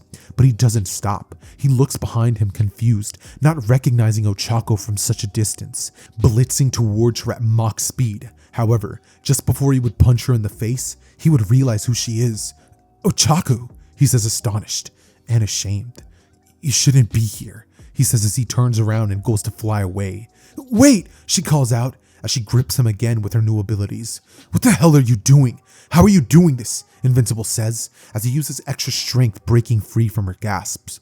Kirishima then goes to signal to the others that they found him, radioing into Eraserhead as well. "Dude, calm down on the lone wolf anti-hero bit and come back to us. We need your help if we're ever gonna save Japan," Kaminari yells before Deku blasts off. Ochako, realizing he doesn't plan on listening, grabs him with more force before she gets instantly pulled along with him, like it was some sort of sick game of tug-of-war. At this, she and the rest of the group would be flung, causing whiplash and a jolt of pain across their necks. She would have to use most of her strength just to turn her head in his direction, and using her powers to create a shield around herself and her friends, they would continue being whipped around a darkly lit city, illuminated by the moon alone. As Invincible would fly at immense speeds through the city, he would erratically turn and jolt, trying to shake Ochako, but her grip remains firm. She tries to pull herself closer, and as she does, Tokiyami comes around the corner of a building, except it's not really Tokiyami. Instead, it's the massive dark shadow cloaked version of the boy. The kaiju raises its hand, winding back a massive punch before slamming it into Deku, with enough force to send him into the complete opposite direction, sending out a shockwave on contact. And as Deku flies back, an enormous ice spike erupts from the ground, filling the entire space between the skyscrapers. Invincible crashes into the glacier with an enormous thud before landing on the ground, cracking it. He gets up on one knee trying to recover, but as he does, using the momentum from Invincible still following him, Ochako sends Kirishima flying at blistering speed, fully hardened as the red-haired boy makes contact, his whole body feeling like it's about to break. But his will remains strong, actually managing to slam Invincible's head against the glacier, slicing into his cheek.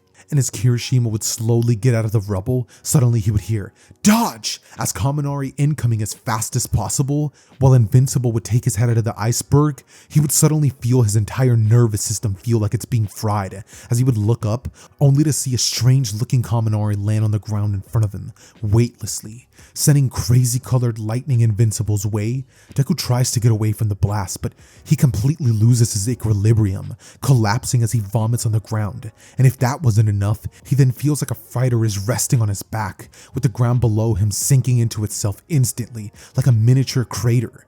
Then he looks up, beaten down and infuriated, his cheek bleeding from Kirishima's punch earlier, and there they stand, 6 silhouetted figures: Kaminari, Kirishima, Jiro, Ochako, Todoroki, and Tokiyami, the last of his classmates, and now the strongest, molded by every massacre before them, forged into weapons. "We're done asking. You're coming with us whether you like it or not," says Jiro, still blasting him with the agonizing frequency. Invincible's eyes bulge as he looks at Jiro before yelling, "Enough!" And clapping his hands together, he would send a massive shockwave across the area, sending his friends flying back. Ochako lands next to Kirishima, with Jiro being the only other person in sight. "Kirishima, we need to do something before he gets away," would yell Ochako. "What do you want me to do? I just punched him harder than I've ever punched anything in my entire life, and I thought my arm was gonna explode, but all it did was scratch his cheek," he responds, before turning to look back at Invincible. "Plus, I don't think his leaving is what we need to be worried about right now. Incoming!" he yells as he watches the now fully recovered Invincible dash at Jiro, flicking her forehead, knocking her out for a few seconds, before grabbing her by the ankle and chucking her at Ochako and Kirishima. Ochako reaches her hand out just in time, slowing Jiro down enough for Kirishima to catch her lightly. In that time, Invincible appears in front of Ochako, but she engages her gravity shield, pushing him away. Invincible cocks his head before reaching out and touching the bubble, with a strange look of "don't make me do this" on his face, and Uraraka, noticing this glimmer of humanity in him, would reach out. "Please, Deku, we need your help," she cries, before Deku responds, "I know, but I don't need yours," he says coldly, winding back a punch and sending her flying away in her bubble, before grabbing Kirishima by his ankle, just like Jiro, and he blitzes Ochaku, using the boy like a baseball bat on her bubble. He releases Kirishima as he makes contact, sending the two flying back. Cutting to Todoroki, he's huddled with Tokiyami in an alley, recovering from Invincible's clap earlier. Gripping his left ear as it painfully rings, he can hear the moisture of blood in his hand. When's plan B getting here? This isn't going to work, Todoroki says angrily. Soon. We just need to hold out a little longer, Tokiyami responds, as Kaminari runs past the alleyway they were in, running towards the commotion. Invincible comes into sight, with Kaminari witnessing as Deku tossed away Kirishima. The electric boy bolts in, skating across the ground by emitting an electric field below him. Reaching his hands out, he siphons all the electricity from the surrounding environment, literally stealing electrons out of thin air. Then, channeling it into a blast, he would send it straight for Deku, who, being turned back, would be blasted by this as he would be sent into the building in front of him, with electric blue sparks flying everywhere. This doesn't keep Deku down for long, as he hurls a chunk of wall from the hole. Kaminari would be able to reduce the chunk to dust, but gets caught off guard by Invincible, who appears right before Kaminari. Deku would now go to knock him out like he did with Jiro earlier, but to Deku's surprise, the boy is surprisingly light and quick, dashing out of the way in an instant like a bolt of lightning. But Deku doesn't let up so easily, appearing in front of Kaminari, feigning the same attack, causing Kaminari to prematurely dodge, allowing Deku to respond fast enough to catch the boy by his neck. You got a lot faster, but apparently not smarter, Deku taunts before he feels his body erupt with pain, Kaminari pumping millions of volts of electricity into him. So as Deku could feel his body start to tighten from the agony of the volts, he would start to tighten his hand on Kaminari, as blood would begin to spurt out of his mouth. Then, Deku notices something, as he sees Ochaku flying towards him. You just can't take a hint, can you? If you're going to beg like a dog, then go fetch like one, Deku says as he chucks Kaminari into the air, sending him flying past Ochaku. She tries to stop fast enough to catch him, but as she turns to pursue the airborne boy, Kaminari sends an enormous blast of electricity to the side, sending him crashing into one of the buildings that he would have been flying past. This allows Uraraka to get back to Invincible, and this time, she's pissed. Cutting loose just a little too much, she holds out her other hand, hitting Invincible with the same blast she had hit All For One with, similarly sending Deku flying across the city. She then gets a ring from Eraserhead. We're inbound from the northernmost part of the city, says the hero. Good, we'll meet you there, she says as she flies in after Invincible. She can tell that Invincible still won't take them seriously, but she could also see that he was clearly trying not to hurt them, at least too badly. Just push them away. The insults, the theatrics. It was all an act, which meant there was a chance Eraserhead's plan could work. With Deku coming into view, she radios in with her team. Everyone else hear what Eraserhead said? Copy, they all said, with Kaminari being the only one to sound a bit groggy since his throat had been messed up. Then meet up. We need one last push, she yells, as she punches Invincible with a gravity fist, sending him flying back once more, towards the north. And as the boy would be sent flying, he'd be able to regain control of his momentum, pausing mid-air and catching Ochaku's next punch. Before he has the chance to do anything though, a boom of thunder rings out in the sky, distracting Invincible enough for Ochaku to break his grasp. And as he looks back at Ochaku, he's hit with a ginormous lightning bolt from above, sending him back towards the earth once more, with the now airborne Kaminari zipping down from the sky to intercept Invincible's path, kicking him with an electricity charged foot, sending him closer and closer to the rendezvous spot. But ladies and gentlemen, that's where my little cameo is going to be coming to an end, because I was currently recording this at 12 a.m. and it's now 1 a.m. So I'm gonna go get some rest. I hope you guys enjoyed my little part of the story nonetheless, and I really hope you guys go on to support this dude as much as possible. Genuinely, this guy has incredible potential, as you guys have already heard. His storytelling, the voices, all except All For One, were on point, and I love this dude's story so much that I was just like, bro, I gotta help you out by uploading this on the channel. So seriously, go check him out, leave a like on the videos he's posted, watch the videos he's already posted, so we can get our boy to get some juicy ad revenue sooner rather than later, and please go on to enjoy the remainder of this story. Ultra, take it away, bro. Ugh, enough surprises, he says after seeing Kaminari fly. Then, with immense speed, he blitzes Kaminari, grabbing his face. As he does so, Tokoyami dashes around a corner, followed by Todoroki. The icy hot boy sees the situation Kaminari is in, and makes a giant ice ramp, using his fire side to propel himself and Tokoyami. They both launch into the air, with Tokoyami forming dark shadow as he flies. Invincible's temper is starting to get dangerous, and in response to seeing the two boys, he whips Kaminari around by his head. The boy tries to emit electricity to get Invincible to let him go, but all this accomplishes is him acting as a human taser, with Invincible slamming him into Todoroki and sending them both flying. Before, as Tokoyami appears trying to clobber Deku, Invincible cuts loose a bit too much. He swings on the dark-cloaked boy, hitting him through his protective dark shadow and knocking him out cold, sending him to the ground, bouncing before he crashes into a building, now lodged halfway inside of a wall. Ochako then lands in front of Deku, and with every ounce of strength she has left, she puts as much weight onto Deku as she can, lowering the boy into the ground with massive gravitational force. But he's mustering through, not able to fly, but crawling, then standing on his feet, looking up at Ochako with rage. Did you seriously just compare me to a dog? You sound exactly like your father. She yells down at him. Yeah, well, maybe he had a point.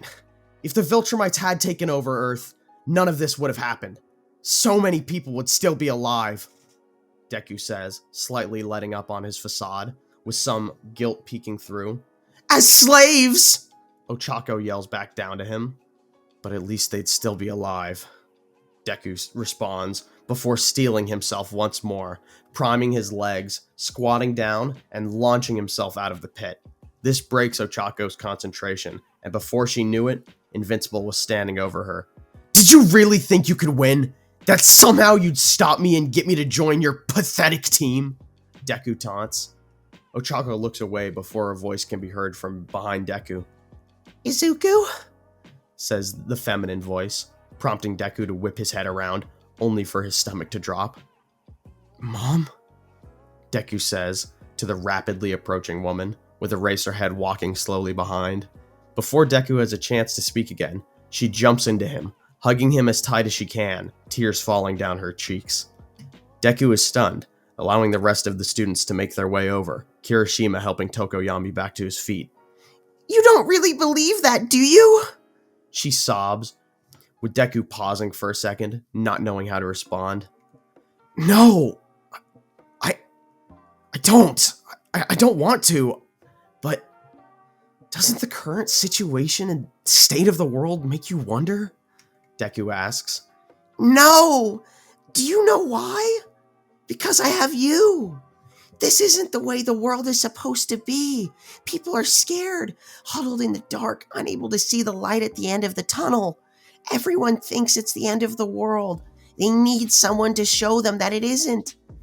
That they will see another day, that society isn't over. And ripping off people's heads won't do that. Izuku, they need you to be a symbol. Like All Might. Inko says. Do you really believe that I could ever become something like that? After everything? Asks Deku, looking his mom in the eyes for the first time. Inko can see a spark of hope glint in his eyes, behind his long shattered goggles. I do. But honestly, it's not what I want. I want you to come home with me. I want you to stop being a hero and tell me you're done destroying yourself. I want you to live a happy life. And I want it to be a long one. I don't want to have to worry about seeing your death plastered on the news or watch them drag your name through the mud. But I know you won't listen. You're invincible after all. Stubborn to a fault. Like father, like son. But you know what? You're also my son. Never let your inner light die. Watching you become the man you are today has been nothing short of the greatest moments of my life. You're the light of my life. Inko pours her heart out to her son, and it touches something inside him. They aren't strong enough. You shouldn't be here, he says, deflecting, trying to push his emotions down. This is exactly where I should be. And I know deep down, you know what you're saying isn't true, she reassures him. No, They'll just slow me down or die trying, and I can't let anyone else die because of me. I couldn't protect Bakugo. It's my fault he died.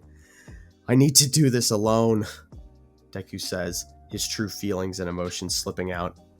There's a beat of silence as everyone listens in on Deku's conversation. Then, Are you fucking kidding me? What, you think you're the only one who lost people that day? You aren't in control of all of our lives. You can only blame yourself for things under your control, but you just can't admit that some things aren't, yells Jiro, causing Deku to turn back to his friends. Uraraka walks up to him, this time ready to speak her mind. I'm not the weak girl I used to be. I'm strong enough to fight for myself, and I'm strong enough to deserve your respect. She yells at Invincible, tired of him disregarding her strength. No one is strong enough. Not for this. I can't let any of you get hurt because of me. Not again, Deku replies sadly, looking away from her eyes. This ticks off Todoroki. You egotistical maniac! Do you have any clue why this keeps happening to you? It's because you always go off on your own.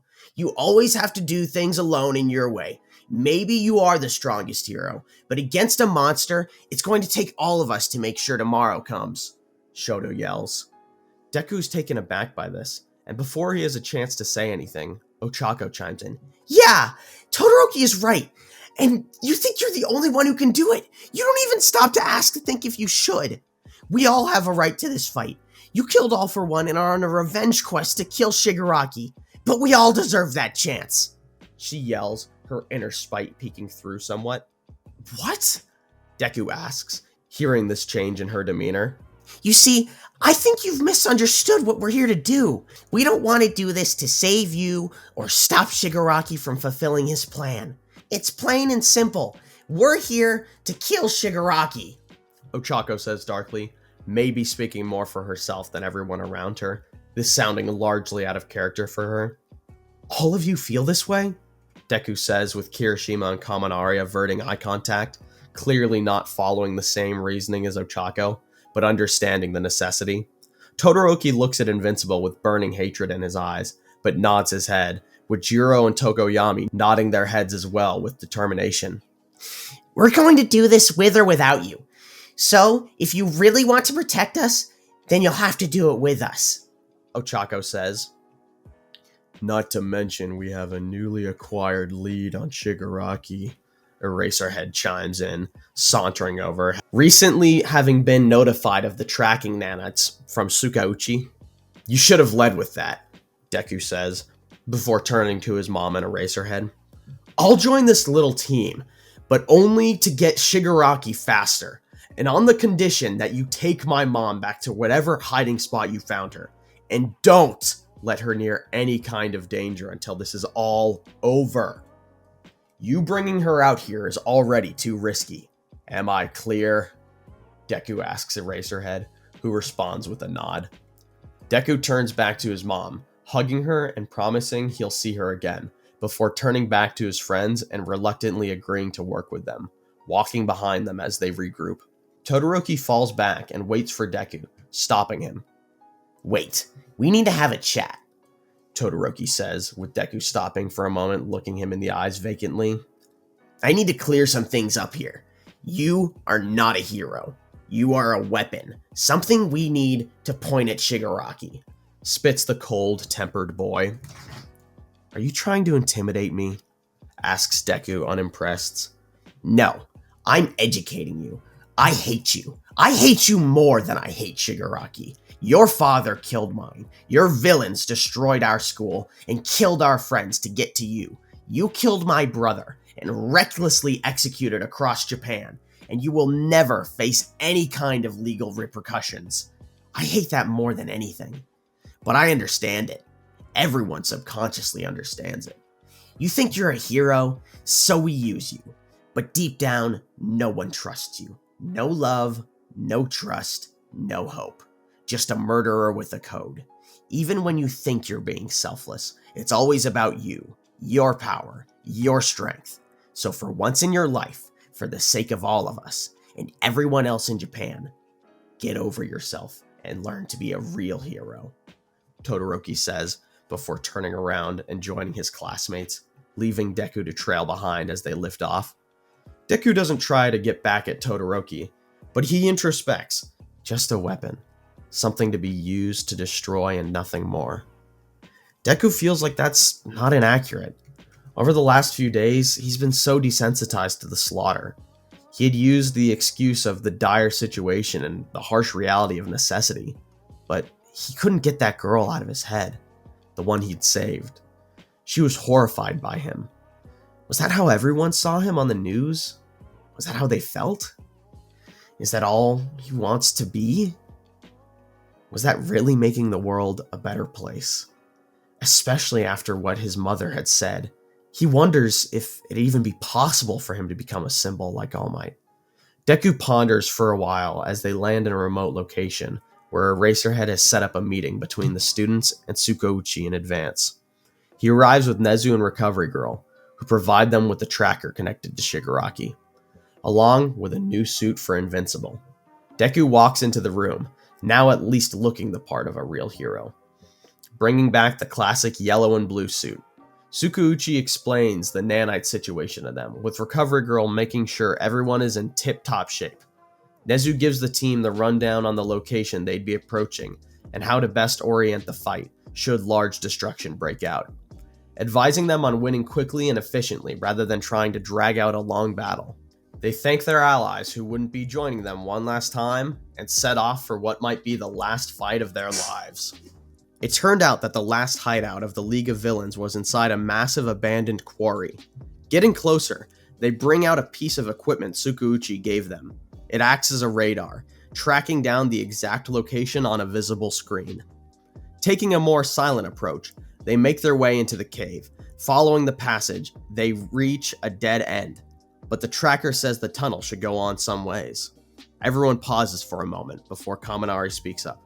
There's a lot of electricity running behind this wall. I can feel it, Kaminari says. This must be a door, says Todoroki. Then open sesame, replies Invincible, before digging his hands into the door, the metal made to look like rock warping around his hand as he does so. He easily forces the door aside, and behind it lies a darkly lit hallway, which they follow to a room. The base is clearly a smaller outpost, not meant to act as a full-time base of operations. There seems to be this room and then another in the back, but not some insane labyrinth of tunnels like the Shiha Saikai. The room they find themselves in has wires haphazardly running across the floors. There are some pieces of machinery emitting a low purple light in the corners of the room, but the main source of light was the giant computer monitor connected up with all of the snake-like wires running across the floor. The heroes stand silently inspecting the room as a small man comes out from the back, clearly not having heard their entrance. As he walks out, he makes eye contact with Kirishima. It's Dr. Uchiko. And the second he realizes the danger he's in, he tries to make a break for it to the back room. Hey! Yells out Kirishima, getting the attention of all the students. Kaminari is the first one to react, zipping over and shoulder checking the older man with an electric sizzle. The doctor crashes into the wall of the facility, and not being much of a fighter, now stands at the mercy of these heroes. Where is Shigaraki? Questions Invincible as he lifts the old man off the ground by his collar. He's not here, I promise, says the horrified doctor, well aware of what Invincible was capable of. Liar! We tracked him to this location! Where is he hiding? Deku further intimidates. However, Jiro, who had been the one holding the tracking device, finds herself standing next to a trash can, completely filled with bloody rags, which seem to be what's pinging the device. Actually, I think the doc might be telling the truth. This is where the tracker leads, Jiro says, gesturing to the bloody rags. How could they have removed a nanite tracker in his bloodstream? Asks Tokoyami before the doctor starts to laugh. What's so funny? How did you remove the tracker? Asks Deku, bringing the doctor's face closer to his. Remove the tracker? We didn't even know there was a tracker. You said it was a nanite solution shot into his bloodstream? It must have been during the Stars and Stripes fight. His body must have purged the tracker with only the residuals left on the blood rags being what you tracked here. Truthfully, Shigaraki was out looking for you, Invincible, but I guess he won't be finding you. The doctor teases. So then this was all completely useless?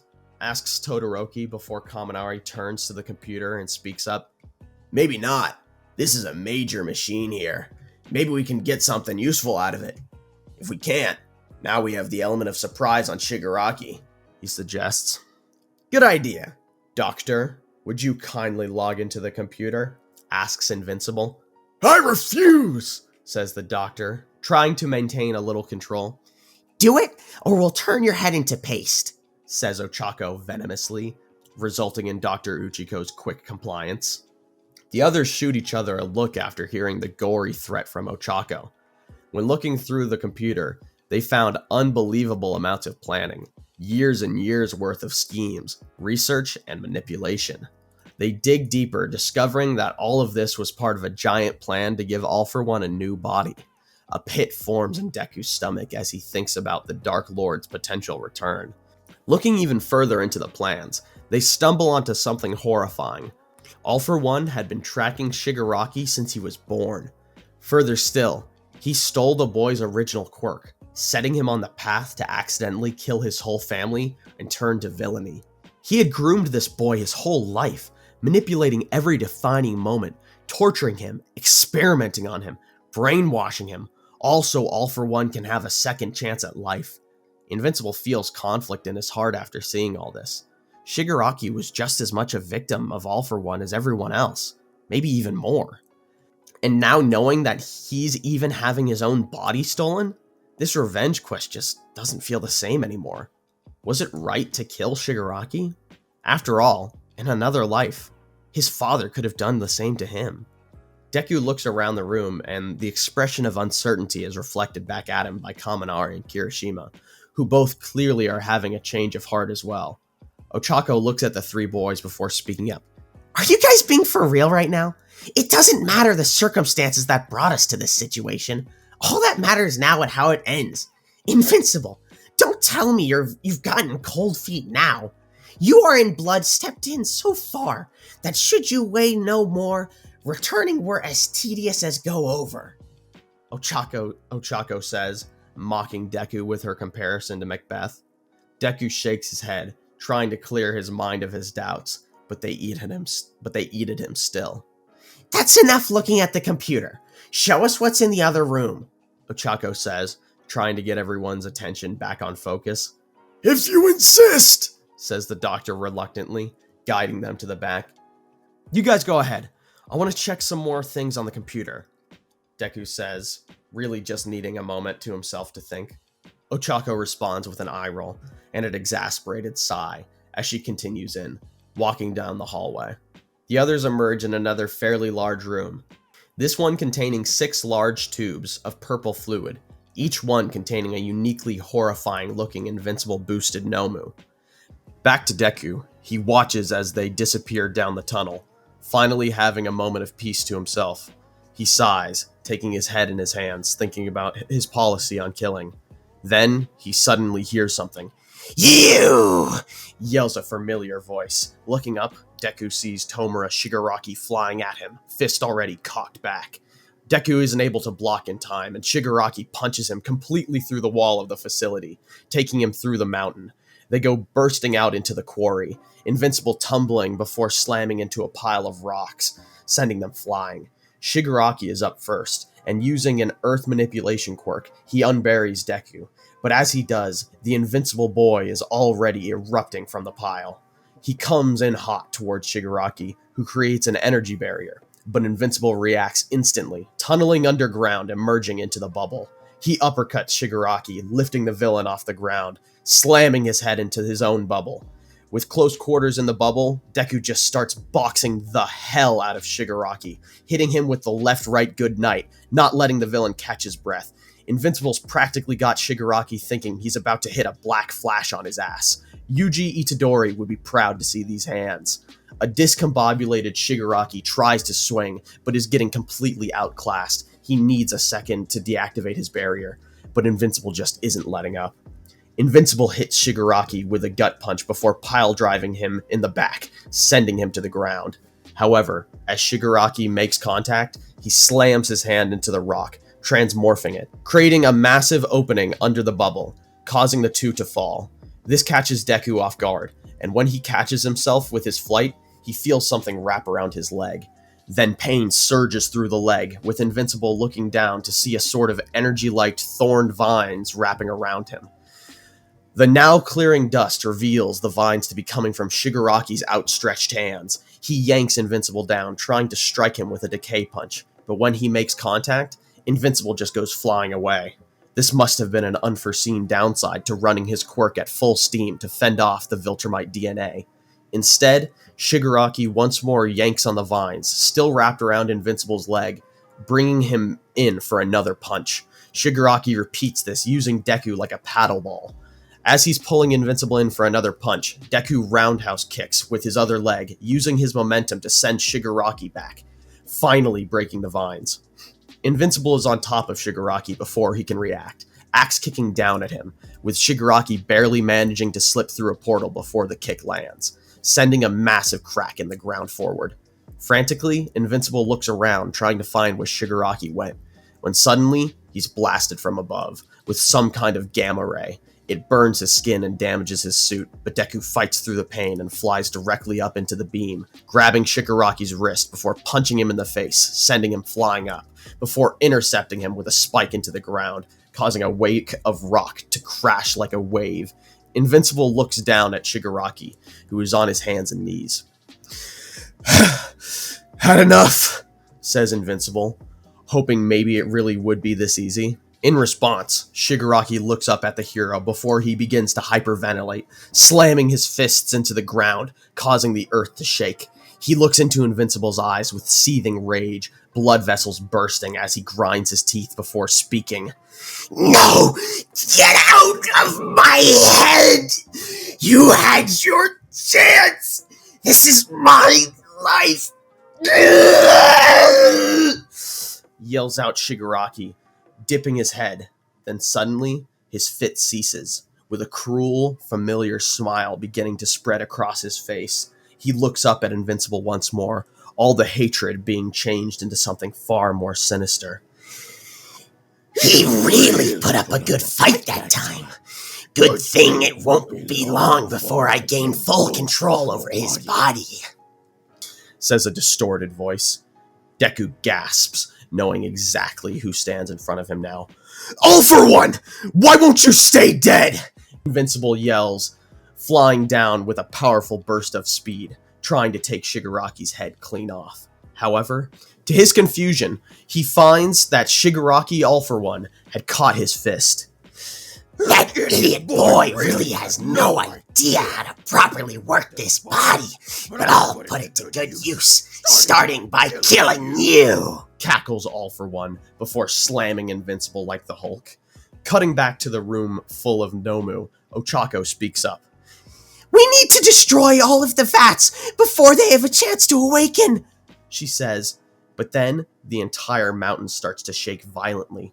In the confusion, Dr. Uchiko runs over to a big red button, slamming it down. Suddenly, all of the Nomu emerge from their vats, instantly tuning in on Shigaraki telepathically, bursting out and quickly following after the villain. "What did you just do?" asks Tokoyami as he intimidates the doctor with Dark Shadow. "It's not what I did! It's what Shigaraki did!"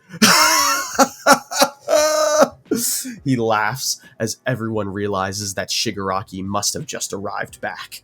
Either way, they had the fight they were looking for, and if they were lucky, Shigaraki only knew about Invincible. They make their way out of the main room, only to find the hole that was made by Invincible and Tomura. Cutting back to Invincible, he manages to separate himself from Shigaraki, wrenching the villain's arm by his wrist and flinging him down into the rocky earth. But before he can react, Deku is blindsided by a Nomu, digging sharp blades into his back before slamming him into the ground. The rest of the Nomu land behind the recovering Shigaraki, with the one that attacked Invincible landing last. "All alone, are we? Jealous of my new friends?" Asks a warped Shigaraki and All for One voice. Not particularly. On either count, says Deku, and on cue, all of the villains are forced to their hands and knees as the gravity around them increases immensely. Ochako flies in above Invincible, looking down at the villains, her hair lifting up like the terrible tornado. Then the sky starts to crackle and light up with thunder, as a ginormous lightning bolt comes down from the sky, striking the downed villains. Then a smaller bolt strikes next to Deku, with Kaminari appearing beside him. Then, before the villains are able to recover, they're hit with a concussive sound blast, with Jiro being dropped off by Tokoyami, who begins to grow in size, looming over the battlefield. Kirishima crashes down from the sky like a meteor seconds later, having jumped from Tokoyami's arms while he was still flying. Then for miles around them, a giant ice wall forms, encircling everyone. Fire rains down from the sky onto the villains, and Todoroki walks up from behind Tokoyami. Now, all the heroes and villains stand opposed, with the villains quickly having recovered from the attacks. One of them begins to grow massive in size, matching Tokoyami. After a beat of anticipation, at the drop of a hat, they rush at each other. Invincible and Shigaraki collide first, with Shigaraki winning the power struggle and pushing Deku back, separating him from his friends in the Nomu. Deku forces their trajectory towards the ground, using the villain's momentum against him, before flipping Shigaraki over his head. Using both feet, as they're about to make contact with the ground, Deku kicks Shigaraki into the stomach, smashing the villain into the earth. In the next instant, Shigaraki had launched black jutting tendrils out from all over his body like moonfish, but with an eerie red cracking running down the blades.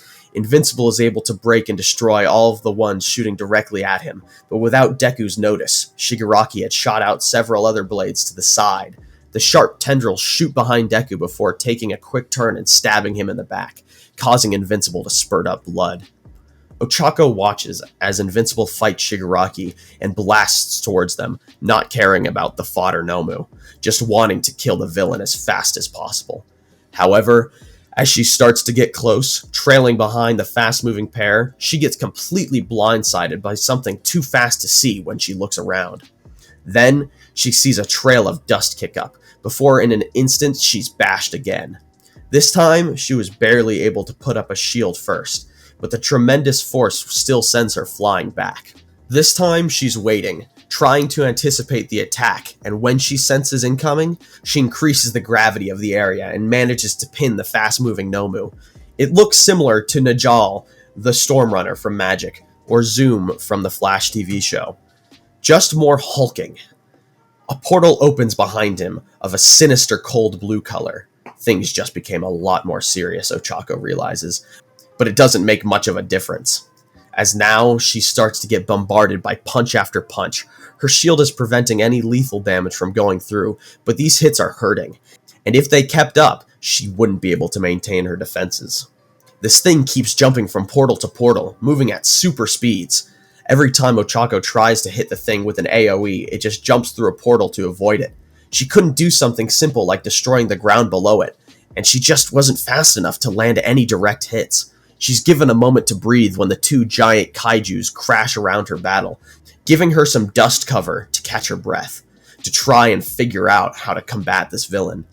Following the kaijus as they crash through the quarry, Tokoyami and the beast seem to be in a stalemate, their strength evenly matched. They crash to and fro, causing massive damage to their surroundings. They pass by an airborne Nomu, the one that had stabbed Invincible. This one was seemingly just flying over the battle, launching knives down at the heroes to distract them, but not actually contributing any damage. Jiro, who had been running through the battle, blasting the Nomu with the painful frequency to Viltrumites, acting as support for her more powerful friends, notices the bird and starts to wonder. How were the Nomu so in sync? How could they be following Shigaraki's orders without any vocal commands? That thing must have been some kind of radio for the Nomu. She had to destroy it. So she calls into Todoroki, who is struggling with his own perilous battle against a Nomu that could freely change its state of matter, making it immune to heat or cold-based attacks. Jiro calls in for him to make a giant ramp of ice, but he's a little occupied. He tells her that if she wants help, then she's gonna need to give him an assist to give him time. That's all he's able to say before he has to lock back into the fight. So far, the Nomu is being very reactive, waiting for Todoroki to throw out an attack before countering it. It's then that Jiro arrives on the scene, dashing in and blasting the Nomu with a concussive blast from behind while it was in liquid form, causing a small marble-like thing to go flying out. Almost instantly, the Nomu reforms around the object, but then gets blasted by the painful frequency. This gives Todoroki enough time to make the ice pillar.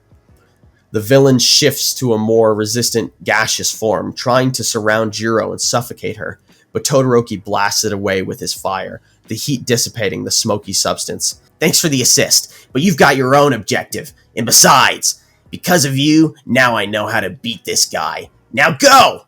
Yells Todoroki as the Nomu comes back at him once more. The hits are starting to add up, with Todoroki feeling like his insides are being liquefied. He recalls Kurogiri and how he had a physical body inside of his smoky facade. Maybe the marble was something similar. Todoroki forms a plan and now just needs to wait for the right opportunity. Full neutral Jing. He waits for the Nomu to take on its physical form, and right as it's about to attack, Todoroki blasts it with fire. The Nomu instantly changes to its liquid form, but then it gets hit with something unexpected. Todoroki claps his hands together, using both his fire and ice, creating a massive pressure wave from the temperature difference, reverberating through the creature's liquid form. The concussive blast sends the marble flying out, which the Nomu chases after instantly, turning its back to Todoroki, a fatal mistake. The instant the Nomu turns around, it gets frozen in a massive block of ice, the marble rolling on the ground still. It begins to change into its hot gaseous form, quickly melting through the ice. However, when it gets free, it comes face to face with Todoroki, who stood there holding the marble in his hand. The Nobu lunges for him, but in an instant, he crushes the bead in his hand, the brittle glass-like substance crumbling away. The moment that the marble cracks, the Nomu's form completely dissipates, becoming a puddle of water on the ground. Todoroki collapses, taking a breather. Now, we cut to Jiro, who is now using her concussive sound blast to propel herself up the ice ramp. She only had one shot at this, so she needed to make it count. She continues to pick up speed until she launches off into the air. She can see the Nomu. She's headed straight for it. But at the last moment, it sees her and tries to move. She misses its back, but manages to use her concussive blast to propel herself just a little bit through the air and grab onto its clawed foot. Instantly, knives shoot out from the wings, but it isn't able to reach her. Maybe it was a good thing she didn't land on its back. She then starts blasting the thing with the frequency, causing it to begin to fall out of the sky. She manages to hold on, making sure to use the Nomu to brace her landing. They crash into the ground, and the Nomu is dead on impact. Thank God. She thinks to herself, before collapsing from the pain of the fall, not having come out unscathed. Invincible and Shigaraki crash near her, sending a blast that sends her flying, but not damaged. The two are completely tearing this place down, with many of the ice walls already having been destroyed. Shigaraki takes note that this weak girl somehow managed to take out his invincible-juiced Nomu. The last psychic message it sent out was, "The noise! The ungodly noise! It's too painful!" The sound was somehow transmitted telepathically, like the Nomu was in so much pain that the only thing it could focus on was the frequency itself. The pair go jettisoning once more, with Shigaraki on the offensive, flying past Kaminari, who was having an extremely difficult time with a Nomu made of liquid metal.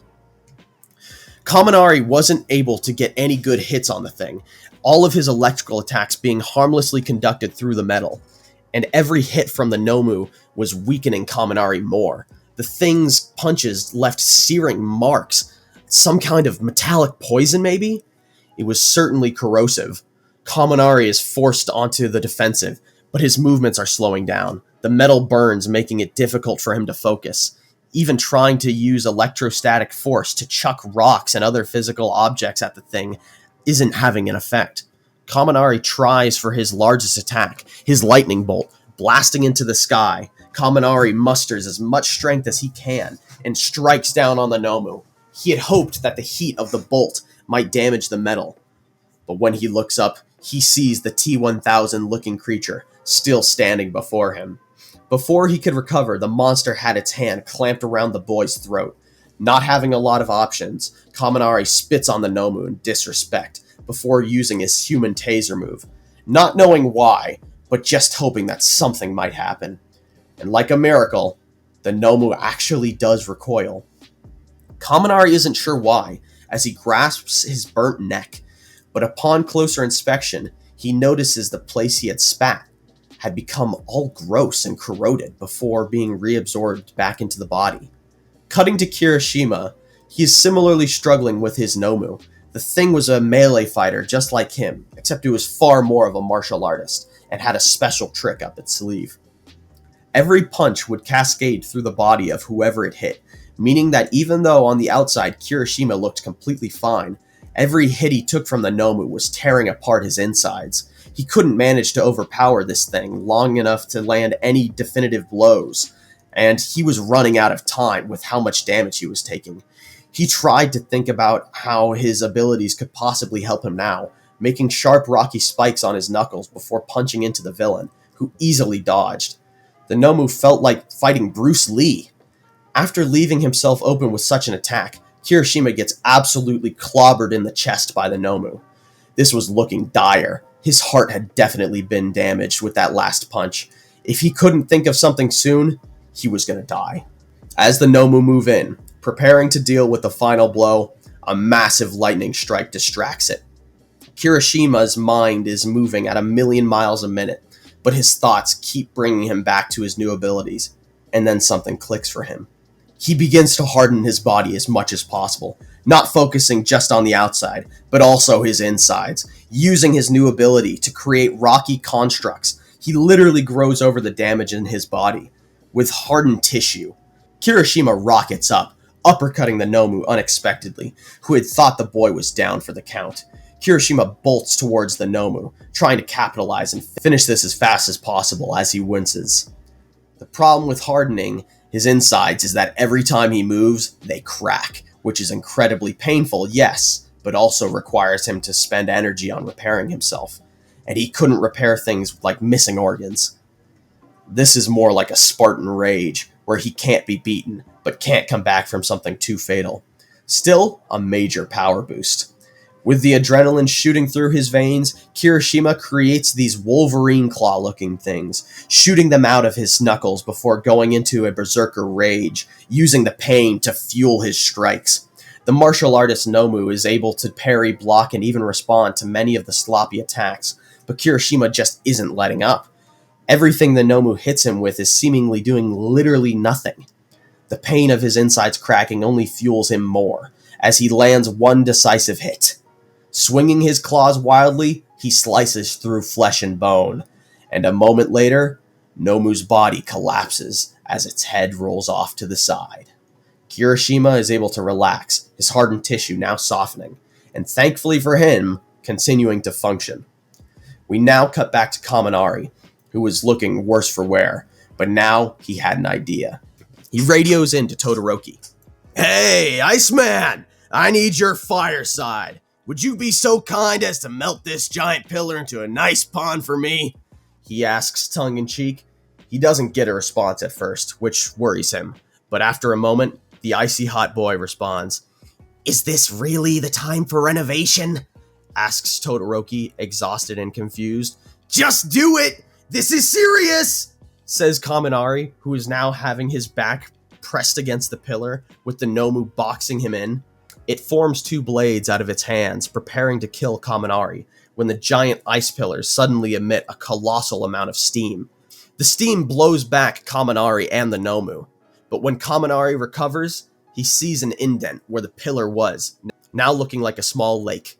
"Thanks," Kaminari says through the radio, to which he gets an "uh-huh" from Todoroki before hearing him collapse. The Nomu recovers and is instantly trying to put the pressure back on, with Kaminari backing up into the water, like he was being forced to. The Nomu follows Kaminari, completely unfazed by the water. Once in deep enough, Kaminari lets out his maximum output, instantly causing the water to bubble up. At first, the Nomu looks unconcerned, until it realizes it can't walk anymore. It looks down and sees that its entire body that was submerged underwater had completely corroded into a solid. Even mid-step, it was able to harden him, putting him off balance and causing him to fall into the water, now fully solidifying. Kaminari just crawls out of the water, his skin pretty damaged from the poison of the Nomu, which actually seemed to be going away. It wasn't really the focus of his attention anyway, since he pretty much just boiled himself alive for a bit. Maybe he got lucky and the poison was the kind that breaks down under heat. Either way, he needed to take a minute. Now we cut to Ochako once more, who wasn't having much luck. She just couldn't seem to pin this thing down. If she could get her hands on it for even 1 second, it would be over. But it was just too mobile. As the pain starts to take her mind towards her memories, she recalls her moments of desperation in the past, how she was able to dig deep down within herself to survive. This couldn't be her end, not after everything she'd been through. She remembered when she had fought All for One, how time seemed to slow down for her. She had just thought it was adrenaline, but now, in her most desperate moment, she had to believe it was something else. Focusing on that feeling, she drops her defenses for a moment, wholly looking inward, trying to replicate that feeling. And when she found it, she held onto it for dear life. Opening her eyes to see what would have been a fatal punch to her head, moving in slow motion towards her. She couldn't move her body, her muscles were too slow, but using her powers, she manipulated her body to move fast enough. She's able to just barely move out of the way in time. Now things are starting to make sense to her. She had always heard that time was relative, but now she understood it fully. When she intensified the gravity around her in a particular way, her relative experience of time changes, allowing her to perceive things in slow motion. The Nomu is caught off guard by her speed and retreats into a portal immediately, but Ochako is now calm. Her focus has returned to her, and with it, so has her confidence. She waits, just needing one opportunity.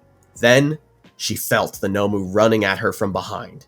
The slight gust of wind on the back of her neck was enough for her. Once again, she sees it moving in slow motion as she turns around. And in a moment, she reaches her hand out and forms a fist, completely liquefying the Nomu before it even knew what hit him. She's feeling worn down, but still motivated.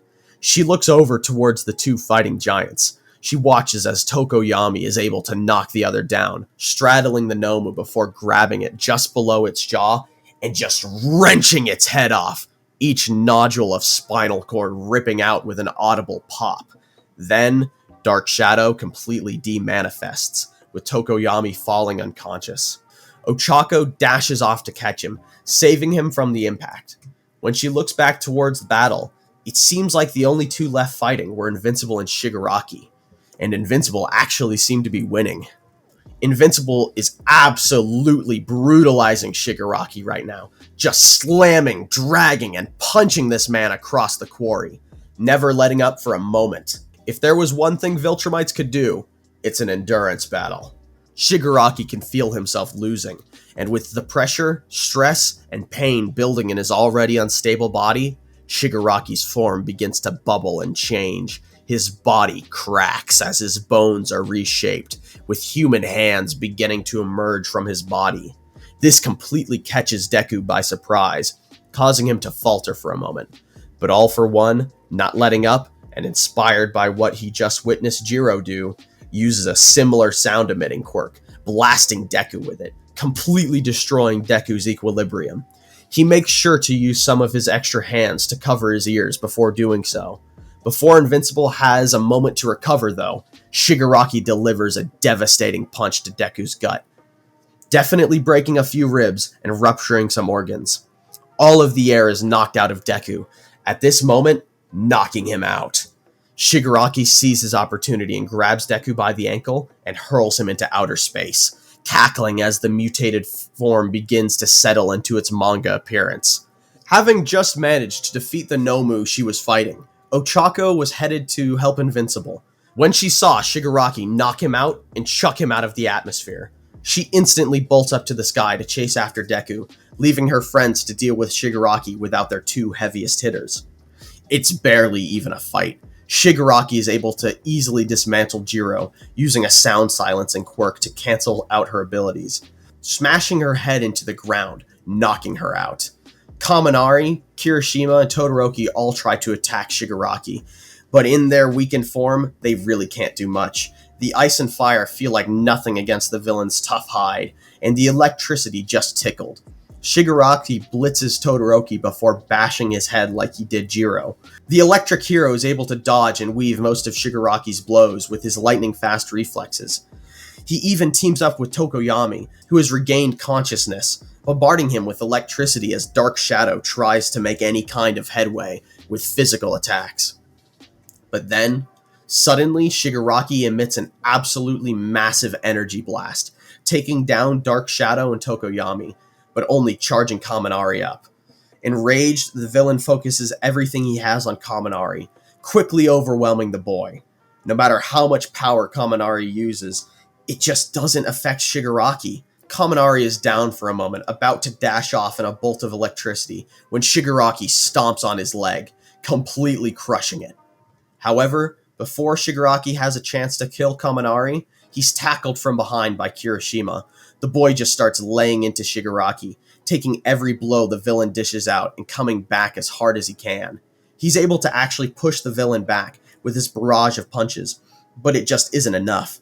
And slowly but surely, he isn't able to take the villain's punches. His healing starts to slow down, and his punches are no longer hitting as hard. Soon enough, even Kirishima falls to Shigaraki. The villain gripping the boy by his throat, holding him off the ground. Shigaraki stands over the defeated heroes, taking a moment to gloat before sealing his victory.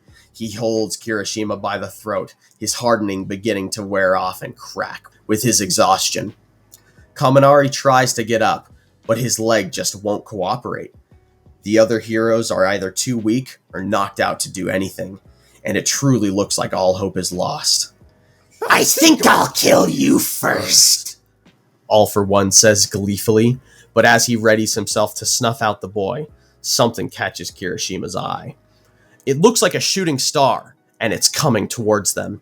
Then it clicks before he speaks. I wouldn't be so confident! Kirishima is able to choke out before the confused All for One hears a massive crash behind him and an immense force push him violently. This makes him drop Kirishima, but none of the students are hit. As All for One gets up, he sees just the two people he wanted to see least in the entire world. There stands Ochako, in a crater of her own making, holding the still limp Invincible in her arms. With sheer rage, Shigaraki lunges at Ochako, but she's way ahead of him. She slams into him, using her abilities to take him with her, away from her friends. Kirishima gets up first, watching the pair fight. It's a spectacle to be sure, but it's not what he's focused on right now. He makes his way over to Invincible and tries to wake him up, when he makes a horrifying realization. He has no pulse! Kirishima yells out to nobody in particular, panicking. Not knowing what else to do, he starts giving him chest compressions, just trying to get his blood flowing, doing CPR in the desperate hope Deku would revive. He stays doing this for several minutes. As he's doing so, the fight between Ochako and Shigaraki rages on. She's throwing absolutely everything at him, tearing up the earth, using projectiles all over the place, trying to never give a chance to breathe. But she isn't doing any real damage. Sure, she was hurting him, and maybe if she could keep this up forever, he'd eventually get exhausted. But she couldn't. It's then that in a moment Ochako has to take to breathe, that All for One erupts from her gravity storm.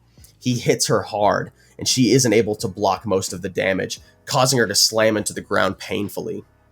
Cutting back to Kirishima, he's beginning to lose hope. Seeing Ochako now on the losing side, he knows she's only buying them time, and that she can't do it alone. But with Invincible dead, so were they. It's then that Kaminari is able to drag himself over to Invincible, having heard Kirishima's cry earlier. Move! This is the last of what I've got! Yells Kaminari as he slams his hands down onto Deku's chest, acting as a defibrillator. Cutting back to Ochako, she puts her hand out in front of her as All for One lands, intensifying the gravity on him as much as she can. She's completely out of breath, If she could just get some time to regroup, she could fight on, but things aren't looking good as Shigaraki powers through, now standing over her. She looks into his eyes, rage and willpower pouring from hers. If this is how she died, then she'd die strong. All for One raises his hands above his head, the intense gravity slowing him down. Just as he's about to bring his fist down on Ochako's head, he hears a thumping crack. It distracts him slightly, but then he focuses back in, before another crack. This one was louder. Then, another one. They were rhythmic now, and getting closer. All for One lowers his hands before turning around, only to see none other than Invincible! Each one of his steps cracking the ground and creating a mini crater under Ochako's intensified gravity. Unable to move quickly, the two lumber towards each other like giants, and when they meet, Invincible lands the first blow, then the next, then the next. He's just beating the taste out of All for One's mouth before hitting him with such a thunderous uppercut that it sends him out of the intensified gravity. Ochako lets up, able to catch her breath now, with Invincible standing over her before collapsing. Ochako sees that Shigaraki is coming, and with the energy she was able to recoup, she thrusts her flat palm out, and instead of sending Shigaraki back, she splits the earth, creating a massive ravine over a mile wide. This gives her and Deku some time to catch their breath, regrouping with their recovering classmates. They were beaten badly, but all still alive. Deku can feel himself getting stronger with every breath of air, his cells oxygenating once more. He looks at all his friends, every one of them having given their all. He thought he had been doing the same, but in reality, all he had succeeded in doing was scaring the public and fueling his own vengeful desires. He had been carrying an aggression and a chip on his shoulder, and he thought it had made him stronger, a more effective hero. But he can see now that he's never been weaker. He has to save his friends. He's fighting for them. It's not about him or how much he hates Shigaraki. Turning to a recovering Ochako, Deku sees she's a lot more resilient than he thought. "You saved me," he says plainly. Yeah! You know they threw you into outer space. Ochako replies, exhausted and catching her breath, but now back on her feet. "How did you save me?" questions Izuku. I guess I can go into outer space if I bring some oxygen with me, she replies. "Okay, how much longer before you think you can pull off a stunt like that again?" Deku says, now feeling the rumbling in the ground as a ginormous land bridge suddenly shoots across the divide. Shigaraki had clearly taken his breather and was ready to move in. I don't think I have a choice anymore, Ochako says, readying herself. "Actually, I think you do. Just make a bubble around you and the others. I'll take the fight as far as I can, and when I'm far enough, follow," Invincible says, as he begins to limp towards the land bridge. Deku, no! He'll just use that noise again! Uraraka yells, reaching out to him, but Deku just turns around and determined says, "Then I guess I'll just have to move faster than the speed of sound," before turning back towards the bridge. Ochako reluctantly forms the barrier, but readies herself for the worst. Sensing her fear, Deku turns around once again, this time smiling for the first time in a long time, and saying, "And besides, there's nothing to worry about. After all, I'm invincible," he says confidently. As Deku walks, he can see Shigaraki casually walking down the bridge. He's taking in the theatrics of it all, knowing the heroes have no other choice than to fight it. They'll be at the end of the ravine, he's sure of it. And a smile forms across his peeling face as he sees the limping Invincible. Deku continues to walk, dragging his leg behind him, thinking about his friends and everything they've done, every step becoming more determined. His pace quickens with each pound of foot to earth, his heartbeat increasing. He thinks about his mother, who would be completely helpless if they couldn't stop Shigaraki. He thinks about how all of Japan, and maybe the world, were in danger because of Tomura, and how all of that power came from Viltrumite DNA. His limping jog turns into a run, then a sprint. His focus and will have never been more refined and potent. He doesn't care if it takes all the strength he'll ever have for the rest of his life. He won't let Shigaraki past him. and suddenly his feet lift off the ground, his other injured leg hanging barely above the earth. Then boom! He erupts in speed, the first sonic boom rattling the air, then the next. The land bridge is shredded beneath him, and yet he still increases his speed. The sheer acceleration and velocity are incredible, as a tidal wave far taller than the ravine's original depth, made of rock and shredded earth, is completely pulled and led by a comparatively tiny speck in front of it. In an instant, Deku is on top of Shigaraki, with the tidal wave of earth approaching ominously. As promised, moving faster than the speed of sound, Deku punches Shigaraki's head into the ground, before grabbing him by the wrist, and windmill slamming him into the ground over and over. Shigaraki grows a new arm out of his side and aims for Invincible's head, but Deku weaves it, moving forward and bashing his elbow into Shigaraki's face, slamming him into the ground once more. Shigaraki responds with a barrage, and Deku takes several hard hits, but comes back, punching Shigaraki in the stomach so hard he vomits blood. He grabs the villain by his flesh, sending him flying into the sky, ripping skin as he does so. Then, not only using all of his flight speed capabilities, but also using the full force of his legs, he pushes off the ground, intercepting Shigaraki and punching him upwards still, in the classic Superman double punch. He repeats this, taking a deep breath before leaving the atmosphere. At this point, they're moving so fast that if they were on Earth, nuclear explosions would be caused from the atoms condensing then fusing. Then, in an instant, a white mass appears behind Shigaraki, which he crashes into. He'd been punched into the moon, causing an absolutely enormous crater to form miles across, which had similarly also been left behind when Deku launched to the moon. Cutting back to Ochako, she watches as all of what just happened takes place in the span of a second or so. Her eyes track the trail of destruction created by Invincible as the earth shakes. Then, an absolutely enormous shockwave propagates past her, before she sees the ripple in the earth, as if miles of solid rock and dirt, held together with thousands of years of compacting and tree roots strong enough to stop a truck, were just a pool that someone cannonballed into. The sky rains down rubble. The shockwave and debris push against her shield, but it holds. And when she releases it, for miles all around, the earth is flat. And when looking up at the moon, Ochako sees the enormous crater form, now understanding what Invincible was asking for earlier. She steels herself before leaving her friends. She takes a massive amount of air with her when she goes, speeding herself up as fast as she can. It'll still be a little before she can make it to the moon. Now, back to Invincible once more. He and Shigaraki were tearing up the moon, moving all across its surface. Deku does a similar maneuver to Serious Table Flip from One Punch Man, just on a slightly smaller scale, ripping up about the size of a mountain's worth of the dark side of the moon. The debris sends Shigaraki flying. The villain is completely out of his element here. Sure, he had quirks that could help him in space, but right now, his Viltrumite enhancements were doing all the heavy work, and Invincible was clearly much more comfortable in this kind of environment. Many of Shigaraki's offensive quirks are completely useless out here, forcing him to use basic melee quirks.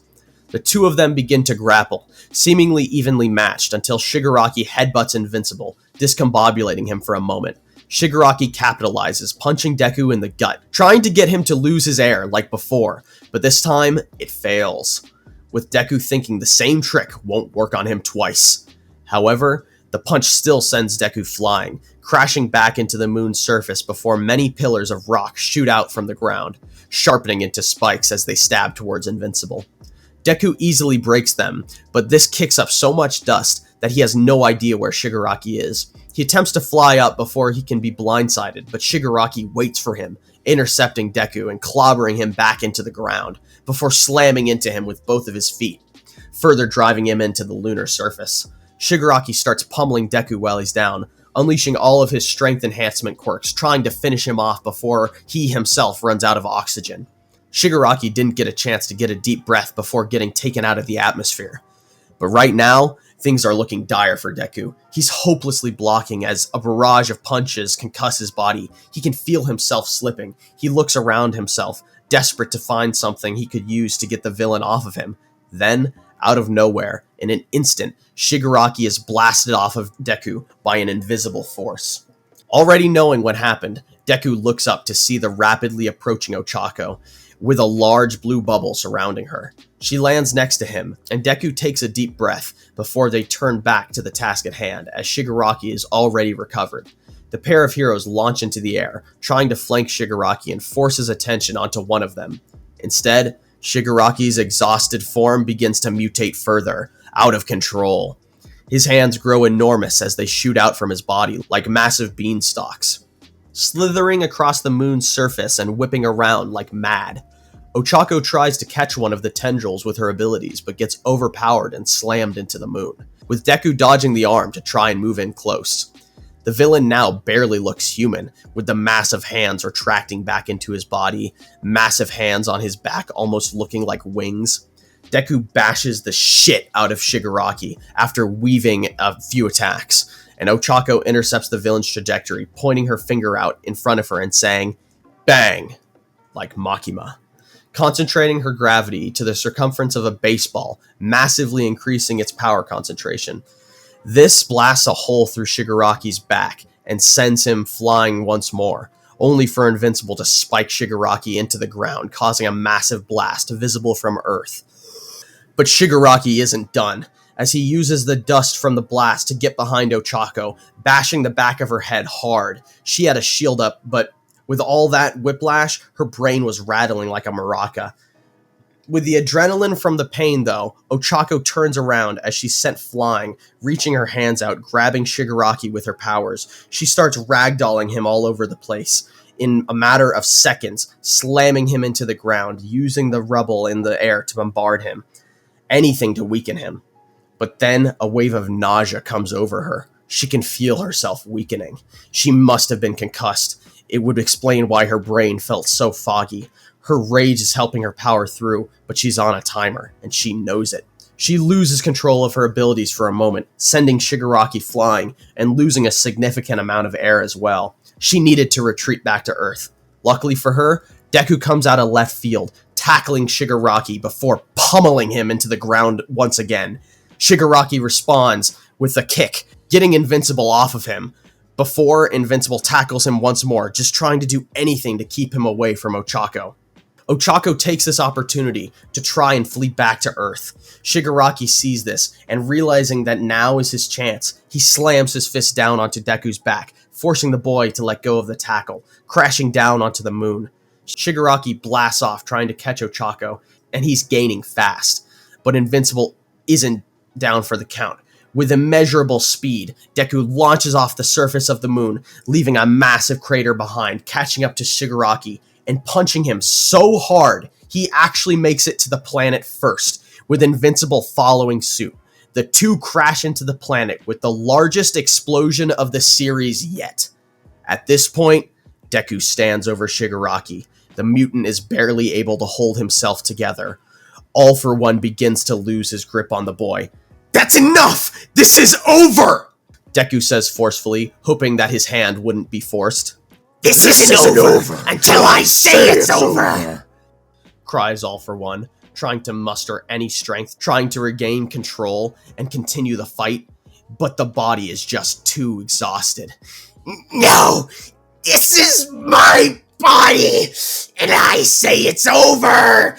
Yells out Shigaraki, clawing for control over his body. "Yes, Shigaraki, take your body back! You don't have to obey him!" Deku yells, trying to motivate the villain to retake his body and purge the demon. You shut the hell up! I don't take orders from anyone anymore! No one controls me! The villain yells as he continues to writhe. It's then that his quirk starts to go crazy. It's responding to his enormous emotions and pure willpower. Shigaraki is able to literally purge his blood of both All for One's quirk and the Viltrumite DNA. His mutations, discoloration, and extra appendages disappear and decay off of him. He pants exhausted before looking up at Invincible. Smiling, he speaks. So this is the part where you kill me. So be it. I'll have died free, says Shigaraki willfully, before collapsing, unconscious from his overexertion. And with that, the day had been saved. Or at least, that's how it seemed, when behind Deku, he hears a crash. Looking behind him, he sees Ochako had made it back to Earth, though not unscathed. She held the side of her head as crimson blood oozed from an open wound on her head. At this point, the other students had made their way over, Kirishima helping Kaminari walk, but prepared for a fight. Weakened as they were grateful to see the defeated villain below their friends. It's then that something seems to perturb Ochako as she looks at Invincible. What are you waiting for? Finish it! Yells Ochako, spitting as she yells. Her rage is apparent to Invincible, standing just above the unconscious Shigaraki. Deku stares down at the defeated villain, weighing his options, before looking up at Ochako sympathetically. What's wrong? Kill him! She says, her anger rising with her volume. No, Deku says as he looks her in the eyes. No!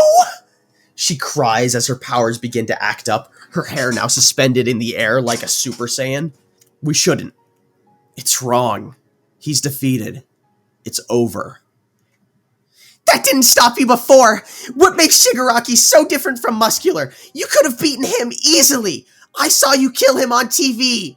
She yells, inching closer to Invincible, who now stands in between her and Shigaraki. You're right. I shouldn't have killed him. I killed so many people, and I can never take that back. It wasn't the right thing to do. It was just an excuse to cut loose. I can't let you make the same mistake. That's rich! So, because you're all enlightened now, you get to decide how everyone else gets to act? Reminds me of your father. The whole holier-than-thou bull, she hisses. No, I'm choosing to give Shigaraki the freedom to take a different path in life. He was groomed by All For One his whole life to become his successor. Tomura Shigaraki has never had the freedom to choose for himself. But maybe he can be rehabilitated. Maybe even become a hero someday. He's already taken the first step. He purged All For One's quirk and the Viltrumite DNA from his own blood. Doesn't that count for anything? Deku questions sympathetically. What the fuck is wrong with you? Of course not! He tried to kill so many of us, and because of his upbringing, he just gets a freebie? Get out of my way with this fairy tale bullshit! I'm the only one who cares about justice, she says, her powers flaring up even more. No, I could have just as easily become Shigaraki. My father could have raised me just like All For One did Tomura. Maybe he'll never change, but that doesn't mean he has to die. He deserves the same chances I had. What about All For One? You think he didn't have to die? All For One forced my hand. It was life or death. I didn't have a choice, and even still I regret it, he says earnestly. Exasperated and done with everyone's crap, Ochako decides to take matters into her own hands. Get out of my way before I make you! All For One never would have changed, and if you had turned out like Shigaraki, then I'd put you down just the same! She yells as she tries to push past Deku, her instability reaching a boiling point, but he remains firm. It's then that the others stand behind Deku. You all too? She questions angrily. What are we fighting for, if not hope? It's not our place to be judge, jury, and executioner, chimes in Tokoyami. Enough! Yells Uraraka as she uses her powers, shoving all her friends aside, all but Invincible, who resists. She intensifies her abilities. Her anger and detachment have never been higher. With her having used too much of her powers already, having so much unresolved trauma, and a massive concussion, she can't discern her wants from absolute truth, as her empathy is practically non-existent. Right now, all of her anger towards Shigaraki is being pointed towards Invincible, seeing him as the one thing stopping her from letting all her dead friends rest in peace, and in the way of true justice. She pushes harder still, and Invincible falters for just a moment, still being very injured and tired from the previous battle, and is instantly sent flying back incredibly far. Ochako falls to one knee for a second before getting up and walking towards Shigaraki, now extending her finger and pointing all her focus, rage, and vengeance into this blast. Seeing this, Kirishima recovers quickly and runs at Ochako, hardening before getting in between her and the villain.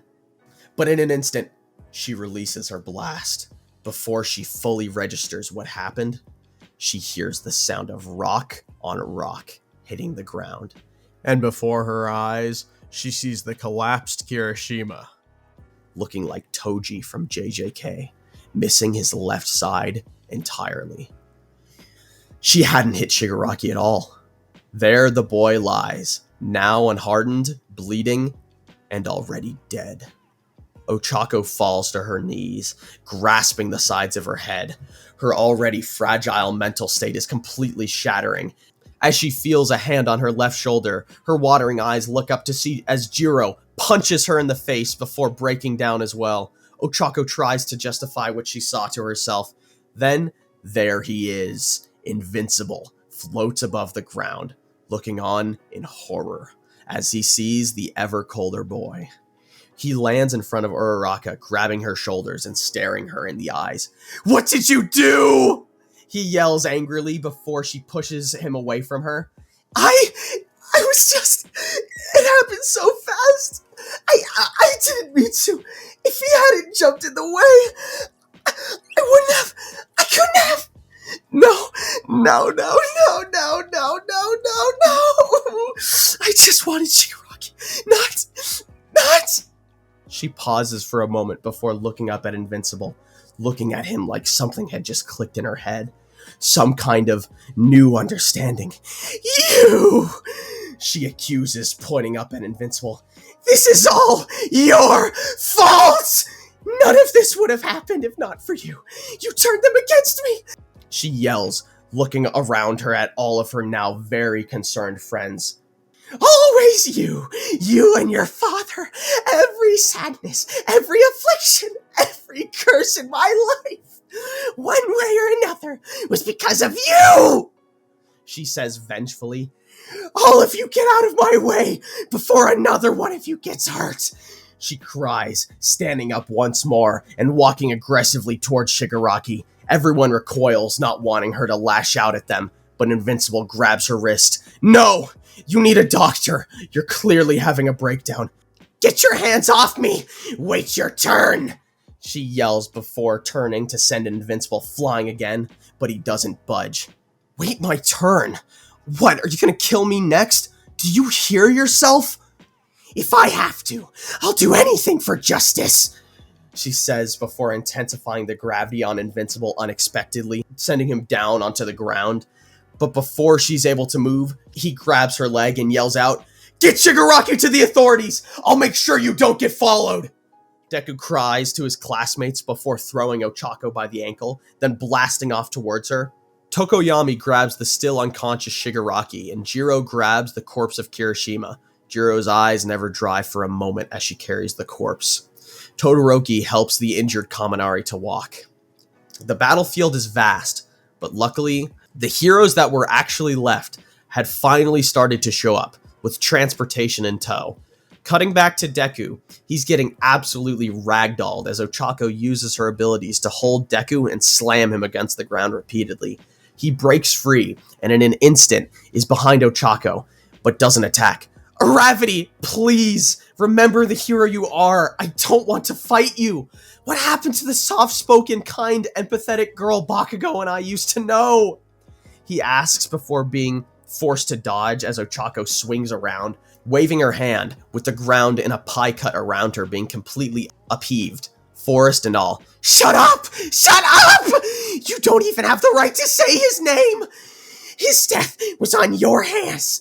Gravity was the name of a weak, naive girl. That pathetic, powerless girl died the day UA fell. Now, I'm something else. Someone who will never be powerless again. Someone who isn't obeisant to anyone. Someone who controls their own fate. I see through this dimension. I control gravity. I am Graviton!"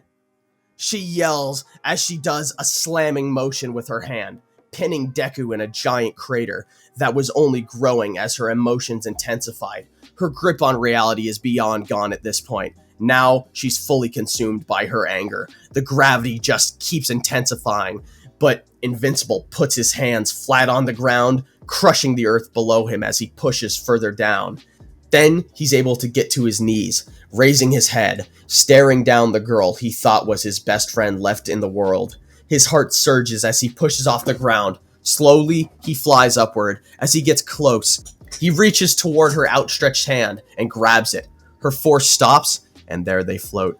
It's not too late, Ochako. You can stop. We don't have to do this. Shigaraki is long gone. I don't know where. Please, Ochako. I can't lose another person. It's too late, and like I said, Ochako is dead! Graviton is the only thing left. She says before erupting a gravitational pulse out of her, taking the off-guard Invincible by surprise. He recovers quickly, only to see Ochako fleeing. He blasts off in the same direction. Ochako looks back, seeing the rapidly approaching Invincible. Her heart begins racing, as she knows she needs to retreat. In her mind, all she can think about is being at home again, her old home, before all this crazy stuff happened. Invincible inches ever closer as Ochako tries to pick up speed. In her head now, she's never seen her house so vividly. And suddenly, she is gone. Instantly, Invincible stops, looking around him in a 360-degree view, realizing she had just disappeared. Deku furrows his brow angrily before yelling out in anguish, rage, and defeat.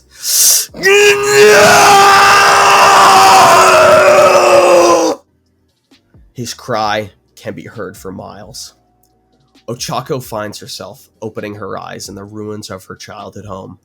It was a small apartment, but it was the place where all the best memories of her life had happened. She looks around, watching as 4 villains emerge from the rubble, clearly looters. They look up at the fleeing Ochako, confused where this girl came from. "Are you some kind of hero, girlie?" one of the crooks says gruffly. Get out of my home, she says casually to the invaders. "Or what?" one of them yells up to her indignantly. In response, she waves her hand over them, and in an instant, all 4 are completely wiped away, their remains looking like a shadow from a nuclear blast. I said get out, she says somewhat coyly as she cracks a smile before chuckling.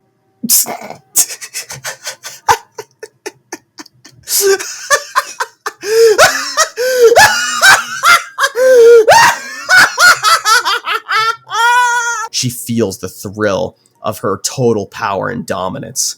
Then her mind drifts back to Shigaraki. He'll come soon enough, she thinks. And then Invincible.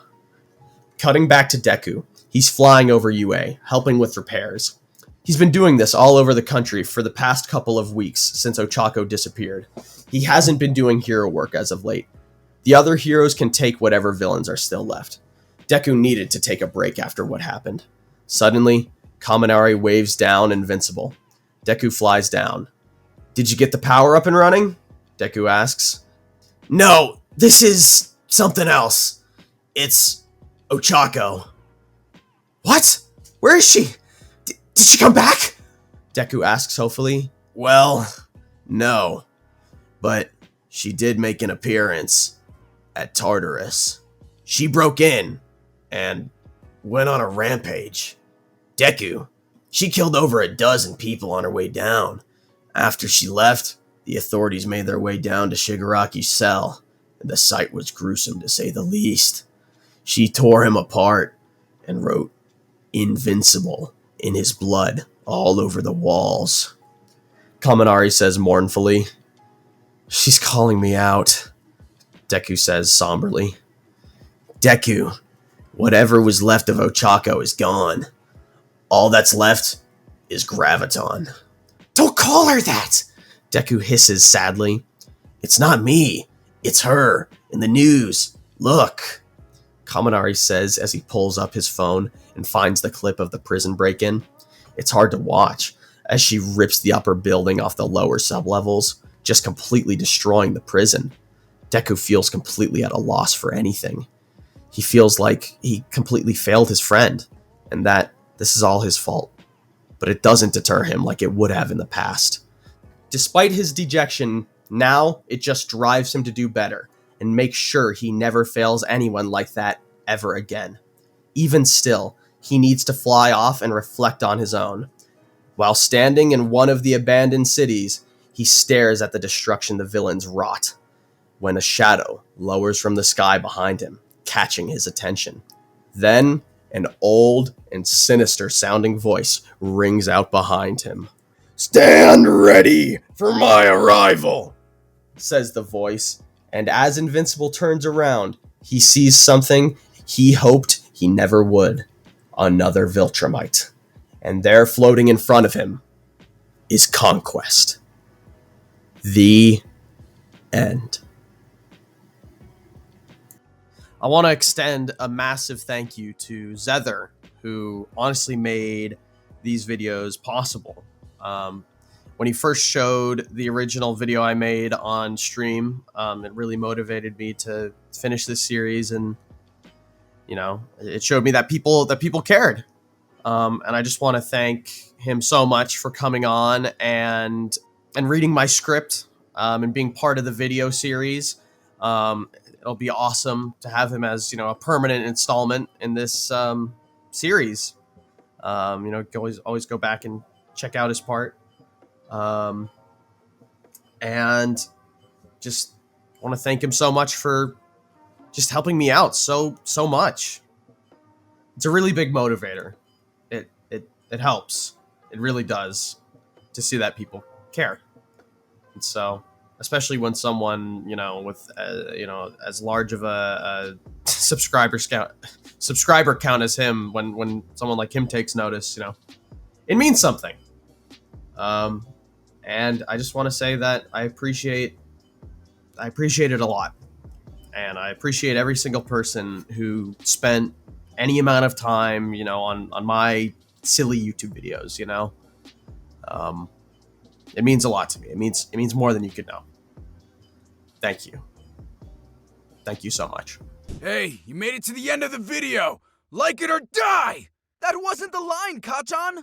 Whatever!